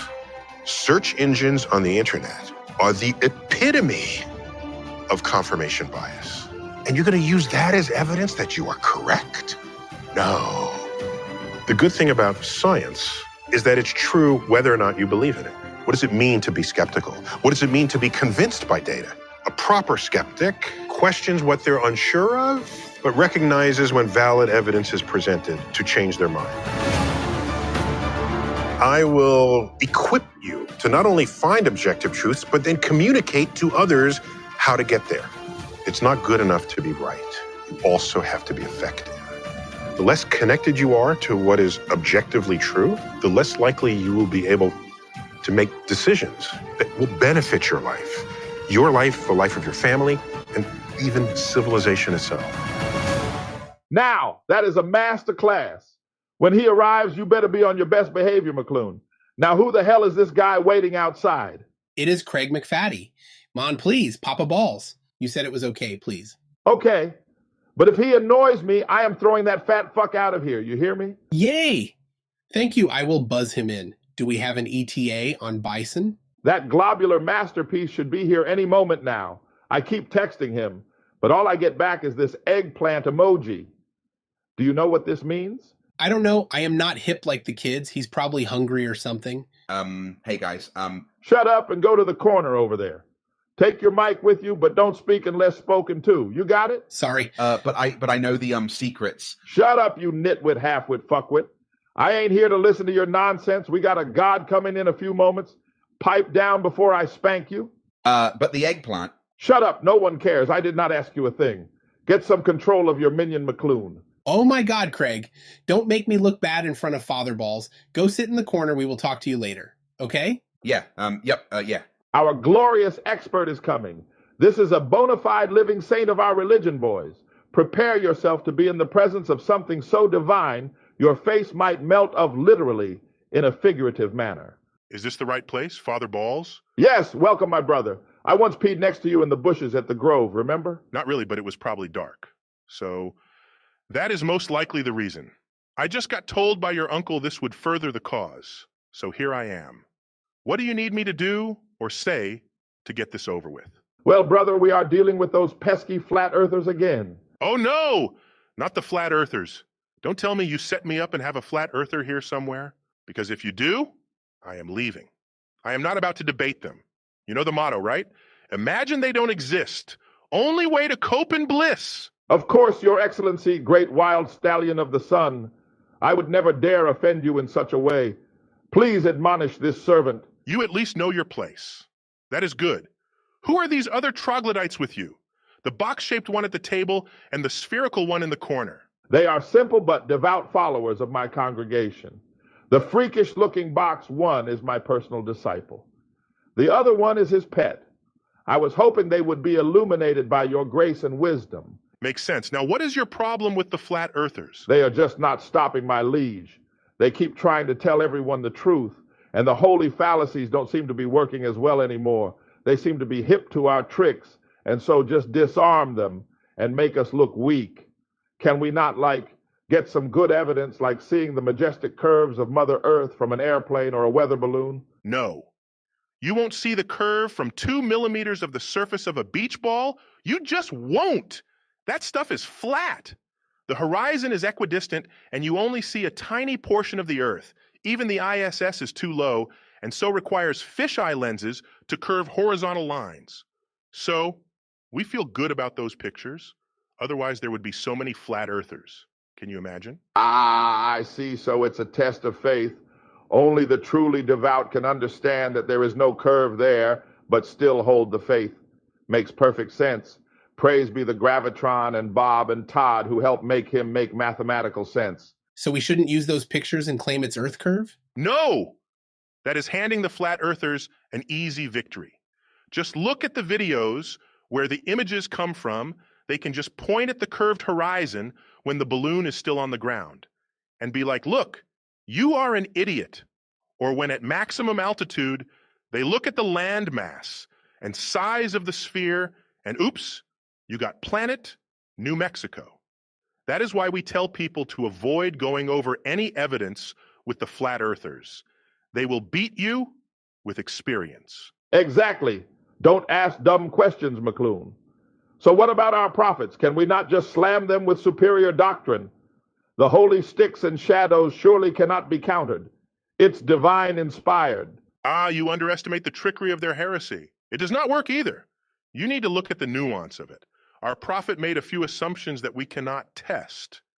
And by changing those variables, the flat earthers can get the same results on a flat plane. So it proves nothing. If it did, the Chinese would have proved the flat earth doing that exact thing. So we must reject it. Took me a while to understand this, as I thought maybe if I add more sticks, but that does not actually have any difference. What? 4 sticks did not work? But I would have thought such a genius idea would have worked. I mean, you said so. I postulated that it might not work, but change parameters and it does. Pseudoscience is also a fickle bitch. Right, Father? Ah, yes, like an angry blue-haired woman.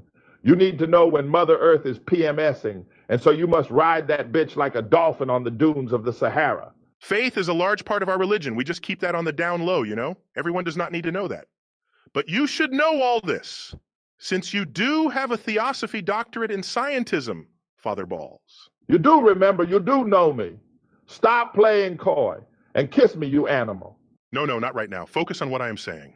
Okay, so maybe it's because it's divine inspired. That is why it requires a certain degree of faith. Makes sense. But our most high God of gods, the gravitron, is scientifically proven though, right? No, because it's more of a fundamental force that is not a force. So the gravitron is hiding within the thing we call mass. But since we cannot manipulate him and can only imagine that he is warping space and time, which we cannot detect either, but the consequences of that, we believe, is things falling down, you see. So we can measure the rate which things fall at. We know both the prophets Newton and Einstein were fundamentally wrong, since neither idea works with observations or experimentation completely, but working partially is enough to get people going, and it confirms our belief, so their work is sacred. Oh, okay. There is naturally going to be an element of faith because it is a religion, but there must be something that we can use to clobber the flatties with, like just saying stuff like satellites. That might sound good on the surface, but how does that prove anything either way? It's not like they can go and confirm the satellite is doing what we claim it's doing, can they? No, I guess not.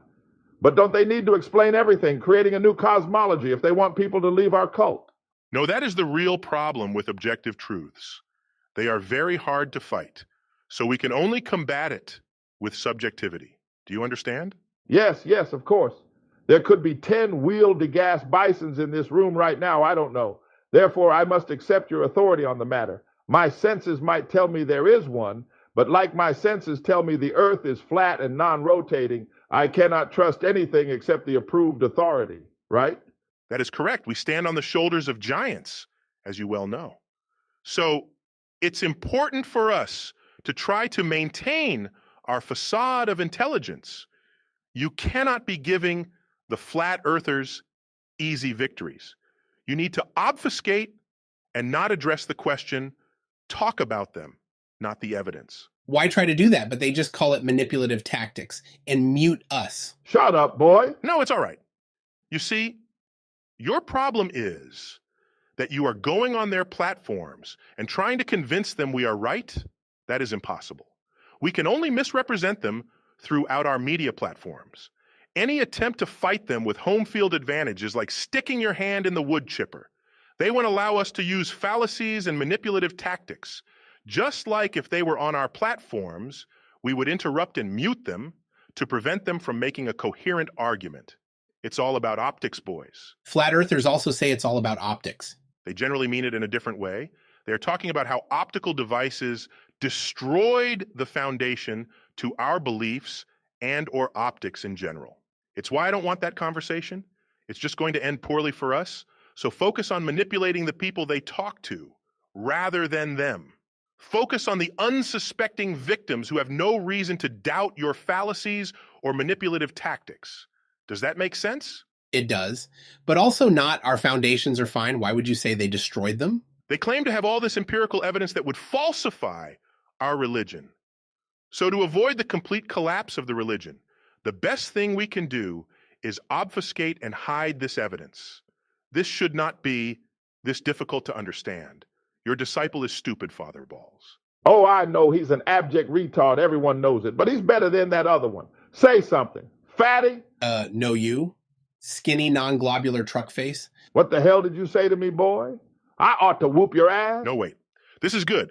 Note how he's not addressing what you are saying and just reversing it back with absurdity. This is what you should be doing. Oh, well, if the great solar bison of the plain says so, I cannot disagree. I suppose Fight the Tight Shirt is now my primary disciple.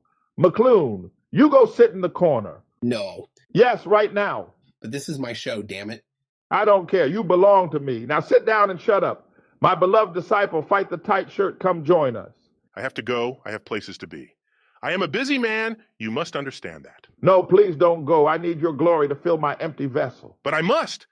But thank you for this. We can do this again. You have my number now, Father Balls. Don't misuse it. Have a good one. Woe is me. He left.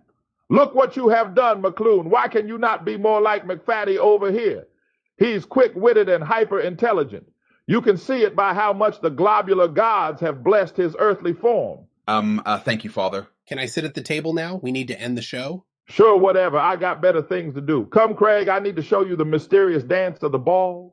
Okay. Well, this has been MC Loon and a whole host of other fuckers.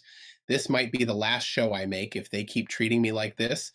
Pay me pity bucks. I need them now more than ever. They say, goodbye.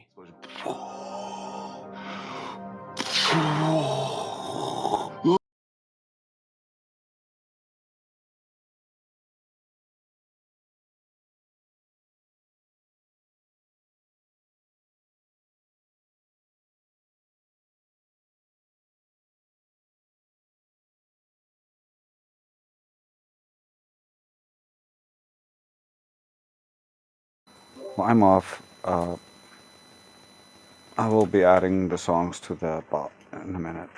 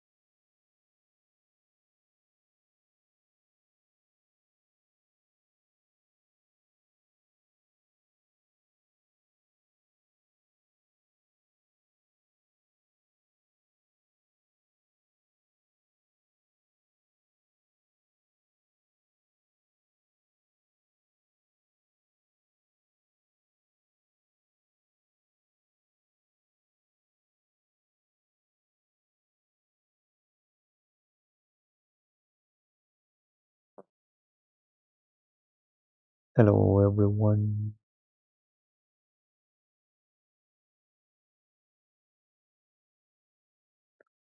Where's all the flat people?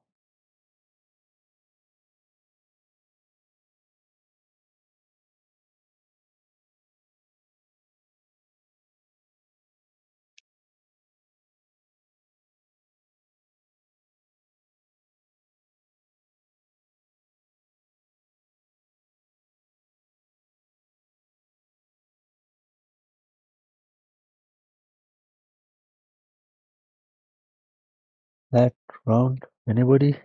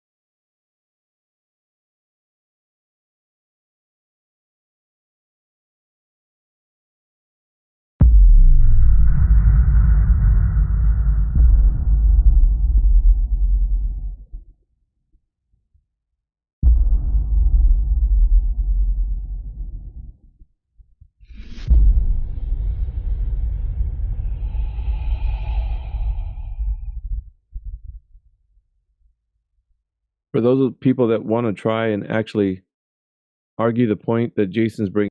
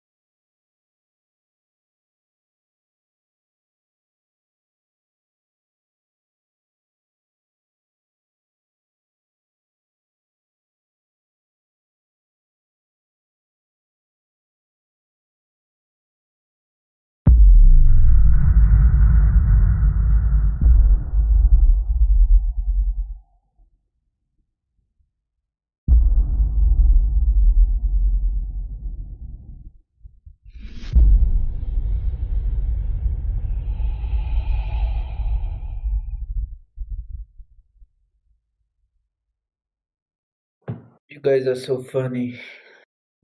Hey, Neutron. How's it going, man? I'm good. What about you, bro? Yeah, not too bad. I finished work for the day. Got my feet up. I thought I'd pop in here and see what's going on. Yeah. So what do you think, Neutron?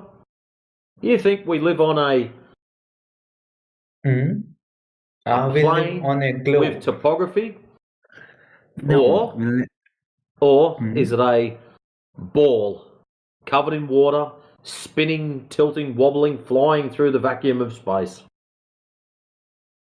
Yeah, we live in a spherical globe, geoid. What makes you say that, mate? Common sense. And Common sense? And bunch of evidence. Facts, I would say. Well, let's just start off with the common sense. What common sense do you use to establish that you're on a, a geoid? Well, look, we have to start from gravity, right? We have to start from gravity. So you see gravity and therefore you live on a geoid? Yeah, like if there is any mass, like, any like mass that has gravity, so I would say, it is a... How do you... Okay, so what we're trying to do is we're trying to link a few things to the fact that we're supposed to be on a ball. So you consider it a fact that we're on a ball. So how did you get that information? Did you go and measure it for yourself and you know this to be true? Or is this just hearsay and you've had the information passed down? Well, it's all in internet and in schools, right? Yeah, but they've also got other horrible things on the internet. They've got porn and all sorts of stuff. So that's why I said school, right? So at school, they taught you live on a ball at school? Yeah. Same as me. You wouldn't believe that. Same as everyone else in this panel. We were all taught the same thing at school. But something that's very interesting, and I ask you now, were you indoctrinated or did you learn this? Well, I learned this because it's, it makes all sense, So when you whatever- learn this, what information did they give you to back up the claims of this sphericity or this geoid? So they must have given you something to back this up. Yeah. Look, they taught me that gravity pulls everything towards center. So when the Earth was forming, like about like 4.5 billion years, so it was a hot, molten, and soft, right?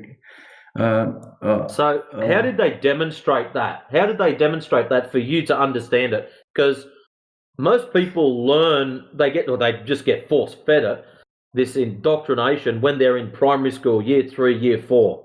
So they told you that gravity pulls everything as a molten ball together. So how did they demonstrate this curve? Did they just have a globe sitting on a desk and pointed to it and say, that's where you live, and everyone just accepted it? Or did they actually give you a demonstration of, here's how the Big Bang started, first there was nothing, and then there was an explosion, and then there was rocks and shit everywhere, and one of them, whilst it was glowing red hot, settled down a little bit, turned into Earth, and cooled down a bit more, and bacteria and shit started growing on it. And now you're the great grandson of a stupid ape. See, how did they demonstrate all this It stuff can be to you? same Neutron? said about you too. Yeah, continue. Yeah, how did they demonstrate that to you? That's what I'm trying to work out. We went from, hey, we live on a ball, and now we've got all this other cool stuff, which has nothing to do with curvature, and they just accept it. I don't remember how they demonstrate, but I can tell you that, if Earth was was a flat Earth, ships would disappear, right? But we all have those interconnected routes, like those invisible routes in which like plane can go from like a point to a second point. Let's go from one thing at a time. So the ship's disappearing. That's just a matter of optics.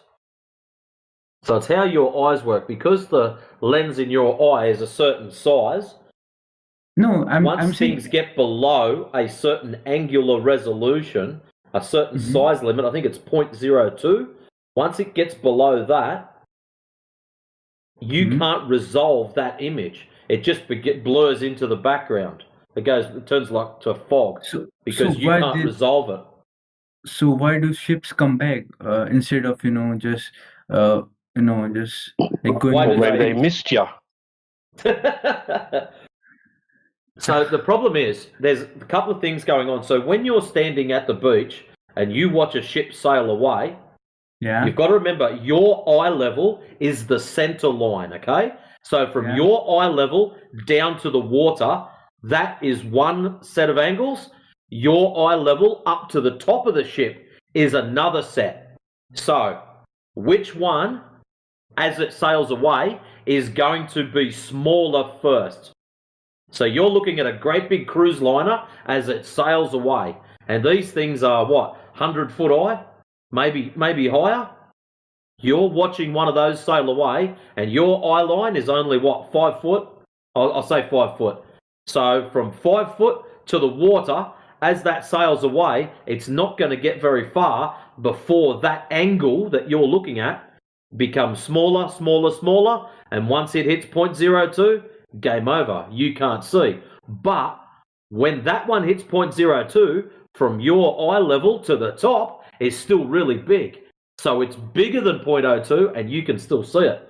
And that's all that's happening. Really, really easy stuff. There's a thing called the Rayleigh criterion, and that is what it is. It's about that angle and things disappearing. But but first the hull disappears, right? Then the mast, then finally the top. Am I right? And because of what I just said, everything I just explained was because what is that? Oh, yeah. I see. It's to do with the relationship of your height. So when you're standing at the beach, how tall is your eyes? How far are your eyes off the water?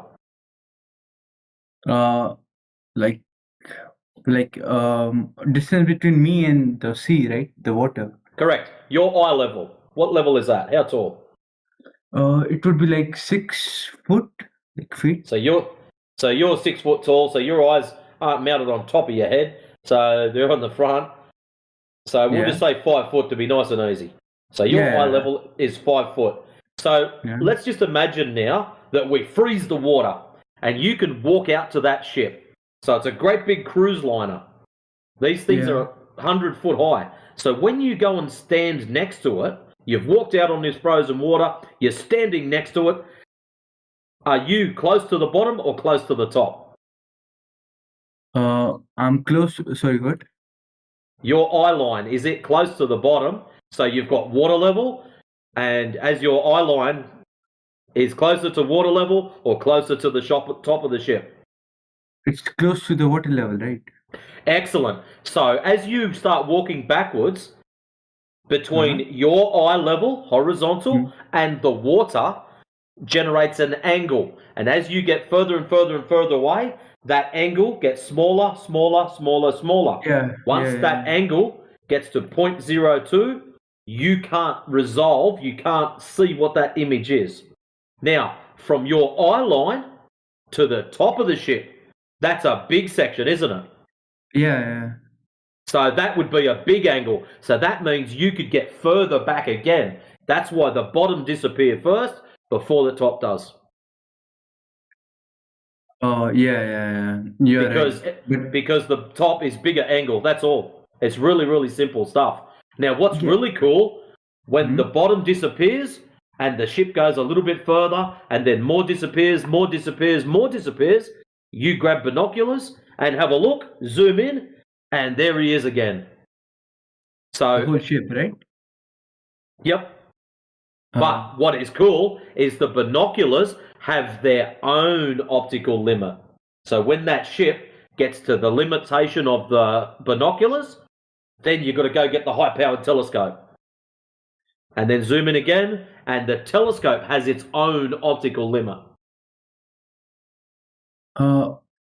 It's to do with the size of the lens. That's all. No. Like, so okay. If the ship moves more far away, the curvature hides the lower part first, bro. Like, it is only possible I'll show when you something. the Hold Earth on. is I'll curved. show you something really cool. Have a look at this when it loads up. Oh, it's going to load up quick. Alrighty, loading. All right. In the side chat. Yeah. There it is. Can you see the very last thing posted? There's 2 coffee cans. Yeah. 2 images. Okay. Notice in the bottom image of the cans how the very bottom of the can is disappearing.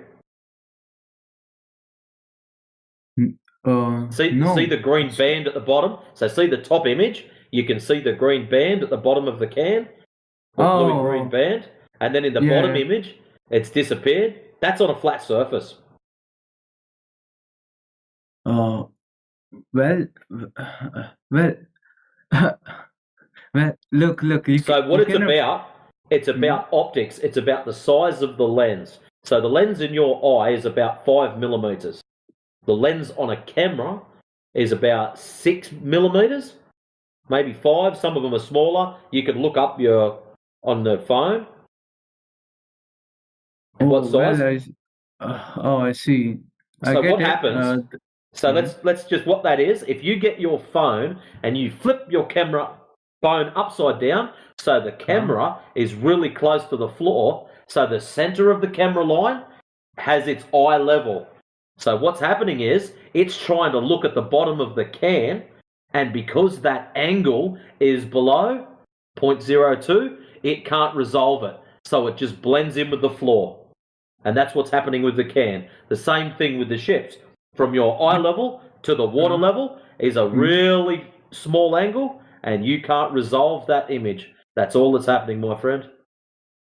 Well, I'm not gonna try to convince you, but yeah. I used to be like you, my friend. I went to school the same, taught that it was a ball, the whole lot. The difference is, some of us actually went outside and had a look at the stories we told at school that we live on a ball. But if we live on a ball, we should be able to measure the curvature. And if you can't measure any curvature, that does leave a little bit of a problem. Okay, but you see, when let's suppose if the Earth is flat, the whole ship would simply get smaller. It would never disappear from the bottom first. They do get smaller. It's called perspective. So what happens is, as it gets further and further away, because of perspective, it gets smaller and smaller and smaller. Now your eye line is still the same height. So the ship gets smaller at the top, top comes down. Smaller at the bottom, bottom comes up. and it converges at your eye line. Now, as we know, from your eye line down to the bottom of the ship is only a very small space. Your eye line to the top of the ship is a big space. So the small angle disappears first. And that's all that happens. Okay, so you can try an experiment. I'm gonna tell you experiment. Like take a coin and a curved ball, right?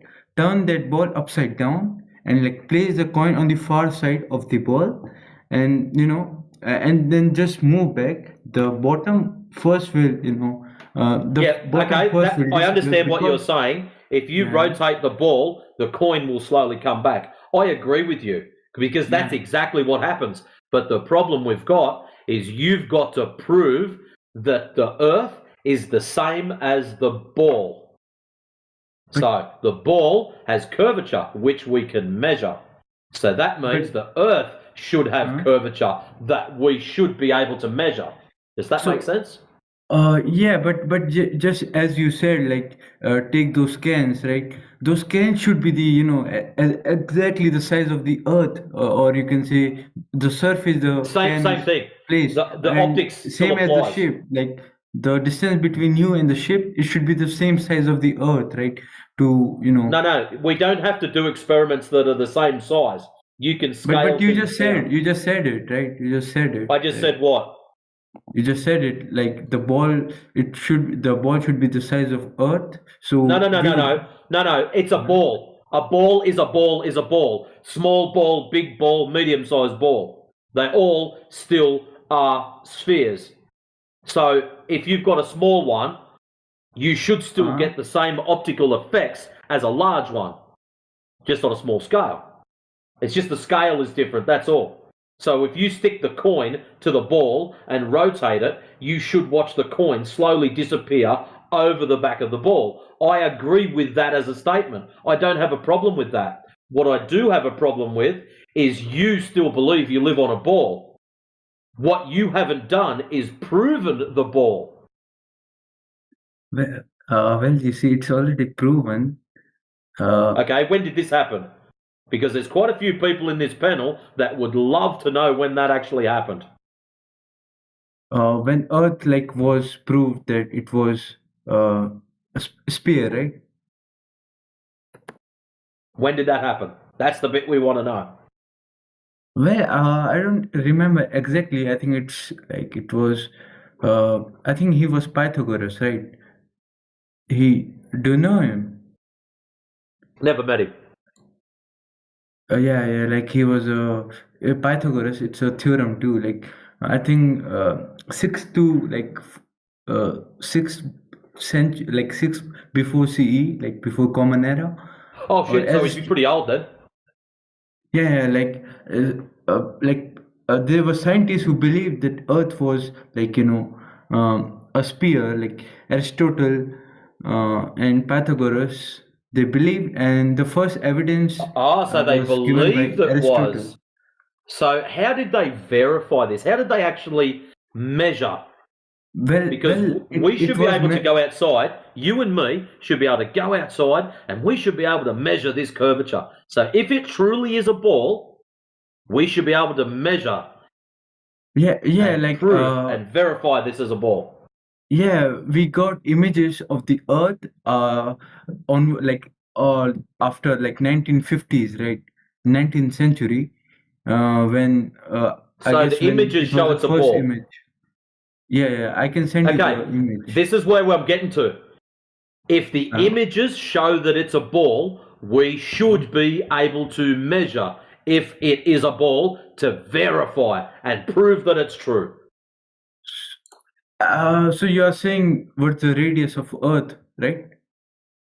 Yeah. Yeah, I think it's already proven that the radius of Earth. Well, we should be able to measure it and confirm it. Like if I say to you, my computer table is 6 foot wide. How do I prove that to you? I get you to come around, you get out your trusty tape measure, and we measure it. Yeah. So we should be able to do the same as the Earth. Somebody said it's a certain size, so let's measure it. Let's go out and check it out. I think that's a good idea. I think the simplest method when like scientists measured was, they choose like two cities, north and south, I guess, and like city A to B, and distance between them measured by road or GPS. So like, or like just leave this, or there was a formula like like a d upon Earth's circumference. Oh, so they're already assuming that it's a ball. They're not actually measuring it. They've assumed it was a ball. That's not very good, is it? We want to actually measure it. We want to prove that what they're saying is true and that they're not telling porky pies. Well, it's your opinion, like, or your belief, or I don't know, whatever Well, you say. belief is just acceptance without evidence. I would like the evidence. You have the evidence that Earth is flat. No, there's no evidence. That's the problem. There's no evidence of the ball, no evidence of curvature. So is there the evidence of flat Earth? Yes, there is. Would you like me to show you? Yeah. Well, what happened, there's this group of guys, Field Engineer Corps, and what they do is they get a high-powered laser, and I'm going to put a little picture up in the side chat so you can understand what I'm talking about.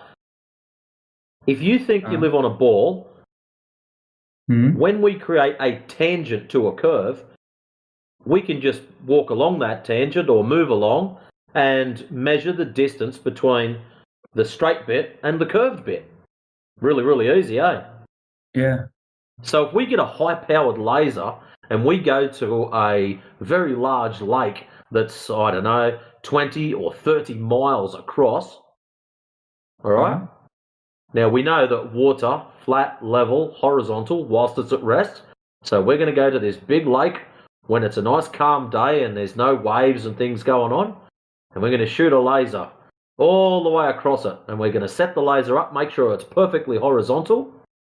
Now, at our end, we measure the height of the laser from the laser to the water, and then we travel around the other side of the lake and we measure the height from the laser to the water.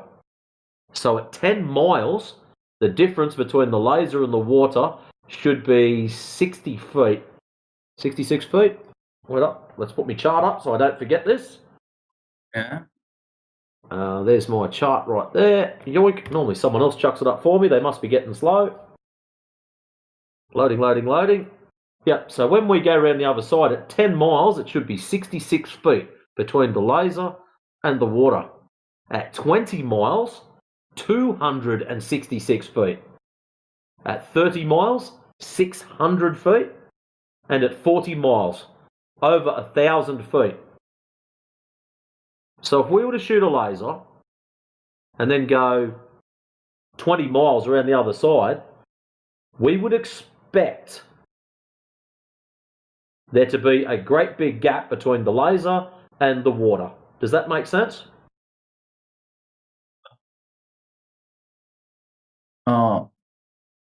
Yeah, somewhat. Well, the issue is this has already been done multiple times. And there's this group called FE Corps, Field Engineer Corps, that have very expensive lasers. I think one of their little toys is worth about $35,000. And they shoot these lasers across very large bodies of water and over frozen lakes too, which is pretty cool actually. Pardon the pun. And they go and hit this, and they hit targets. So the only problem we've got, when they're shooting this laser over 10, 15, 20 miles, they should not be able to hit a target at the other end if there's curvature. And these guys clearly hit targets quite comfortably. I see. Okay. Would you like me to post up one of their videos for you so you can watch it and then go, oh wow, that's pretty cool? No thanks, but I really appreciate it. Not a problem, my friend. Yeah, I think I got the idea. Just well, thank you, Matrix. So that's what they mean by measured. So if some of the guys say it's measured flat, the reason they say that is because these guys go out looking for curvature and they can't find it.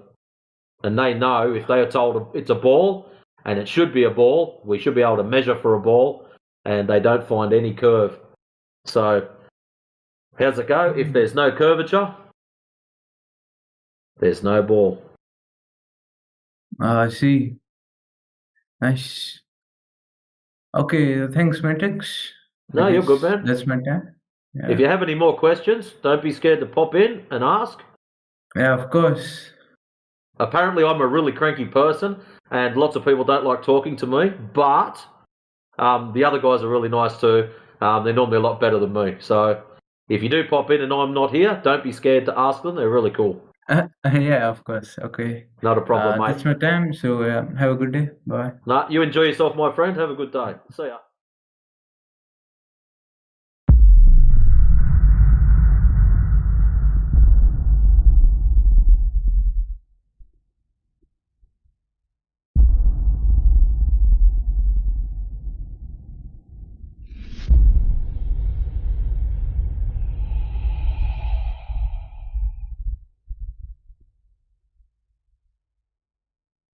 Is it like it's about what is it now? That the Earth is not spinning. That's the claim, right? Yes. So I can the evidence. only claim something which I heard from some professionals that might be a little bit outside of the like mainstream shit. I know how to say it because English is not my first language, but there's one piece of evidence that I could point to that might not be about the Earth spinning, but it might be evidence pointing towards that. All right. Okay. All right. So, like, I work with, like in my field of expertise in where I work at, it's about like scales, like you're weighing things, right? You step on a scale, you weigh yourself, or anything. You know what a scale is, right? Yeah, we know what weight is, mate. Yeah. All right. Yeah. So there is a like the scale thing is like regulated, so you have to have a like an experienced person come to your place where you have your scales if you work in like industrial stuff, right? So they are calibrated. So like a scale has to be calibrated by a professional, right? And they came to my place and I asked them about how it works when they go to different like latitudes, right? Like if they go further south, they actually have to take that into account because the like weights that they have, like they have to calibrate it based on like the latitude or like Yeah. where Well, was it longitude? Well, that's the old. That's the new news. Let me give you the. That's the old news. Let me give you the new news. That lore has since been updated by Neil deGrasse Tyson. He says because the Earth has a bulge, the bulge and the more mass that's under the bulge exactly cancels out the centripetal force that would throw you off the Earth. So it just ends up being the same anyway. So yeah. I mean, that's not what the guys told me because they still have like they have like zones if that there's they more, if there's more land, right? So there's supposed to be a bulge at the equator that's 11 miles high, so it's 11 miles more Earth, right? So that's going to have more pull, right? 20. So, hold on, Rusty. So the claim is that something will weigh less at the equator than the poles because of this Earth is spinning, right? And it's throwing you off. Okay. But now they're saying, well, that's not actually the case because there would be more mass there, and that mass compensates for the centrifugal force and would all equal out. That's not what That's the new shit. the person was saying to me. Well, he's full of it, dude. They'd be doing fucking gold arbitrage. I mean, they are calibrating the scales, so they are Yeah. equivalent Every time to you a turn on a more northern digital scale, hemisphere. it has to be calibrated every time. Yeah, but why would that be when you go further south? Like, You I can know that walk Neil deGrasse Tyson into has the other. said that we have a bulge at the equator, You can walk but into it the other doesn't room. matter It in has that to be many. recalibrated. Every time you turn it off, when you turn it on, it has to be recalibrated. Yeah, but It has when to you be go zeroed further every south, time you turn it there's on. like a... Yeah, but if you go further south towards the equator, there's a measurable difference. Yeah, you're saying that, but that's Based not on true, something. dude. That's not true. Okay. Somebody told you that because somebody believed that, but it's not true. Want me to show you it's not true? Okay, I'll show you extra data taken I by mean, science. I asked a guy that was at our place Well, I'll show you calibrating data. the shit, and So this he won't be word of mouth hearsay. specifically This will be said, data that people took with scientific scales, the measurements performed by scientists, okay? I mean, he was an expert in his field, so I would take his word for it. So what? To a degree. What, sorting out scales? There was an old woman who used to do that where I worked. He had to recalibrate the scales every single week because of, standard weights and measures and so on. You can't be selling more or less of something and charging somebody a different price. So, yeah, just because somebody can press a few buttons on a scale doesn't mean they're some kind of expert in why the Earth does the shit that it does. They've just got a job of work, mate. Yeah, I understand that, but it's like kind of weird that depending on if you're further I'm just gonna say or... it again. It's not true, dude. What you're about to say is not true. You just believe it. Yeah. I don't believe it. I heard it. I asked him. You heard it. He's wrong, Sorry. dude. What will you say? He's Okay, wrong. okay. Well, maybe he was So this wrong. would be I the guess. test, buddy. This would be the test. You'd be at 45 degrees latitude, and then you'd take your scale, you'd weigh something, and then you'd go to the equator, and without zeroing it, you would weigh it again, and then measure some difference. Shut the fuck up! Earth is not flat. It's round. Retard. Okay, have a temper tantrum. That's awesome.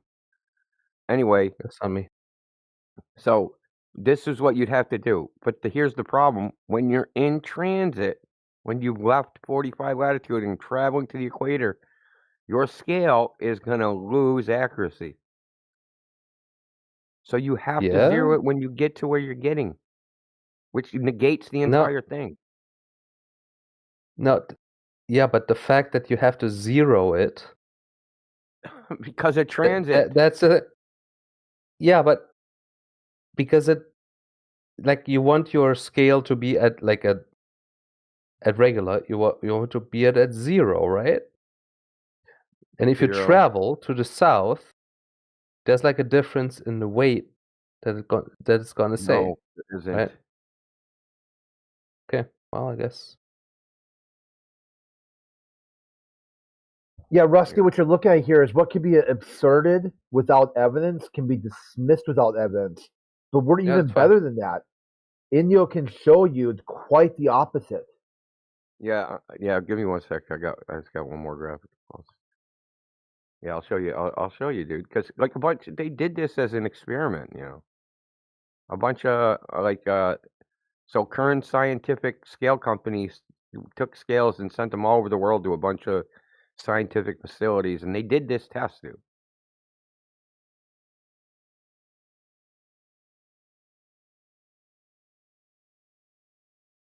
So there's the graph. Well, hold on.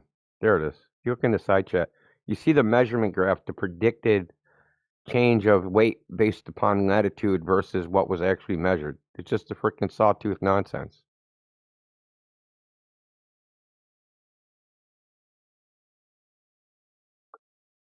But I was trying to tell you, the new hotness is saying that the mass of the Earth cancels out the centripetal force or centrifugal force because gravity's going to be stronger at the equator, but the rotation is going to counteract that gravity. So, but it all evens out. Neil deGrasse Tyson said he's been telling this story that you told for 20 years, and he's been wrong the whole time.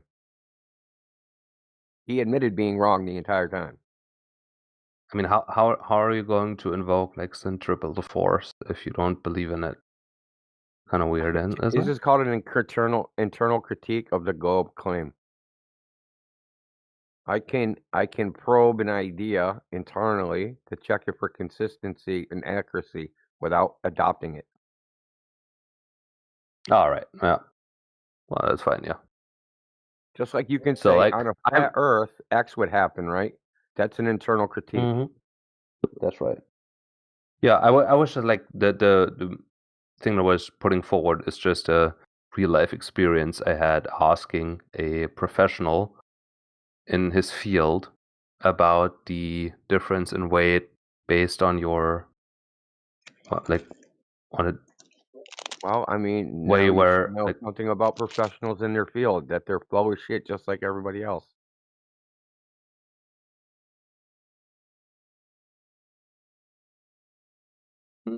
They're professionals in a field that doesn't exist.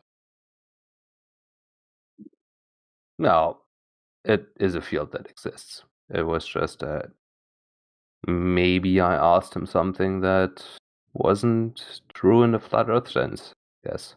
No, it's just his preconceived idea, and probably something that he got told by somebody else when he was training to do his job or at university, because, you know, we all live on a sphere. Interesting fact about living on a sphere, apparently, if you move locations, scales work differently. What is heavy here is not so heavy over there, blah, blah, blah. Yet this is just what, at best, now an old wives' tale. It's not true, dude. It's just one of these things that people have picked up over time because, you know, we live on a sphere and these stories exist. And what they go to work, you ask a question, and he pops up and goes, well, did you know that when we change location because we're on a ball that spins, blah, blah, blah. It's just storytelling, mate. It's an old wives' tale. Now the story's changed. That's what Indio's pointing out. Different story now.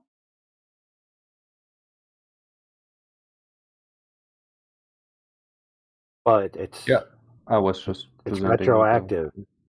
It's like in the fiction world, they call this retconning or retroactive continuity, where they update their story in the present to make excuses for things that have occurred since they last made their claims or story points.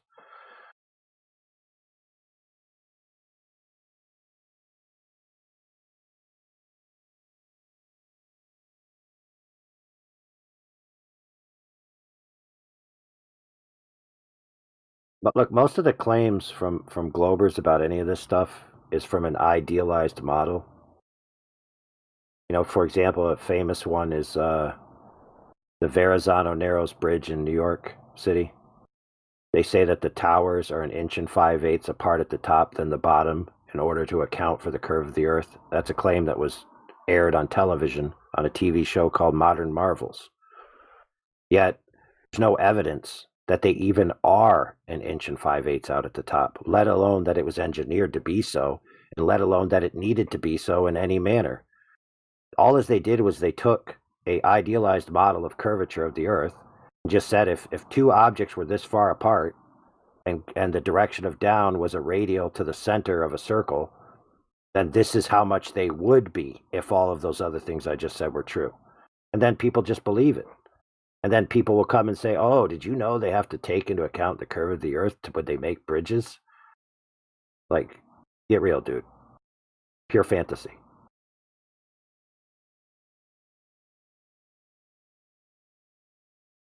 Listen, friend, it's not even possible to construct a bridge made out of the materials that they made the Verrazano Narrows Bridge out of to be intentionally 1 5/8 inches out at the top. It's not even physically possible.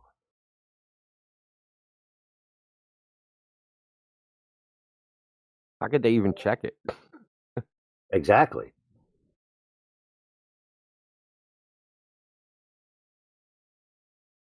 The But then building when they did check it, methodology. they checked it in the winter and then checked it in the summer, they're going to get different measurements.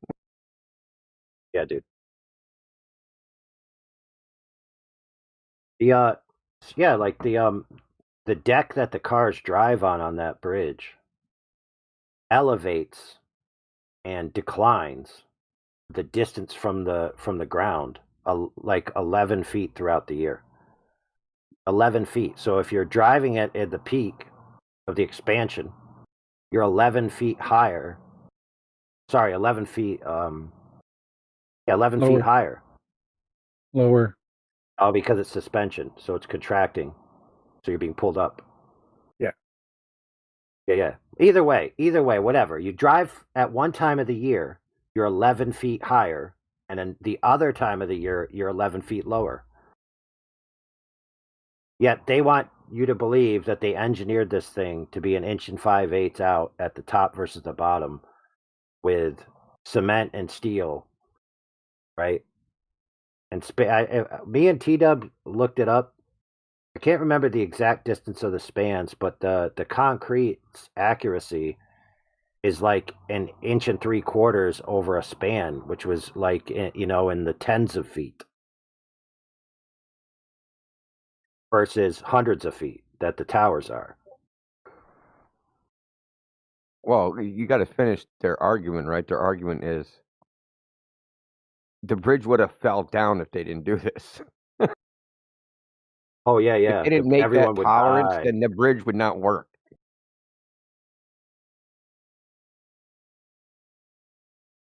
Well, when they were taking the engineering measurements of that bridge, they could only take it at nighttime when the temperature was even. They couldn't take them during the daytime.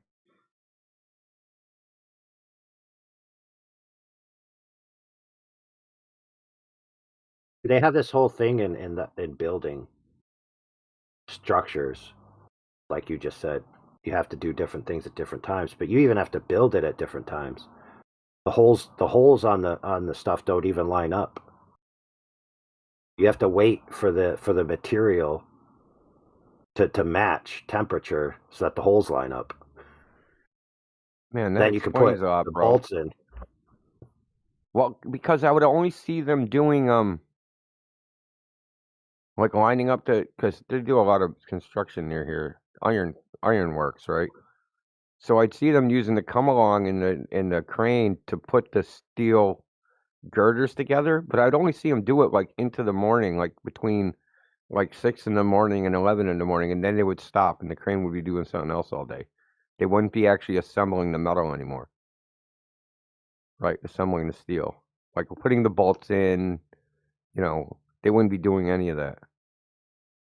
They'd be like putting the decking, the floor decking and all that. And that's how they kind of worked every day, where they would do putting the steel girders up, the uprights, all that stuff. And then in the afternoon, they would do like the composite decking, all the other shit that went along with it. I just thought that was because, I don't know, their scheduling.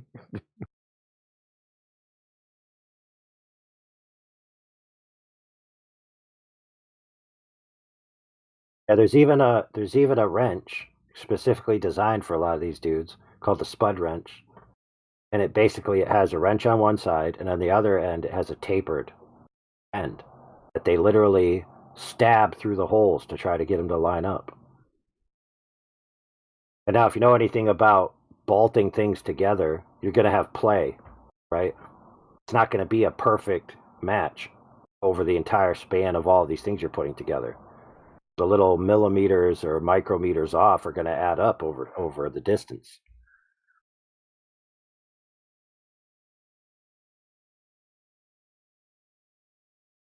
But these guys want you to believe that if they didn't engineer this bridge 1 5/8 inches out, and then even engineering it is one thing, let alone employing the engineering, because anybody who's ever actually built anything understands that they almost rarely go exactly to the engineering plans. So they expect you to believe they engineered it intentionally, and that the people who built the thing were able to actually manufacture the thing 100% accurate to the plans, and that if they didn't do it with 100% inch and 5/8 accuracy, the bridge would fall down and everyone would die because the Earth is a globe. I mean, it's laughable how dumb these people are. What?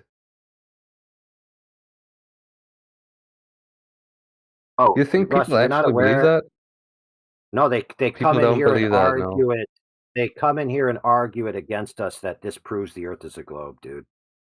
So yeah, they believe it. Did a bridge exist because the Earth is a globe? No, I don't believe that. No, Well, maybe, I guess. Yeah, there's a bunch of. I'm not No, claiming that the that. bridge has to be. Listen, the claim is that the bridge has to be engineered to account for the curvature of the Earth that results in the towers being splayed out at the top an inch and 5/8 versus the bottom, because otherwise the bridge wouldn't work correctly. That's their claim. And this is how I know the Earth is a globe, because nobody on the bridge died and the bridge didn't fall down. Oh, okay, yeah, I know that. I know that. I know that reasoning. I don't think it's true Yeah, though. pretty stupid. Yeah, I think no, it's it's not only is it not true, it's stupid. Yeah. I don't think they have to take that into account. That the Earth is a globe. They don't have to take that into account.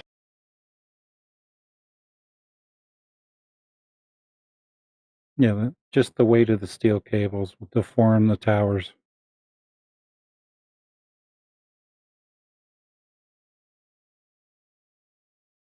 And David jumped to the conclusion that, well, let's imagine the towers are tipped away from each other. That would just be normal, tilting them away so that some of the downward force is, instead of pulling it laterally, it's going more down. Right. Into the what do you call it? Footing.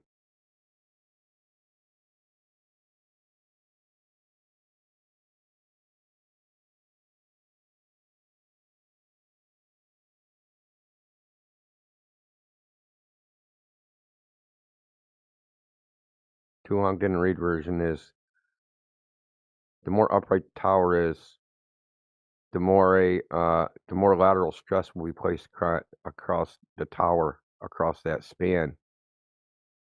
If you tilt them back, then the ropes hang, and that initial part is going along, like more parallel to the tower itself. Yeah, guess how much lateral inward deflection of the tower top was during when they fully loaded the towers. Oh, dude, I This bet is the this like same thing 5 as the 2 feet. is the reciprocal zenith argument. Only Globers using that argument say they need like 30 to 70 miles to measure the divergence. But here you got bridge guys who can do it over the span of a mile. Yeah, with frickin' tape measures, man. Yeah, they had to build the towers 36 inches taller than normal because the weight of the bridge shrank them, and a lateral inward deflection was 18 to 20 inches. Yikes. Yikes. So this 41 millimeters or whatever they accounted for the curve, completely destroyed by this 18 to 20 inches.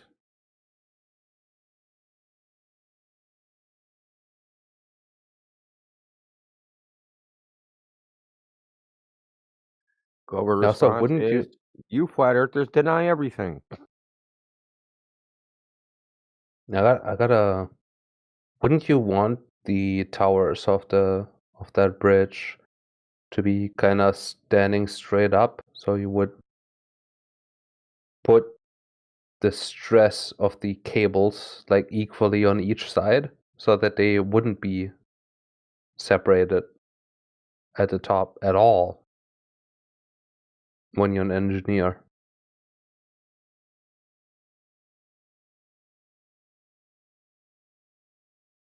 Like you wouldn't want them to like lean to one side, Depends. or basically apart from each other. Well, it Right? depends on the bridge. It depends on the bridge. So some bridges, the towers are canted away from each other on purpose for the way that they're doing the load. So it just all depends on how it's designed.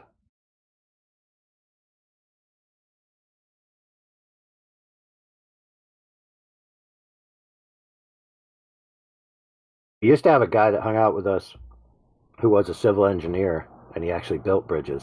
And he would come in here all the time whenever anybody was talking about the bridges, and he would say, dude, I build bridges and cant them, and this is the type of bridge, and this is how much we have to cant it for the distribution of the load and the flexion and all these other different things to take into account. And the idea that we have to take the Earth curve into account is retarded.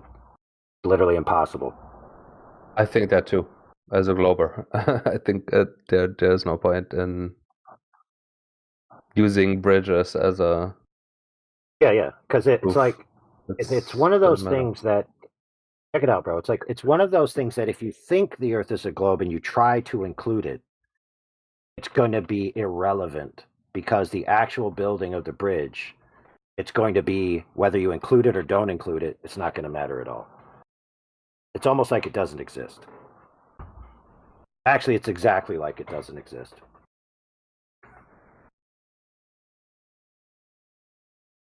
Yeah. But Overlord, don't pilots have to account for the pitch of an aircraft when they go from New York to Paris? No, they have to account for it when they fly over the towers of the Verrazano Narrow Bridge as they leave JFK. If they don't, then they'll run into the second tower. Oh, wait a minute, brother. Wait a minute. Too soon? Sorry. It's called the Brian's turbulence criterion.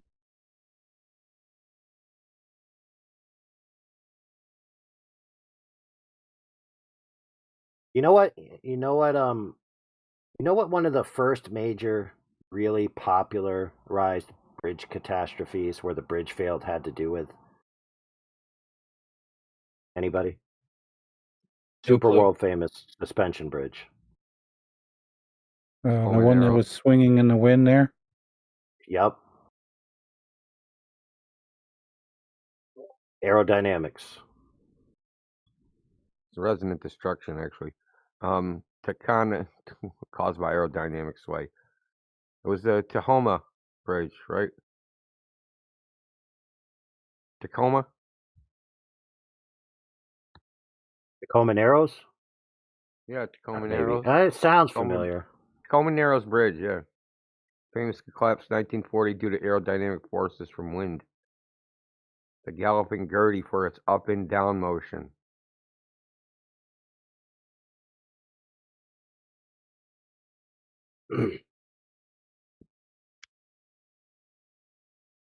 Caused the bridge to oscillate in a twisting motion that became more extreme until the structure failed. The video of it is pretty freaking cool, though. You have to admit. Yeah, dude, it's crazy, like how much that it almost looks fake. Don't it? And It's like a miniature almost. And the wind load wasn't that bad. It was only 42 miles an hour.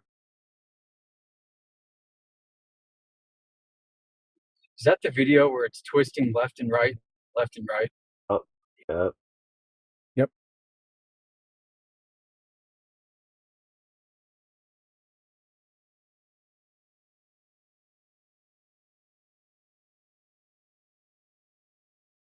Here, I'll give you some 40 here of propaganda.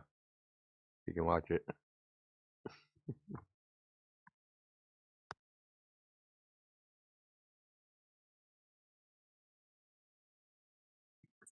So you mean to tell me it wouldn't survive the sonic blast of a nuclear bomb detonation? Shit. Just looking at that bridge, though, I mean, it looks, that screenshot there, if you just disregard the fact that part of the bridge is missing and just look at the left side, it looks pretty strong. It's like, yeah, man, that's strong. There's no way it's coming down. Maybe it's because the Earth turned flat at that moment. Oh, wait a minute. Are you saying that what actually happened was a globe earther and a flat earther were arguing, and a globe earther was constantly appealing to a change in the radius of the Earth, so the Earth was actually growing and shrinking underneath the bridge, which caused the stress? Possibly. It's one possibility, isn't it? Well, I mean, that's what the Globers believe.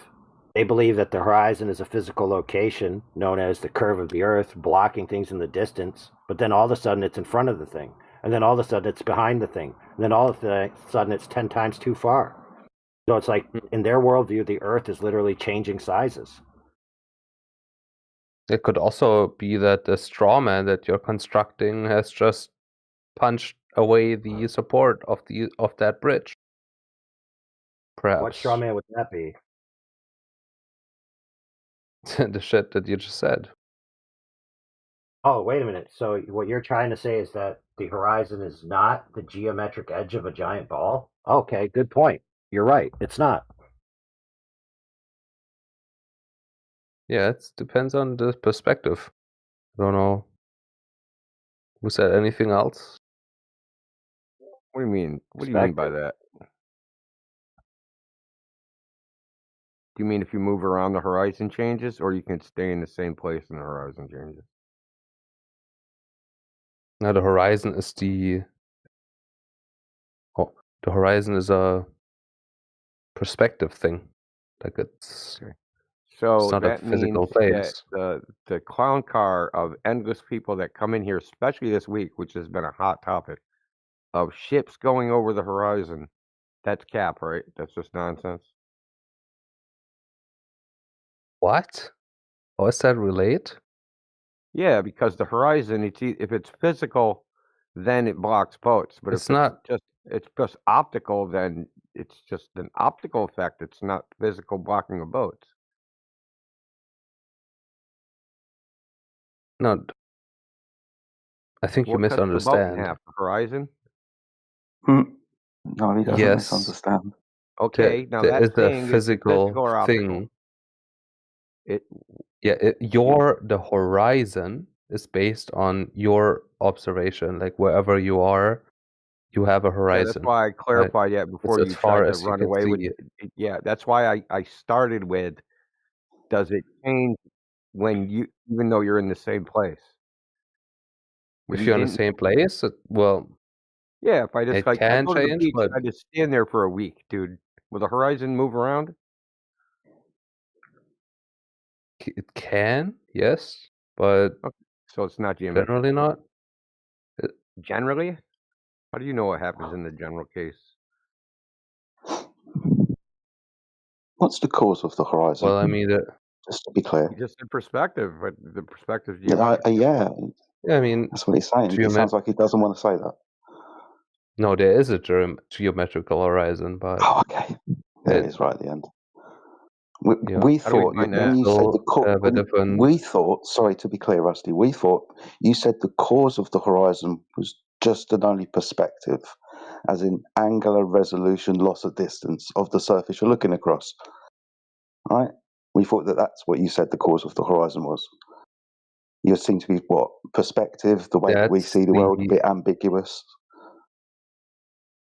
Yeah, I mean, the distance that you can see is based on, well, of course, physical facts, but like what? It's about what? Yeah, what physical facts? Well, the most prominent one is the geometric shape of the Earth. The most prominent one? Really? Yeah, then you have. So the overarching factor in the horizon is the curvature of the Earth. That's the most prominent one, yes. When you mean prominent the one that you one, said didn't exist. Yeah. Because you said it was perspective instead. Yes.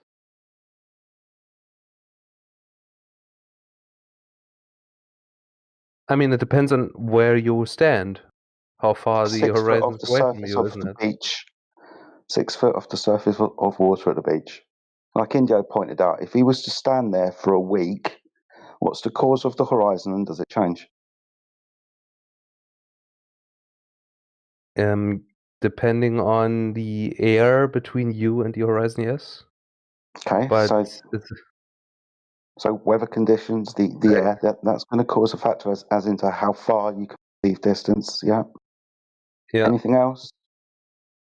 So we've got one. What's number two? When we are looking using an optic. An optic. Yeah, we've got the air that we're looking through. Is there anything Yes. else?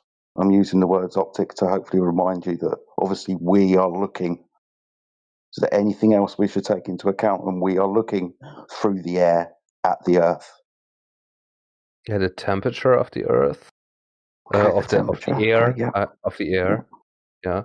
Yeah, Density. I mean, you said the word earlier. The height. The height of Height. where No, the you. height stays the same, but okay, we'll take into account That's the the same. height. Yeah. Okay. Yeah. You said perspective earlier. Do you wanna... Temperature of the ground too, right? Yeah. You said perspective earlier. Do you not want to mention that again? And what do you mean by perspective when you say it? That's the perspective that you have when you look at the ground based on your, like, when you say like that you are 6 feet above the ground, you're looking about the sea.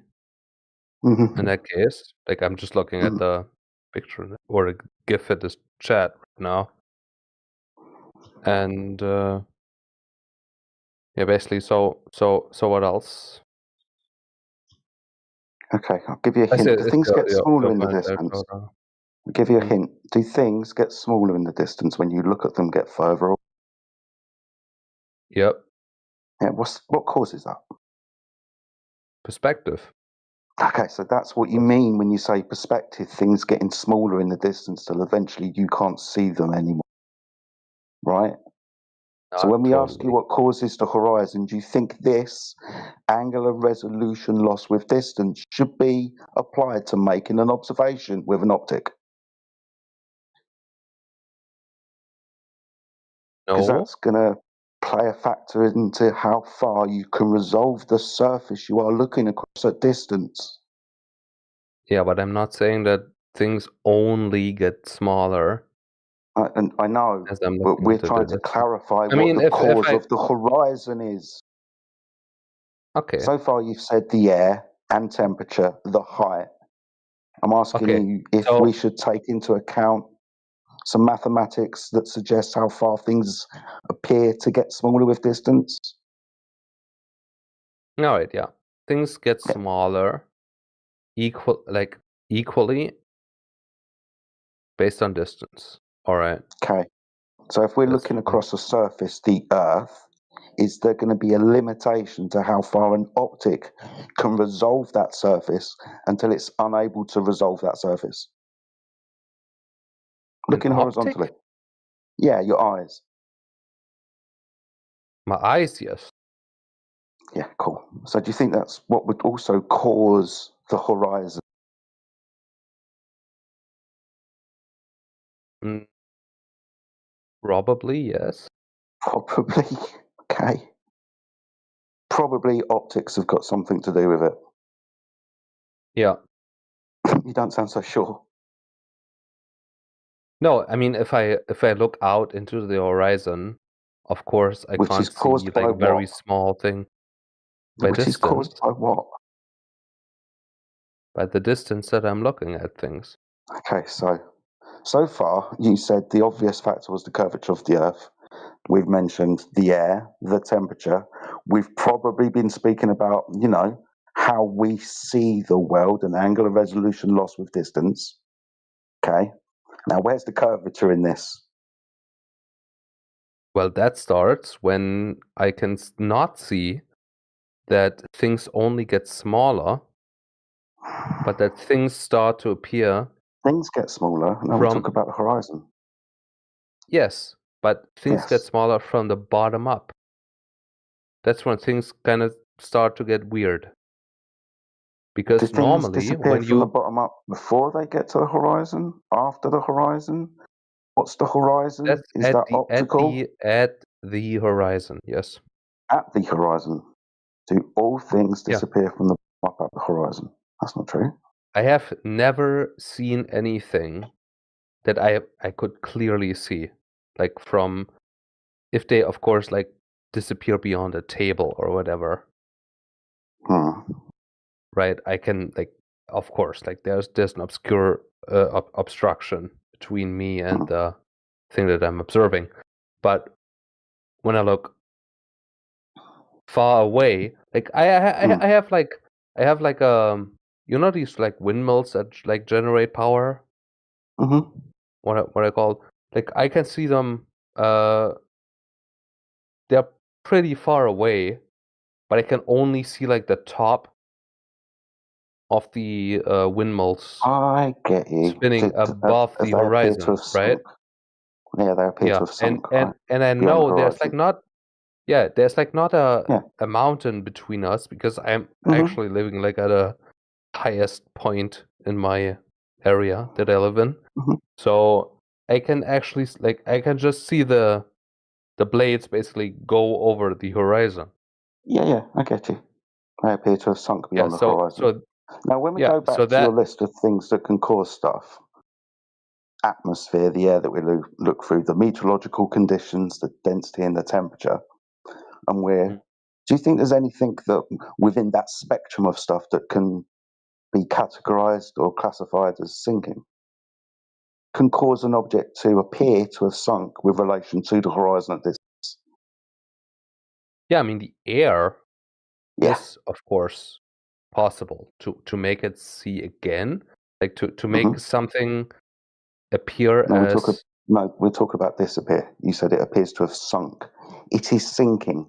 Is there anything in the categorization of atmospheric refraction that talks about sinking? In the case of the windmills Object that in I was relation to talking the about, horizon. Yeah. Then if it's sinking, it would have to always be that way. No, if the meteorological conditions change, that's not true. If the cause but of the apparent sinking, would have to be Rusty, it would have to be well, what I'm trying to get you to is you mentioned earlier the weather conditions, the temperature and stuff, because that can cause light to deviate when we were talking about the horizon earlier. If we're talking about things like atmospheric causances, like refraction, then there is a category of refraction called sinking that is categorized this way because objects in the distance in relation to the horizon appear to sink. Now, the cause of this isn't any physical obstruction. The cause of this is the meteorological conditions. So there's no physical obstruction between us, the observer, and the object in question, the wind turbines. The meteorological conditions appear to make it look to us like it's sinking. Okay, so the meteorological conditions basically say that we live on a globe Earth, but they don't actually do that because we live on a flat Earth. That's when we look at the categorization of atmospheric refraction, like sinking, like looming, towering or stooping, inferior and superior mirages, they have definitions. Within those definitions, there is a clear line of sight between you, the observer, and the object in question.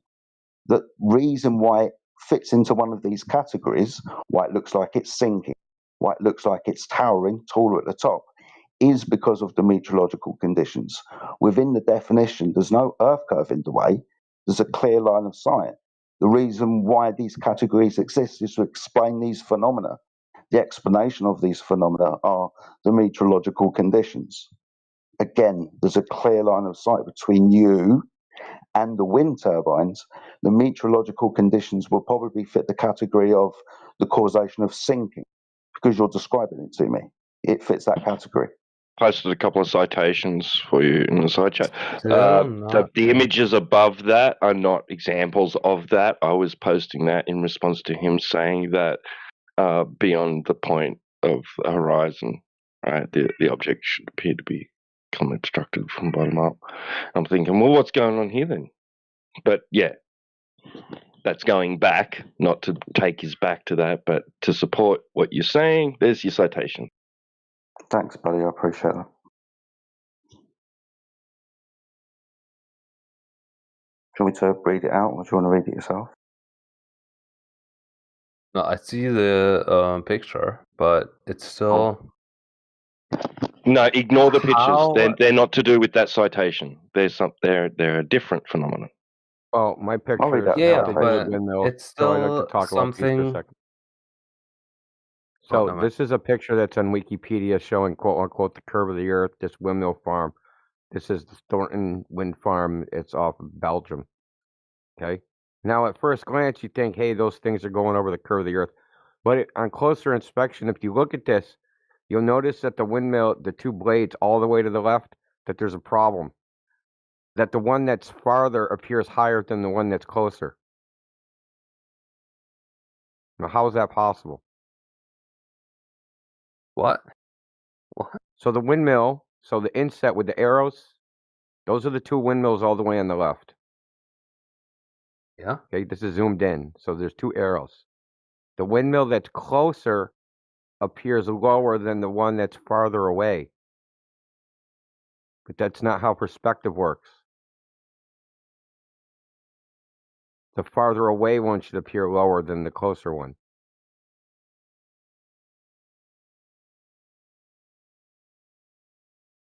It tells you that I don't this know the whole thing is location an that optical effect. these. Well, it just tells you that this is caused by some meteorological optical effect. It can't possibly be the curve of the Earth.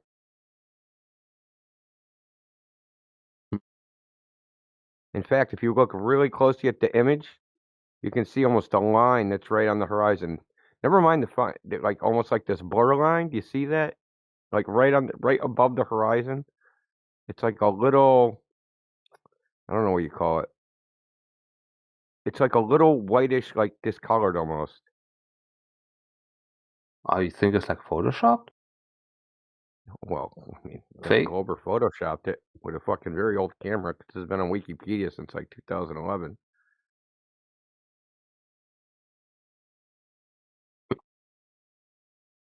All I'm saying, we can present this photograph as Earth-proof windmills over the horizon, but then if you go closer, that can't possibly be that.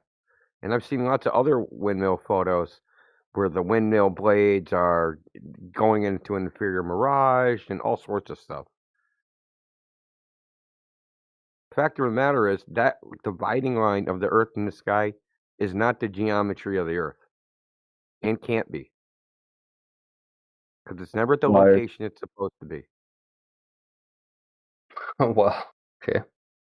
If you say Well, I so. mean, I challenge you in any other globe Earth period. Show me a single horizon distance measurement that matches the globe. A single one. Now remember, then listen carefully what I said. Horizon distance measurement that matches the globe. Where the horizon is predicted by the globe Earth math to be a certain distance away based upon the elevation of the observer, and it's actually there and not someplace else.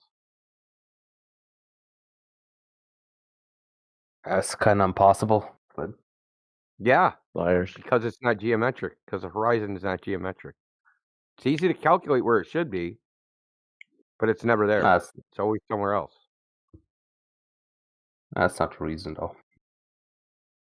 Well, I mean, you can't claim a geometric horizon doesn't exist if you can't see it ever.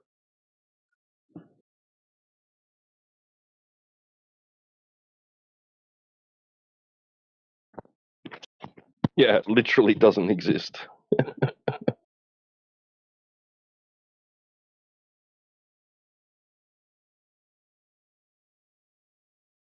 Perhaps Also know I'll from be right back. infrared. Oh, okay. You see the horizon?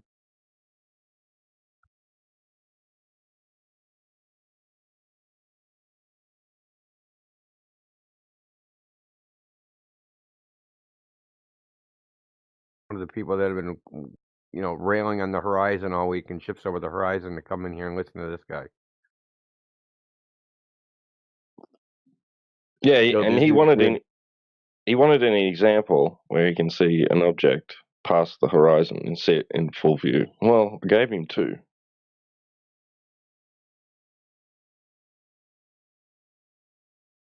Wait, do y'all see the GIF I posted on the side chat? Check it out.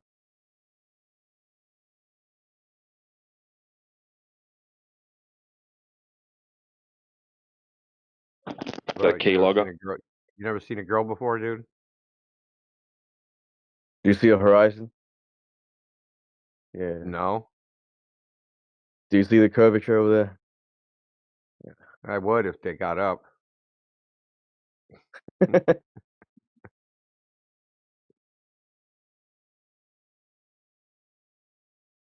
You like it? Huh? Not impressed. Don't go skanky. I mean, I'd hit it. Don't get me wrong. Leaf, are you a pimp? Huh? Are you a pimp? You can ask your wife about that. Oh. Pimping ain't easy, man. You starting with that again, Leaf?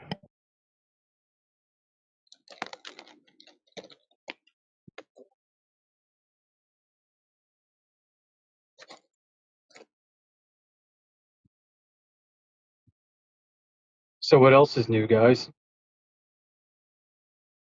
Oh, I wanted to ask you, did you catch Shiva Part Duh? No, there's a part duh. Oh no. Yeah, I didn't catch it either. Oh crap. Uninterested. It's so bad. I mean, I think it's worth doing just to get it on record at least, but there could be entertainment value here.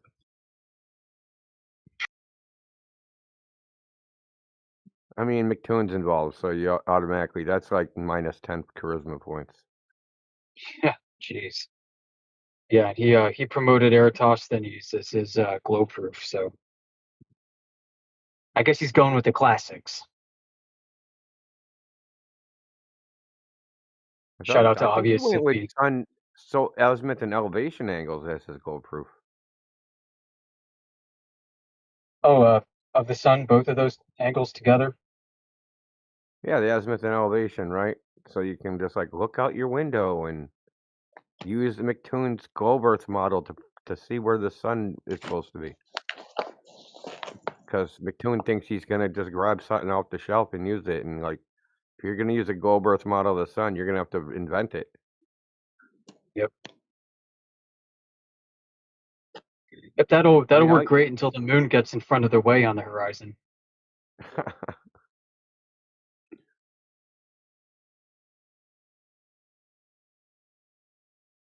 That doesn't even work on a globe, right? Like, you pointed this out. You can go to SunCalc on the equinox in Tula base and down in McMurdo or somewhere similar latitude, right?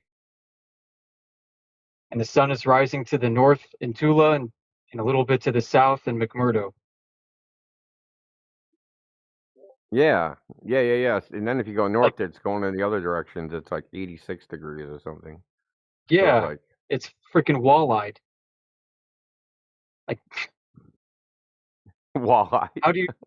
How do you stand at the equator and face east and point at the sun at the same time if it's coming from two different diverging angles or Is that why converging they angles? call it wall-eyed? Because it looks at both walls at the same time. Yeah, that's right. It's like that meme from Con Air, that guy. Yeah.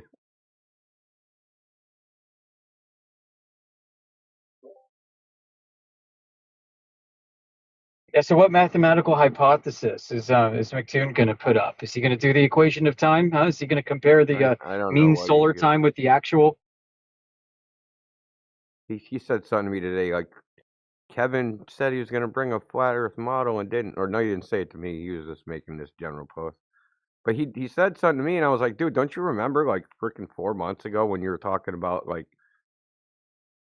Antarctica, and I told you didn't have a globe model? Yeah, he's pretending like none of that happened. So I reposted it, so now he sees it again, and he'll ghost that thread too. I'll just have him keep ghosting threads of me telling him that time and date don't use the any globe model. Like, I mean, I don't know why they just don't fucking get that shit. Right. They Right. think I like mean, you the can apply it observer's to on any top of coordinate. a globe. It's like, no, they don't care what you're on. Like, they just don't. It doesn't matter. because it's inside the celestial sphere. Doesn't matter where you are. Right. Yeah, you're always at the point of origin. They're never going to concede to that. Yeah, and the only other thing you need to find is where are you relative to the celestial equator. And once you have those two, where's the celestial equator above the horizon? What's the angle? And that's it. Yeah, shit. Then that's all you need to do and get the time and date, right? And now you know where the sun is. Yeah, bro. Yeah. It's going to be somewhere on the ecliptic. And that's going to intersect on the first point of Aries. And you only need to take a 23.5 degree thing off of that ecliptic, and you can plot a path. It doesn't matter where you are. You don't have to be on a globe. You don't have to be anywhere. Who's saying hello? What is people in here with badass mics, dude? Sounded like Albino, bro. Fucking long time. People have said, and like Dave Weiss and others, that the North Pole and the South Pole, wherever those are, that's where all the magic is. And I just keep coming back to where the equator is. Where the hell is the equator? Like, there's so much play, so much loosey-goosey bullshit happening, you could say, between the tropics, that I think if there's anything going on, that there's a lot of mystery, wherever that is. A lot of unaccounted for mystery. Yeah, and they're pretty much the hardest places to map, right? Because you're just like overgrown freaking jungle. No matter where you go, like no matter what land the so-called equator crosses, it's just overgrown jungle. Good luck surveying that. Right. Imagine surveying through a rainforest. You can't even do the astronomical piece of it, right? Because you can't see the sky because you're underneath a canopy of trees.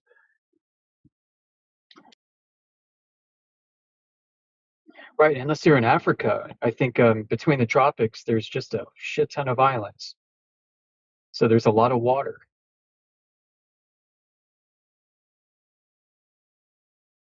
I keep coming back to how the spherical coordinate reference system, by its nature, by its use and utility, cannot project onto a flat world without distortion. So that being the case, since we measure Earth flat, we know that those coordinates will not add up over distance unless there are other kinds of corrections introduced. What are those corrections? And what are the consequences of them? Are they guiding people? Are they guiding things, ships and planes, into gentle curves that they themselves do not pick up with their instrumentation? Does it all match the sky? I don't care. Well, you know what I think they're doing? The same thing they did back in the frickin' 1400s. I think they have frickin' radio beacons and they're using basically a modern version of a Portland chart and taking headings into a direction. Right. And that's all they're doing. So, yeah, I got you. Rum lines. Yeah, you know the old Portland charts that will show like a location, right? And you got radiating lines out, and they just connect you from one place to another. Like, hey, if I frickin' just point my boat southeast from here, I'm gonna smack into frickin' Cairo, right? You know what I mean? As long as I maintain that heading, I know where I go.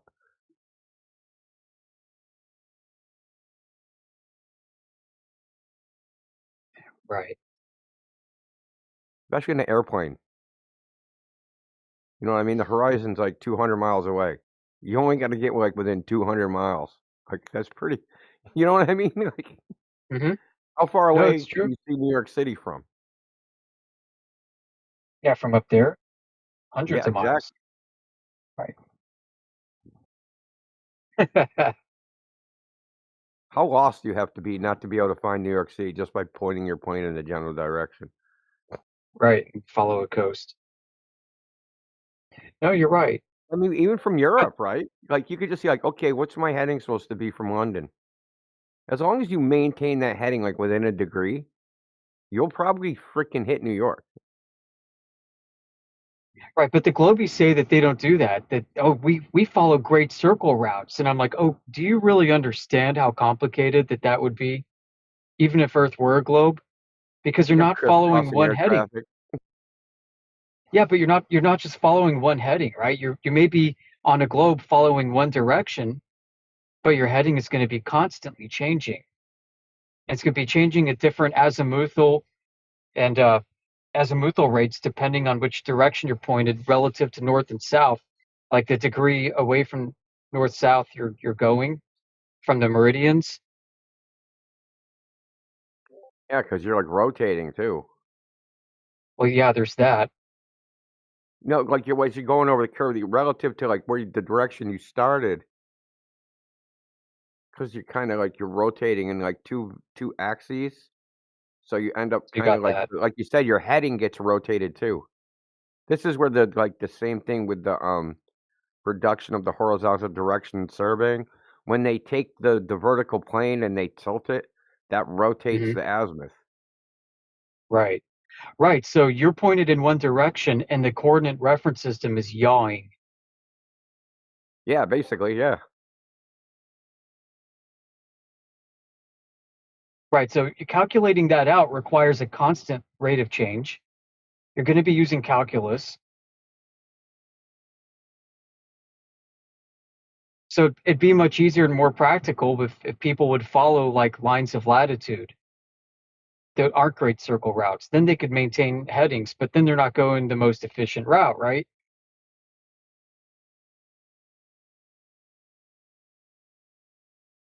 Assuming east-west. Who said that's even a consideration? Quite honestly. Yeah. No airline exists that isn't government subsidized. Were you in here at that time when I said that? And the dude was like, not the Qatari Airlines. Yeah. Okay, dude. And then you Googled it right in front of him. Yeah, and it was like 100% government subsidized. It's like not even a private company. Yeah, Private thanks, oil profits. exports. Shoot. Private profits. Public capital costs.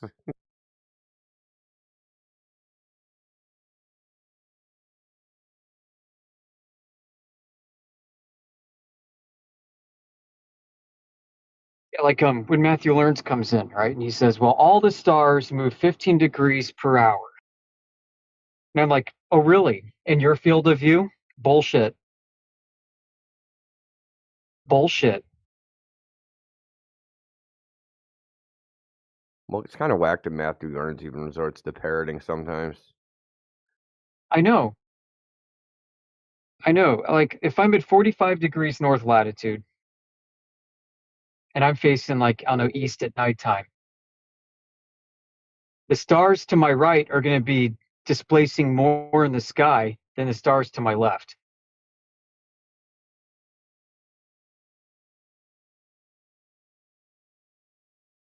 Oh, I'm going to unmute Jen. He's muted. Yeah, I got you, Jen.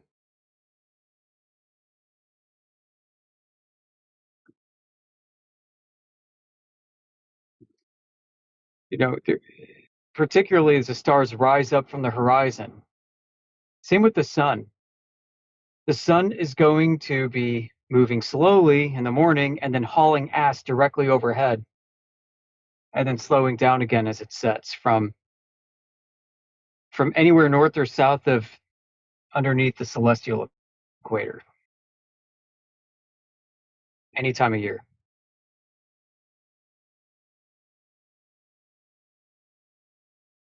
It's going to be variable. Now, the 15 degrees per hour comes from the reference frame where the globe imagines himself in outer space and sees the Earth spin at 15 degrees per hour, and then reasons, well, because it's spinning 15 degrees per hour, all the stars in the sky from that vantage point move 15 degrees per hour. You know, the only ones that supposedly do that would be the ones that are on the celestial equator, the declination of 0 in the sky, and you're directly underneath them, and they rise in the east and go over your head and set in the west. And if you hold out your arm and you can trace it by pointing at the star in the sky, your arm will move at 15 degrees per hour. This will not happen if you point north from the celestial equator at a star. Your arm will not move 15 degrees per hour as you trace where, like, circumpolar stars are in the sky from yeah. underneath the equator, right? So when Matthew Learn says that they all move at 15 degrees per hour for everyone everywhere in the earth at all times, he's just parroting this stuff that we hear all the time from globies. It's a fundamental misunderstanding of how the sky works. I've had the same discussion with Mez. You know, like if you are at 45 degrees north latitude at nighttime and you look west and you look directly 90 degrees west. So you got like Polaris like in front of you and 45 degrees up in the sky, and you rotate your body 90 degrees to the left and you're looking due west. Any star that's above the horizon by any amount of degrees is going to be due south. Is this essentially because they're traveling smaller circles in your field of view? Precise. Well, that's part of it, yeah, because you're at 45 degrees north latitude. Your latitude, if you look west, is going to eventually curve to the right because it's not a great circle route. So the stars that you see way off in the distance, right? That's right, dude. Right? They're concentric. They're ever shrinking concentric circles. Correct. So I'm like, Mez, how do you calculate that? Is that going to be 69 degrees? You know, are you going to experience a 69 to 1 rule as you move closer to that star? Hell the fuck no. That's some complicated math, isn't it? I had this realization when I was working CellNav out with the fucking spreadsheet and in a 2023 edition of the Nautical Almanac, trying to calculate distances and stuff and do triangulations of points in the sky over cities at various times. And I'm like, holy shit, this is way more complicated than even Prototad makes it out to be. His fixes are easy compared to what could be practically done. Well, I mean, I'll just refer back to the celestial navigation that the video that's in the main server where he goes through how to do celestial navigation as in actually do it. They're not trying to do the shit that these guys talk about. They're not trying to like just go towards a point. They try to like the way he was describing it is they try to sail straight and take a bunch of measurements of stars to get that straight lines relative to position to the stars, right? You just basically like make a line on the chart, right? And then you're like doing a different type of triangulation. You're doing a triangulation over the surface of the Earth, not just like finding the GP. They're finding like a bunch of GPs. Correct. That's one of the methods you can do that with the sun, called the sun run sun method. You can do it with the stars. And then there's like the Hilaire method, the Mark St. Hilaire method, where you can do that with two, and you're basically taking two stars on opposite ends of the sky from each other, and you get like 6 of them, and you do an asterisk to get your position. It's almost like how the Polynesians did it. Yeah. Yep. It's pretty freaking nifty. Yeah, it is. They try to make it so easy because the sky is complicated, folks, and it doesn't even behave like a sphere. Like they simplify it to a sphere, and it's still as complicated as I described earlier. I was just about to try and say that. I'm wondering how scuffed our actual true understanding of the sky is, you know, from all potential locations on Earth, you know. I mean, this is the way I do it. I'd be like, populated areas, but this is the way I'd do it if I was like reinventing this shit from scratch. I'd be look at the Nautical Almanac, say I wanted to go to Cuba like Christopher Columbus. Well, he was trying to go to India. I'm going to go where he didn't know he was going. So I'm going to go to Cuba. I'm going to estimate how long it's going to take me to travel there. Right? Say 10 days. Now, okay, what stars are going to be over that in 10 days? And I would try to sail in such a way as I would meet the star. The star would be a fucking zenith at those 10 days, right? Right on. Yep. Like, boom, here I am. And look up, there's a star. And then hopefully that star's over fucking Cuba. Hopefully I'm not a day late. Yeah, that's exactly right. Then I get screwed. But you could just start over even if you were a day late, right? You could just start from scratch. You'd have to plan ahead, exactly. You have your waypoints, and that's exactly what waypoints were. You have to be at a certain position at a certain point of time to get your fix and confirm that you're on track because you Yeah. planned this out ahead of time. Yeah, you'd be like, okay, on day 5, this star, Arcturus, should be like azimuth this, freaking elevation angle that, right? And if it's there, then I know Right. I'm in the right location, and you can figure out how much you deviated from your track, right? Mhm. And you can try to get into that position that you missed. And you basically just Right. zigzag. I think this is what they admit they do this. They just basically zigzag across the ocean. Mhm. Yeah, as long as they're not zigzagging backwards, they're heading the right direction. Yeah. Right. I mean, it's a lot sloppier than they make it out to be than some of these guys, and yeah, I mean, Oh, it's a they lot act like harder you to just do point it the on the ship in a fly than to plan direction. ahead. Yeah, Huh? they act like you just point a ship and they're like, oh fuck, dude, on the globe, the Great Circle, I just point northeast and freaking hit the gas and just fucking Right. go in a straight line, and I just smash into where I want to go. You wish it was that simple. Right. The If Great you're Circle's the corniest.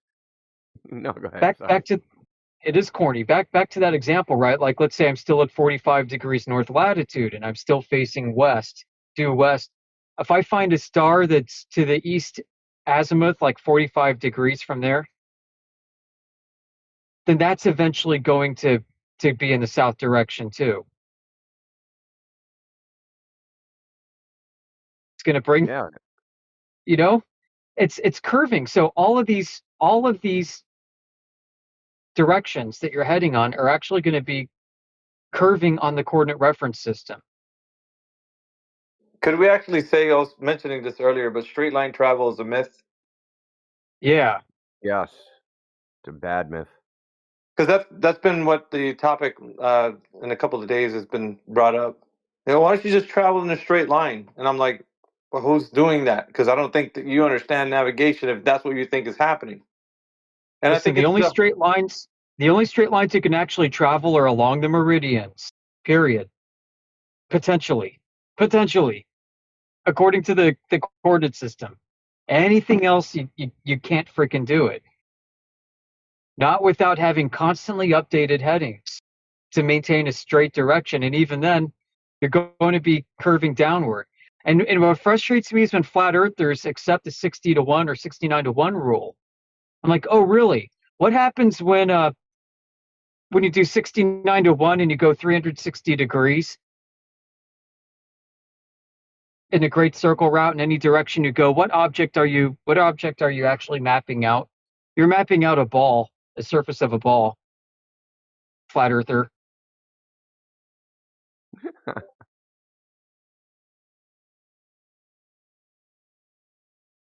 I mean, so no, when we measure flat distances from A to B, we're debunking the map distances on a spherical coordinate reference system. Full stop. We're debunking their distance and their potential, therefore their true location and true orientation with respect to each other. Those are the consequences of measuring the Earth flat. They're big.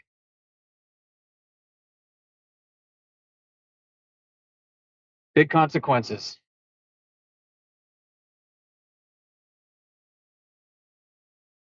So what's happening is you know, the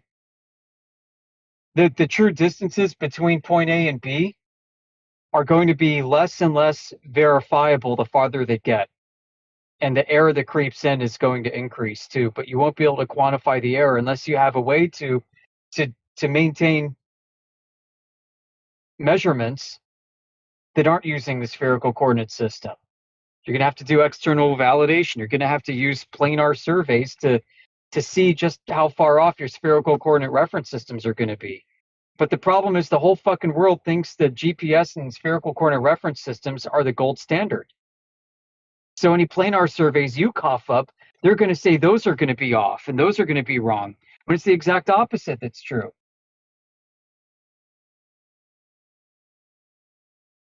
Isn't that nuts? Oh, yeah. I mean, so. I mean, you got it. Like, just in my mind, I contrast between what the average run-of-the-mill Gober thinks is going on versus what is actually going on, and they're so far apart from each other. Just like it's not even close. You're not even in playing the same game. You're just like, what about a great circle route? If I go in a straight line, I'll end up back in the same place. Like, just what buffoonery that is.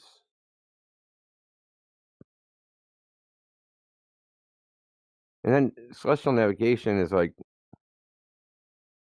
obviously it's complicated because it's killed a lot of people for failure to actually do it correctly. So, it is what it is. So, you got any goblins in here? I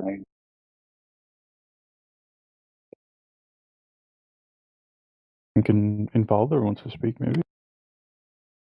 That's what Antonio Super Rats used to call them all the time. And his live streams, his videos are still an untapped resource for many of us.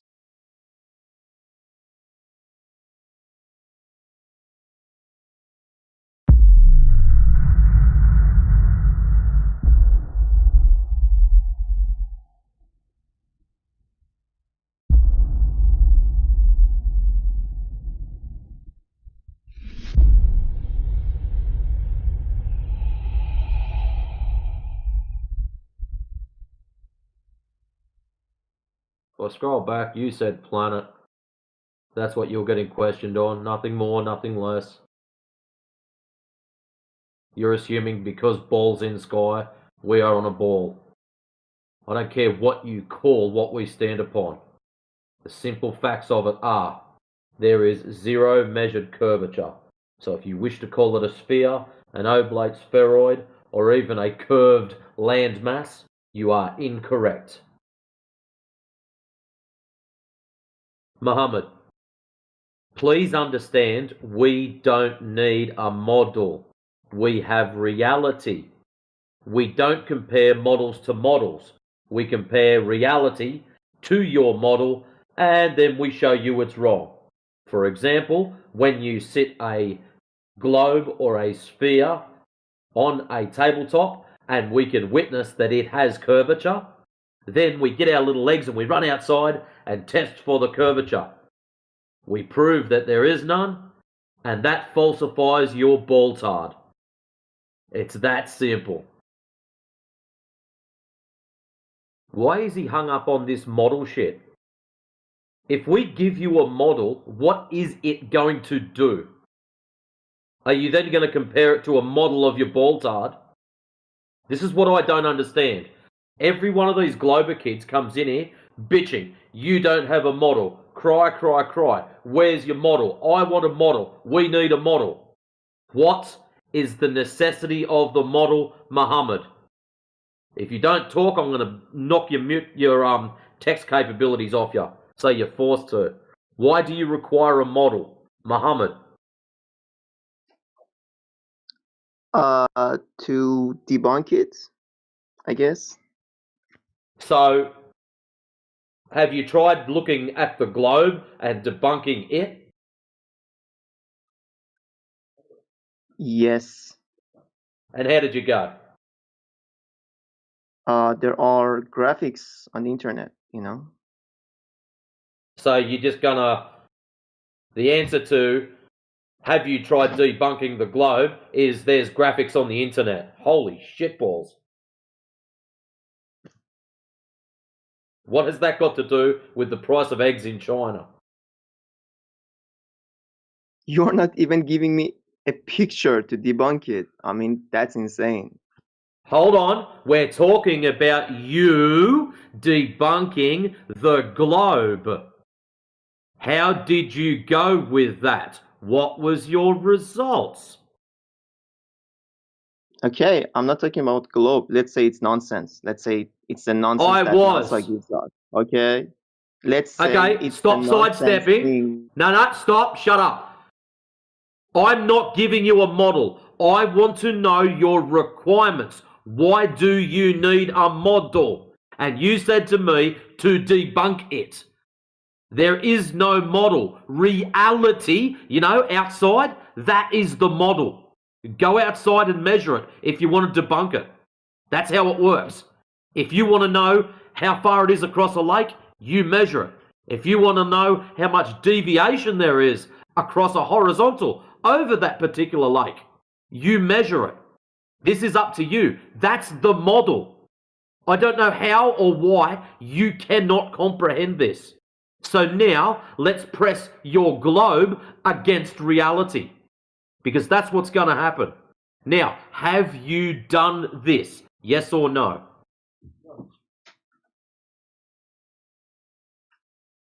Oh my God. I just I'm wish not going to help you. Yeah, okay. I know Have what you're you going to explain. compared the globe to reality? Yes or no? Yes. And what was the results? It made sense. So what did you test? I didn't test anything. I just asked you if you tested it. And your answer was yes. I think you asked me that if you seen the globe, if you If I measure. ask, don't know. listen carefully. Have you seen the globe? Have you tested the globe? Or have you tested the haven't globe tested against the globe. reality? See, they don't even sound the same. Okay, I have not tested the globe. I have not seen the globe. Okay, that's the answer. So here's you crying, begging, screaming out for a model, and you haven't even tested the one that you've already got that's claimed to be true, accurate, and real. Why wouldn't you go and rip that apart first before trying to beg for something else? I don't need even to test them Earth myself. There are Why not? graphics that. Yeah. No, why not? I'm not worried about the graphics. Let's just put that aside. Why not? Why don't you have to test the Earth? Because the phenomenons I see and I observe in my daily life pretty make sense with the So you globe see, Earth. flat. You don't see any curvature, and you're telling us that it matches to a globe model. Are you on drugs? Okay. First of all, you're so Seriously? disrespectful. I'm so yeah. No, I'm you so think worried about it. Use you. some logic. If you're telling me that No, you're you don't know witnessing logic. a flat surface, if you're telling me you're witnessing a flat surface, I have done this multiple times in this channel. I know, and you're going to train up nicely. If you're telling me that you witness a flat surface and then that surface is curved, normally someone would say, you are crazy, you are on drugs, you have mental problems. If you tell anyone that you see a flat surface and then 5 seconds later tell them that that surface is curved, you have some kind of breakdown, my friend. There's some kind of gap between point A, I see a flat surface, and point B, I'm telling you it's curved. I don't know where the disconnect is, but you need to comprehend that. Not me. I'm telling you about it. You can't see it. Matrix, can I give it a shot with Mohammed?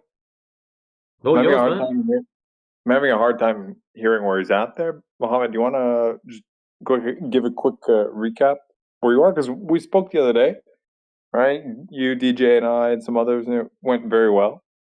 I'm curious First of all, where things will went awry. Go ahead.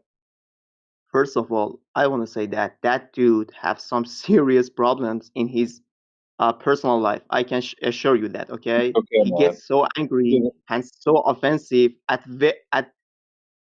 Dude. The reason is you're thick as pig shit. If you can't understand something so simple as you saying, I see flat, but it's curved, and you can't see that's broken, I can't help you, my friend.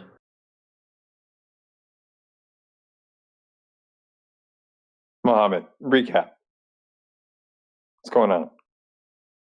Oh my God. Okay, listen. I have so much respect to you and Mr. DJ and people like that in his channel, but come on, that man. Listen, I have already. I'm not even here to talk about like globe Earth versus flat Earth. Okay, I'm just saying that how logic doesn't work against No, people your like him. logic is you require us to give you a model. I've instructed you like to go and check reality. You don't like that. I don't know why. And all you can do is bitch. Okay. Maybe if you weren't a freaking child, it wouldn't happen. Haven't you worked that out yet? Bro, just address the points, okay? If you don't want to talk globe or flat, then there's no real point talking here. Okay. All he wants is a model. I've told him to go and measure reality. I asked him if he's questioned his reality next to his globe model. First off, he says yes. Then he says no. Like, he's all over the place. I'm sorry. He can't First track of all, his own stuff. How the hell are we supposed to? Okay, you said your point. May I ask who is muting me right here? Doesn't matter. Who is? No, because I want a reason, okay? Because I wasn't disrespectful or anything. Doesn't matter, dude. I'd love to know what your definition of disrespectful is. Mohammed. As far as I know right now, there are these three hang on, let me finish, dude.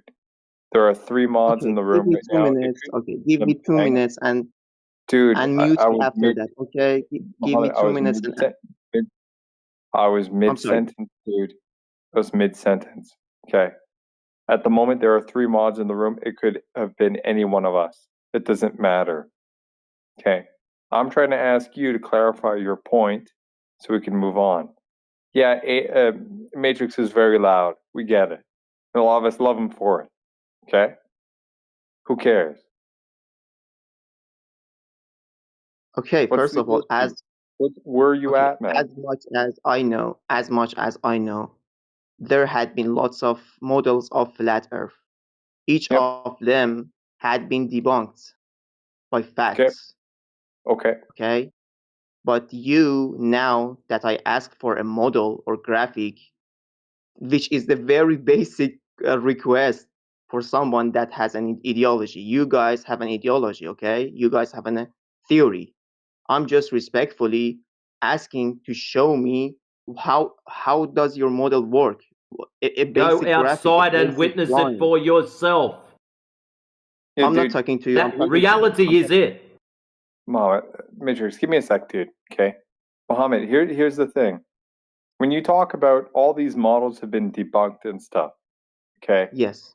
Models in question, for example, like the AE map, you know, where the little ball sun kind of goes around and shit. People have criticized that. Yeah, I get that. Okay. The problem is, dude, even if those models were debunked, okay, that enough is not sufficient to say that the premises are false, because the base premises, i.e., the ground is measured flat. Okay, you can construct a model from that if you want, or if somebody wants to do that. The sheer fact that somebody hasn't put something together like that is accurate does not negate these base principles. Okay, may I so answer? If someone comes to you and says nobody has an accurate model, okay, if that's not palatable enough for you, you want to wait till somebody does that. If anybody ever does, you're going to miss out on the fundamentals. Okay, may I answer, please? That's why Matrix is encouraging you, go outside, right, and get the fundamentals for yourself, because those are what are important. Go ahead. Yes, may I answer, please? Yep. So previously, when I talked to you, you just said that if you somehow that in a NASA or whatever institute is out there would allow you to give in this space and observe the globe Earth, you would say that, oh, it's cool. The Earth is globe. That was not me. That was not me. That was DJ. Okay. It was another DJ. guy. So based on that, was yeah, I don't know who was that, but it was in this channel. So I'm just saying, based on that claim, those measurements that you guys did might be wrong, right? Yep. Sure. So there is no So I'd ask certainty. you. Well, hang on, dude. Hang on.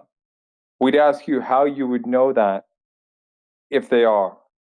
Now, if you're going to appeal to some point in the future where something may or may not even happen to back that statement, it doesn't get us anywhere. But if you can show how you guys measure something, the method is erroneous, you're doing some math wrong, or your instrumentation is not precise enough, blah blah blah blah blah, we can talk about that in the here and now. The appeal to the future thing, you might go to space. We entertain that just to kind of grease the conversation a little bit, okay? Because the odds of that ever happening doesn't even really matter. Okay, so if you're gonna pivot yourself on that or anchor yourself to that, it's not going to take you very far. Okay, first of all, to reach that point, we should actually argue what logic is, because I have already done logic in this channel, and this egg guy just got aggressive. Okay, so your right logic now, failed. We've already covered that quite comfortably. I just want to your review logic, how logic works. Muhammad, Okay? listen carefully. Listen, your logic. I see so flat. I say curve. That's your logic. I want you to consider an animal in your head. Okay, like for example, horse. Consider horse in your head. Why are we entertaining this, Muhammad? Okay. You see flat. You say curve. How is that logic? Please link that for us. I'm not talking to you. You're going to preach to him about logic because you're a freaking coward. You are preying on him being a nice guy. I'm not putting up with your bullshit. You've just said our logic fails in this channel, and I've just smashed your logic out of the friggin' ballpark. So, I see flat, I say curve. Explain that. I don't talk to you, man. Why are you even talking? I'm not talking to you. I'm talking to a dark. Then you have no right to speak logic in here. You don't know how logic works, so just silence. Your logic. I see a flat surface and I think it's curved. That's your logic. Fucking broken. Matrix, can I hear him how he would word it? Because I know sometimes we condense it. I want to hear his phrasing of it. Okay, listen, Mr. Tony Cops. I don't know what your name is. Consider horse in your head. Okay, the animal horse. I'm now going to ask you 5 questions. Just assume that I don't know what animal in your head is, okay? What animal you're imagining. Okay. Does that animal live on land? Answer me. Yes. Okay.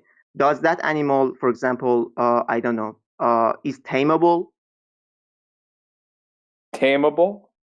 I mean, yeah, we can tame him and use him. Oh, yeah.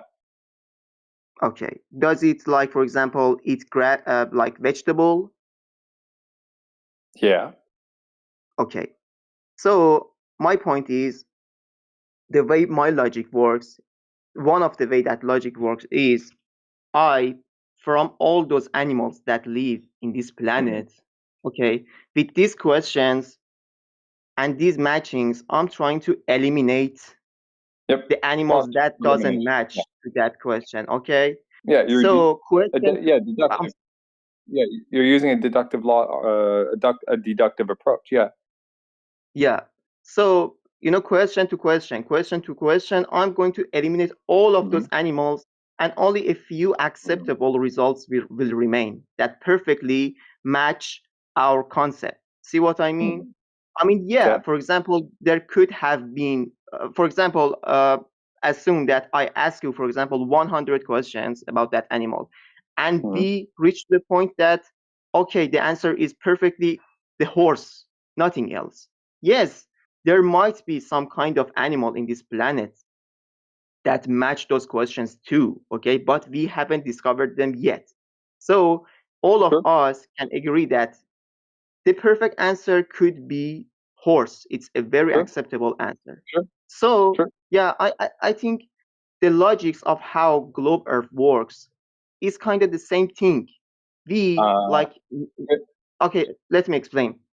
We match certain phenomenon. Hang on, like, dude. for example, I get your point though, but can I interject quickly? Yeah, Okay. yeah. I will just make my point in one sentence or two sentences. I don't want to talk too much. Yeah. For example, there are lots of phenomenons that, for example, 24-hour sun in Antarctica, day and night, seasoning. I don't know, the rotation of stars, clockwise, counterclockwise. Okay. With these questions, with these matchings, we eliminate other models. For example, we eliminate flat Earth. We eliminate triangle model. There's no flat Earth model that's been given to you. So how can you eliminate something that has not been given to you? Come on, I mean, come on. It has been. 20. I'm just going to inform you. Yeah, we're just going to. I'm just going to inform you that this is just rinse, frickin' repeat of last night. I know. Of last night, I wasn't here last night with him. He was here 2 nights ago, I think. It was the night before. And he was actually 2 nights ago. My bad. Sorry. It's just rinse, repeat. Okay. He was very cordial that other night. We were going over shit. I think he brought up something about a discussion between Whitsitt and no, who was it?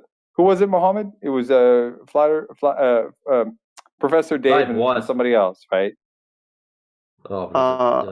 What do you mean? What flat earther? What? Remember when you were here the last time? You had some questions about a particular discussion between two individuals. One of them being Professor Dave and somebody else, right? That conversation went very, very well, man. Right? I'm just highlighting that to Matrix. We had a good time. So honestly, I'm curious as to what would have made you flop and kind of get all panicky and shit and come back in here and ask us all this stuff and be accusatory and whatnot. You know what I mean? But before we get to that, though, he's hung up on a handful of phenomena. Yeah, let me answer your question, Mohammed. I just want to address something. Okay. So here's the problem with the analogy of the horse. Okay. You're asking me, okay, to come up with something in my head. Okay. Okay, you're asking me to come up with something in my head, and then we're trying to break it down of what it might be. Okay, it's not exactly analogous to what's going on the outside, because outside, it's not subject to the interpretation of people. Okay, like if I give you an apple, okay, or a fruit or an object, and ask you what shape it is, you might ask these series of questions, okay, but you're going to eventually apply some sort of methodology to check yourself, for example. Right? You take a ruler, you get certain dimensions of the thing, whatnot, and then based on certain definitions, all right, it's this, that, or the other thing. Right? You're kind of asking like does it quack like a duck? Does it walk like a duck? It must be a duck. That's kind of the approach you're taking.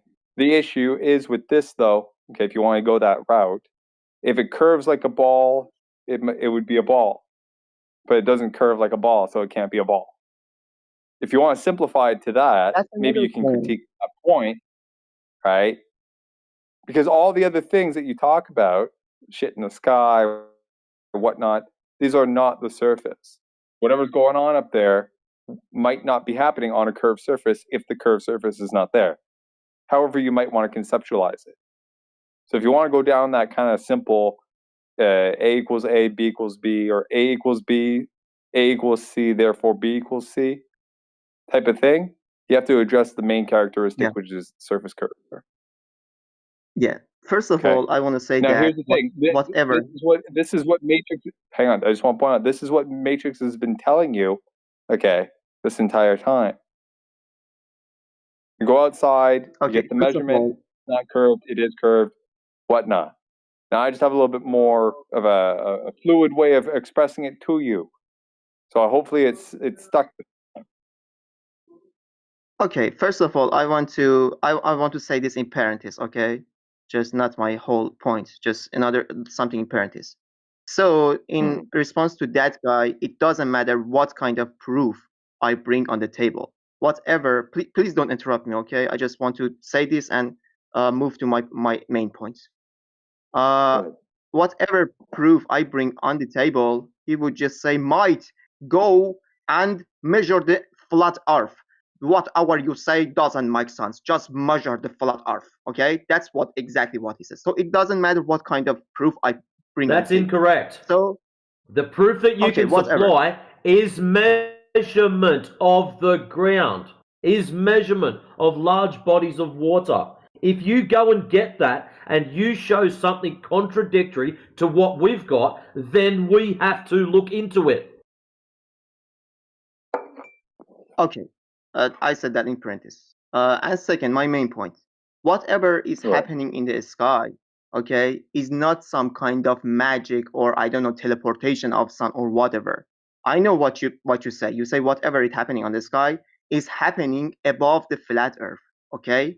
But what I'm saying, whatever is happening right there is not some magic. It's happening every year for millions of years. We have observed it. We have observed the 24-hour sun for years, for millions of years. So it's not a trick. It's not a magic. It's something that we can use as a conclusion. See what I mean? Let's investigate this too. Jenna, do you want to take a shot at it? Yeah, just very quickly on the logic standpoint, you're talking about deductive reasoning. Sorry, we're talking about deductive reasoning. You're talking about inferences, inductive reasoning. You look up at the sky and you make an inference. We measure the floor. That's deductive reasoning. You have to understand the difference. Now, we're not making claims that the sky is magic. We just can't use deductive reasoning to figure out what it is. We can only make suggestions. Right? You understand the difference? Yes, because you're saying that why just go and like talk about the skies when you can simply measure the ground. Okay, that's what are you saying? I'm saying because that's the question. Yes, and I'm saying with looking at the skies and observing the phenomenon year by year for like millions of years, there are lots of phenomena that show actually why they require the curvature of Earth for them to happen. Dude. You know what I mean? Dude. For example, the 24-hour sun in Antarctica sorry, excuse me. needs 6 Excuse months. me.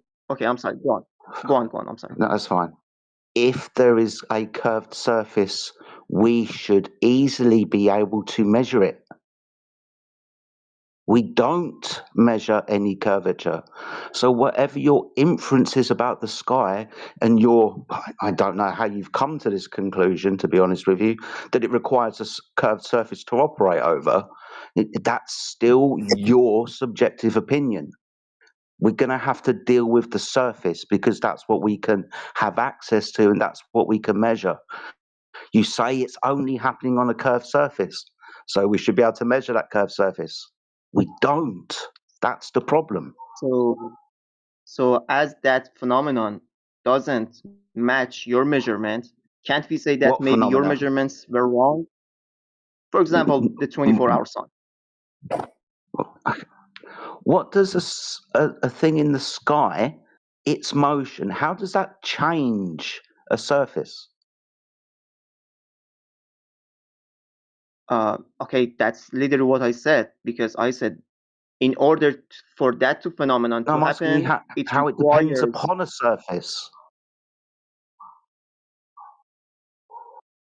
Okay, I'm sorry if I'm not quite getting your question, but I'm just saying in order for that phenomenon to happen, it literally requires the curvature of the Earth. So I'm just saying. Sorry, that's my question. I'm just saying. Just finish my point. I just want to finish my conclusion. How have you come to this conclusion? Of how, for example, that phenomenon needs curvature. Yeah. Okay, so we have a big step forward right now because you are just literally saying that what I say matters, not just just throw them away because we have measurements. I appreciate that. So it needs curvature because, for example, in the North Pole, okay, in summer, is pointing toward the sun. At the exact moment in the South Pole is having pure darkness, okay? While in North Pole we have months of daylight, and we can literally see the sun is circulating above us and not setting down. See what I mean? Yeah, I'm aware That of the thing phenomena, happened. dude. Dude, I'm aware of the phenomena. Right? Yeah. I just want to. Let me help you. Let me help. At the moment, it Okay. feels like you're going to try and affirm the consequence. Right? You're going to point at the phenomena Yes. and say that this can only happen on a sphere. The Earth is a sphere because of this phenomena, or whichever way round you want to use the formal logical fallacy. It's what you're trying to do. Yes, I'm trying to say that. If you give me just 30 seconds, I have a I will just question. finish my point and give you the time. Okay, yeah, I don't have that long, but you just go on. Okay. Go for it. Indeed, like carry on. Okay, thank you. So this phenomenon happens exactly 6 months apart. Not exactly 6 months, maybe 4 months and stuff. But the thing is, in order for that phenomenon happen, we need a shape of something like a sphere. Not exactly maybe a sphere, or maybe, I don't know, a cube or something. Because that phenomenon needs this kind of model to work. In a flat Earth, it doesn't work. Why? So, What do you mean? okay, Sorry, hold on. then In a flat Earth, it doesn't work. Okay. When yeah. you've got a flat Earth in your head, what's that then?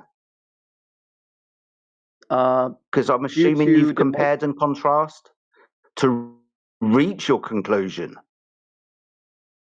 Because okay, at the I moment, mean, due it just feels to like you're hand waving it away. You've got this thing that you keep saying, it won't happen, it won't work on a flat Earth. You keep saying that. I'm asking you how you've demonstrated that to be true. Not only that, You haven't what's the done anything, have you? I was going to ask about okay, the sun I'm too. gonna answer on a globe Earth. No, dude, you say it couldn't happen on the flat Earth. I'm asking you how you've come to this conclusion. What tests have you done? What do you think the flat Earth is? You haven't done anything, have you? Okay, so I'm gonna answer your question of what you think the flat Earth is. First of all, I have searched and, like, for example, got multiple examples of flat Earth given straightly by the flat earthers themselves. Not, for example, some stupid guys trying to mock the flat Earth philosophy. Okay, those flat earthers themselves gave that models. So yeah, those models don't work. Like Okay, well done yeah. for noticing that those models don't work. Okay, and Yeah. And so that's wrong. That model that shows an AE map with the north at the center and the circumference around the south like a disc is a straw man. That's really not what we in this channel claim. Yes, other people have said that they think this might be what the Earth is, but it's a map. It's a map of the globe. It's a map of the globe that's projected out from the north, so the circumference is the south. That's a globe map. It's not a flat Earth model. It's not a representation of what anybody thinks in here. What you're doing is what everybody's been doing for the last 10 years, burning down a model that no one really has made a claim to. Because you're probably late to the party.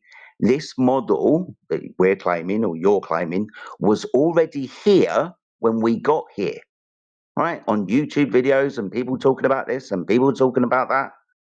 So that is a straw man. Just hope you understand. So when you're trying to say that it doesn't work on a flat Earth, yeah, on this straw man. I do have So let me something, just ask this if I question, might break okay? in. All of you guys believe that the Earth is flat. I mean, yeah, your No. main purpose is to fight. is to fight the concept of the Earth being globe. I get that. This is your main fight. This is your main concept to prove that Earth is not globe. Whatever they are showing us is fake. Okay.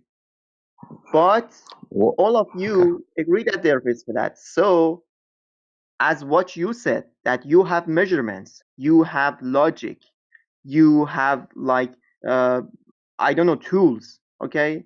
So I think that's not much of a big request to just give me what you think the flat Earth is. A basic graphic. That's not much to ask. See what I Yeah, mean?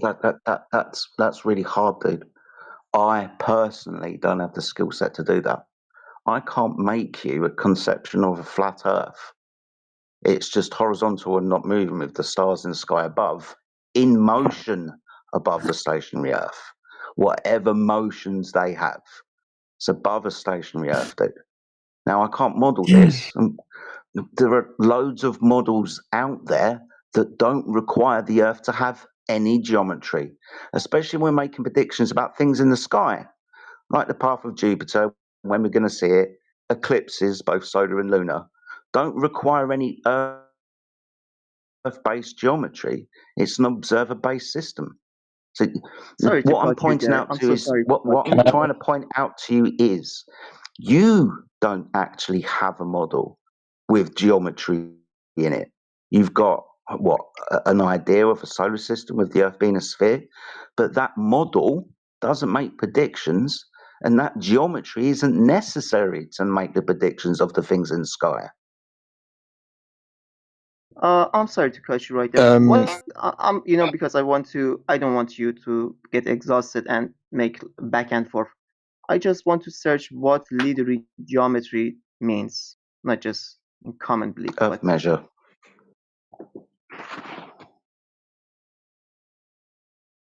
Okay. Okay.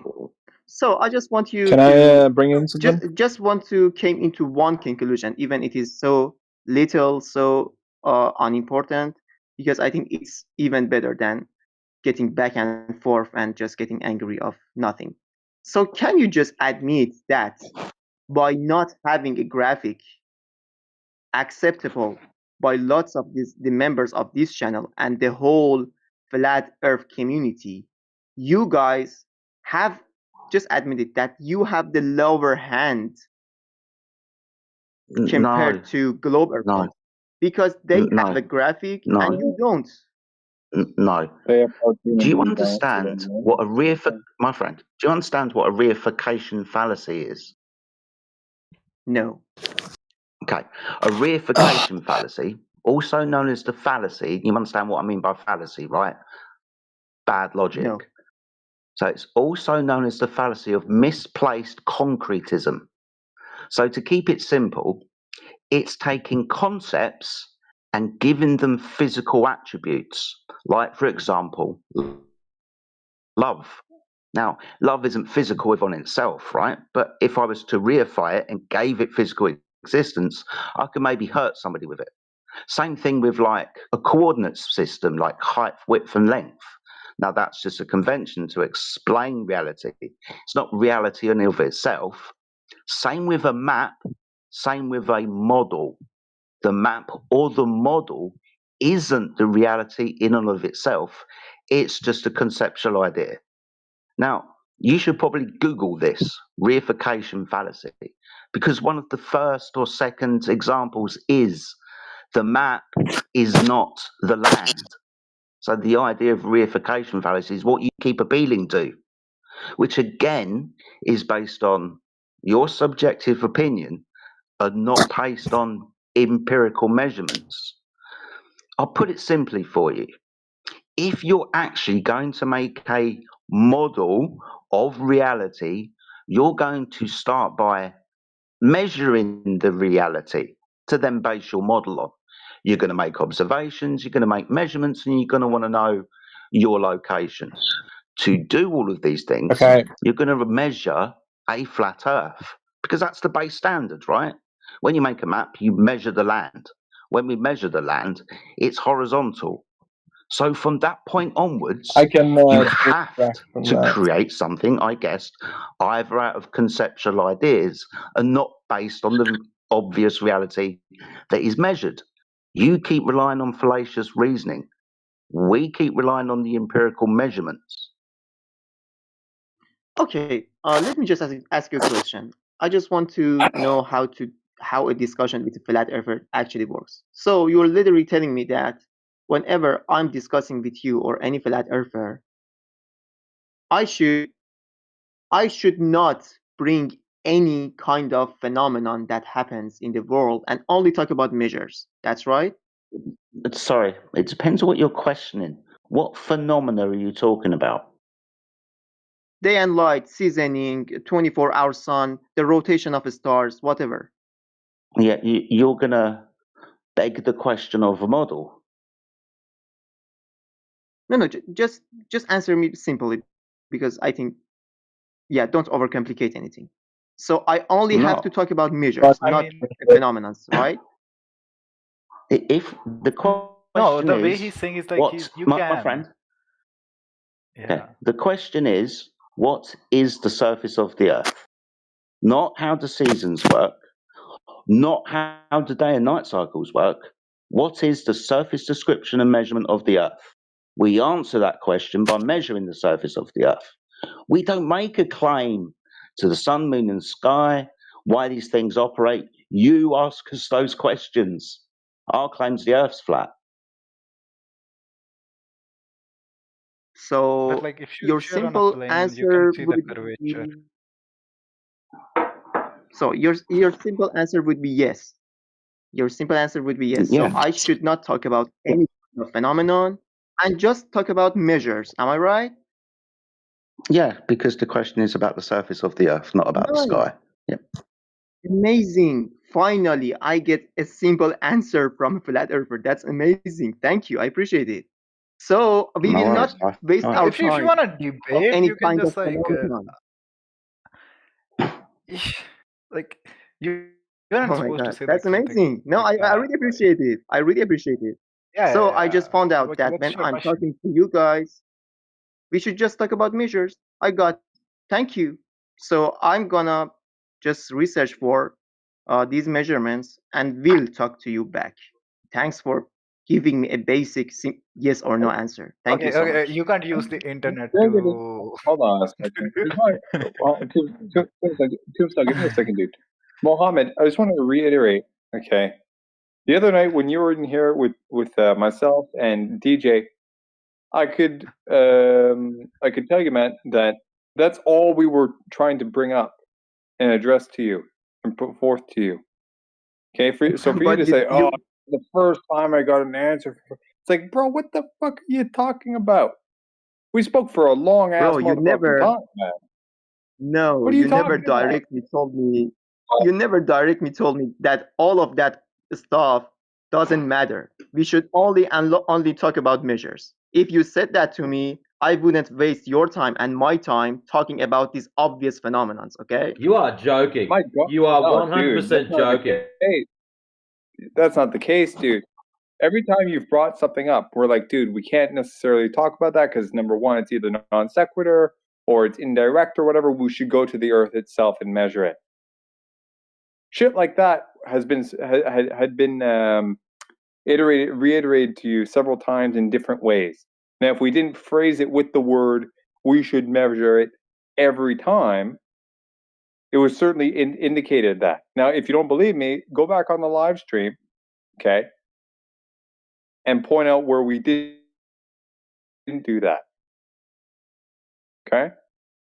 The whole effort was to hone in on this reality.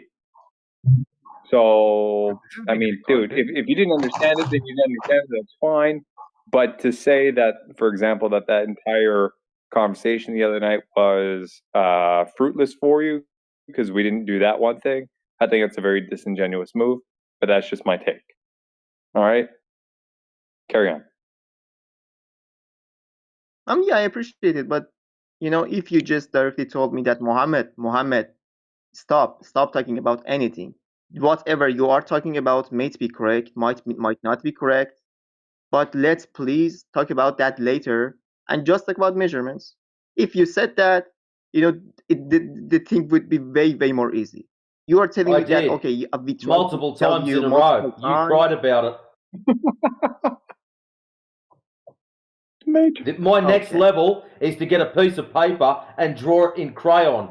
Go outside and measure it yourself and then hand it to you, making sure I didn't give you the crayon so you'd eat the fucking thing. That's the levels I was at with you.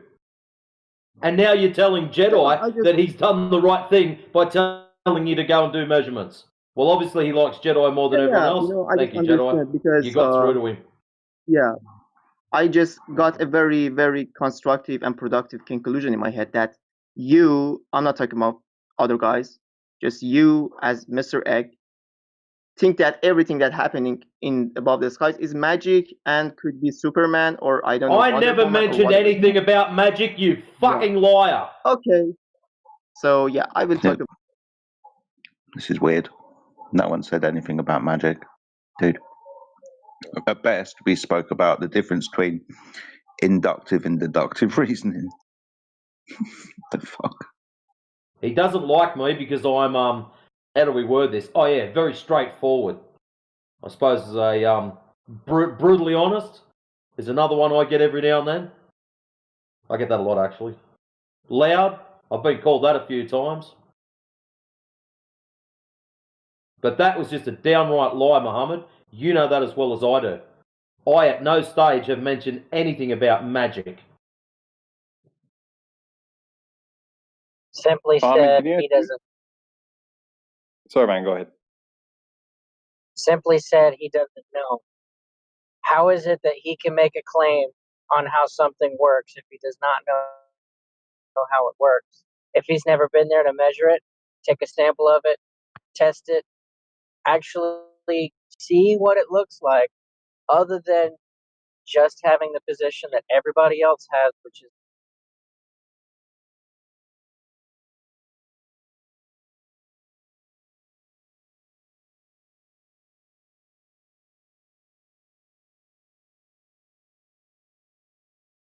You use that. I would most likely say you should maybe use something like a wavelength instead to measure You distance. mean a wavelength of what? Radio, Light? radio, VHF, radio. You know, Distance? yeah, I'm direct not wave. trying to measure distance. I'm not trying to measure distance, dude. No. But hear me out. So you have a mountain 60 nautical miles out. You have a vessel 35 nautical miles out. You can see the top of the mountain in the distance, but you can't see the vessel because it's behind the horizon. Now, hear me out. VHF is a direct line of sight form of communication, meaning it only works when you're in direct line of sight because it doesn't go through any objects at all. Nothing. Now, why can I then communicate with the mountain, but I can't communicate with the vessel?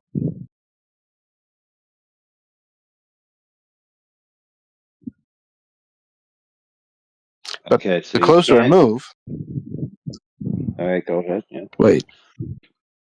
Yeah, so basically... Which is further? I can Which then is move my further? The vessel. mountain? Which is further? The mountain or the vessel?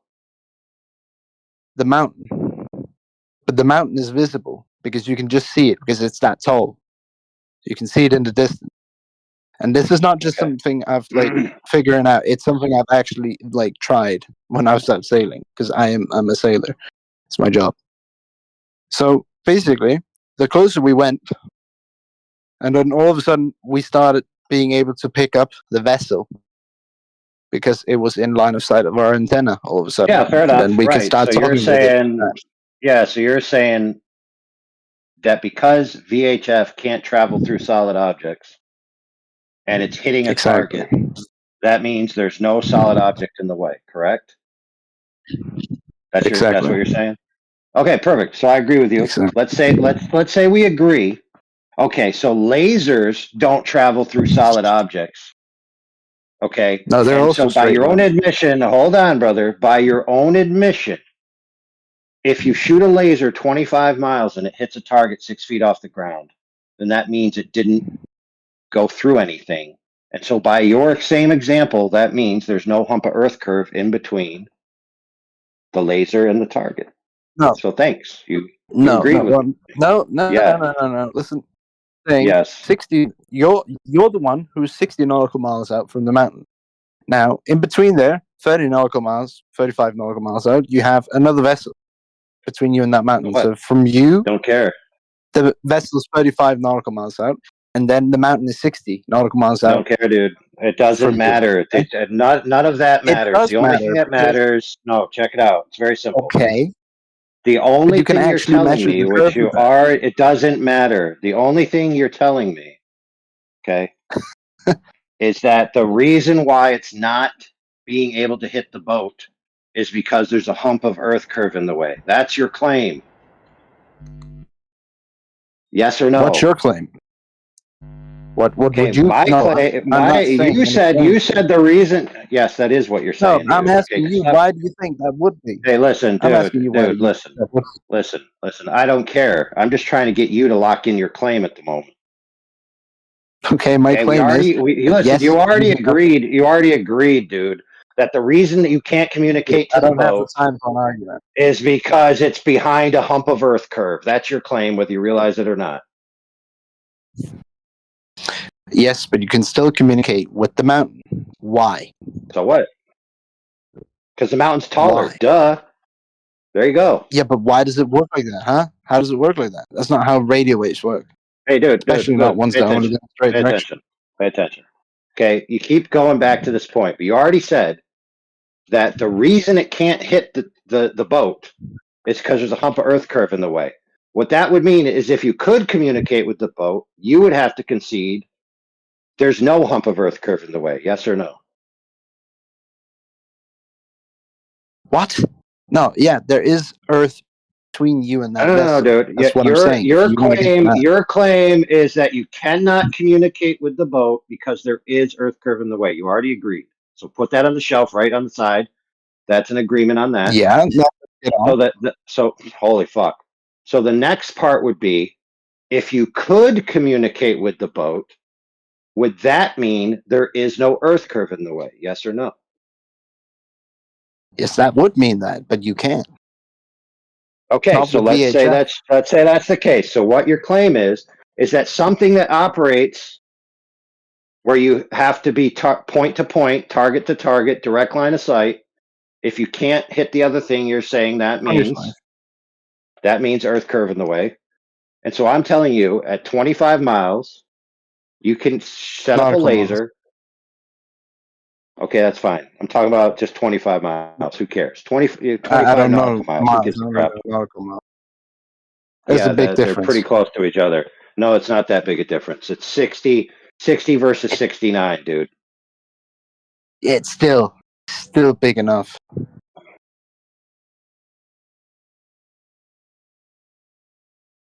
Yeah, you're right. So actually, if you use nautical miles, it makes it worse for the globe, right? Why? Oh, well, let me tell you, dude. Your claim is that something that requires a straight line to hit a target, if it can't hit the target, there's a hump of earth curve in the way. If it does hit the target, there's no hump of earth curve in the way. What I'm telling you is if you set up a laser 2 meters off the ground, right?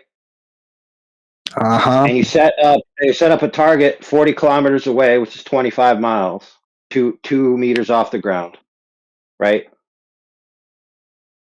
The laser, if the Earth is curved, should be going over the top of that target by about 100 meters.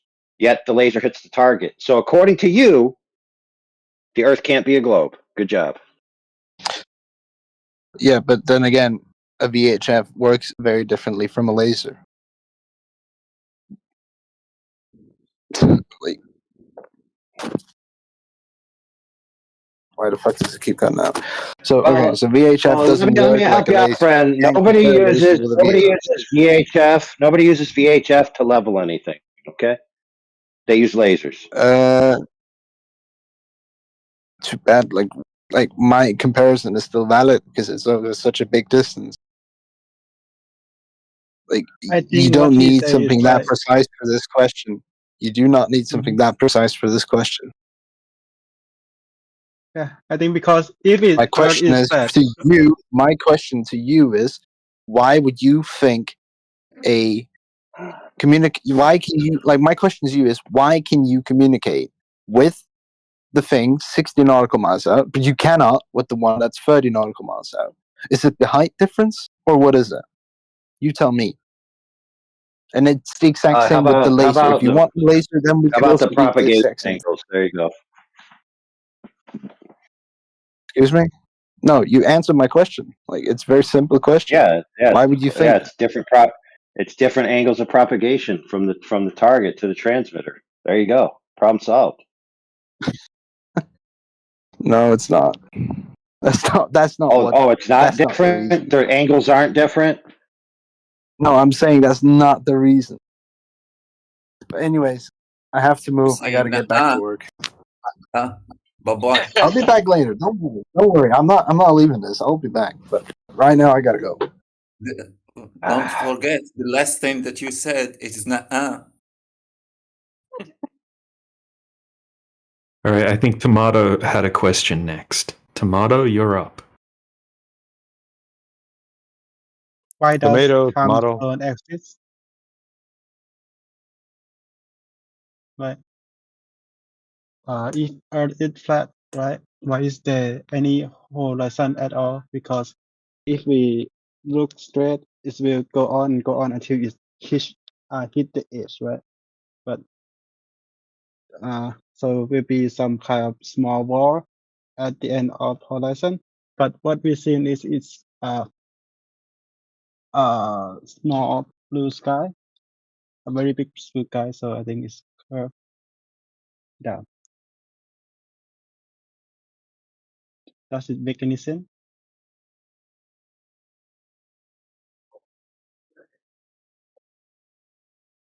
Maybe repeat your question and talk a little bit closer to your mic. Yeah.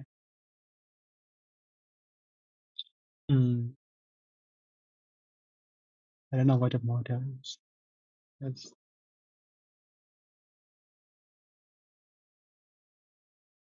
Is someone trying to talk?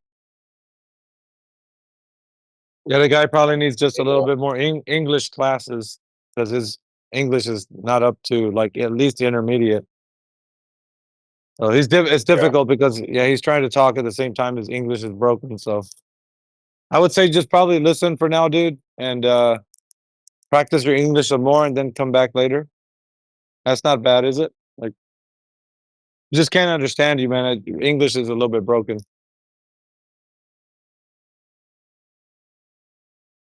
Not that we don't want to have a conversation. It's just that when you attempt to, it's real hard for us to understand, like with the broken English.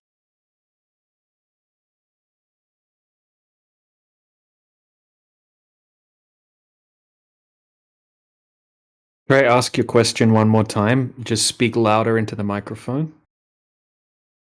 I will translate for you why because I think we I understood what you said. why we haven't communicated with other side of the flat Earth yet. Let's start from simple. Communicate. Yeah, because the sun go around the flat Earth, right? So there must be other land mass under the flat Earth that also receive the light, right? I don't know what is your model Yeah, of the we Earth. don't claim the flat Earth that you have imagined in your mind, which is a flat disk.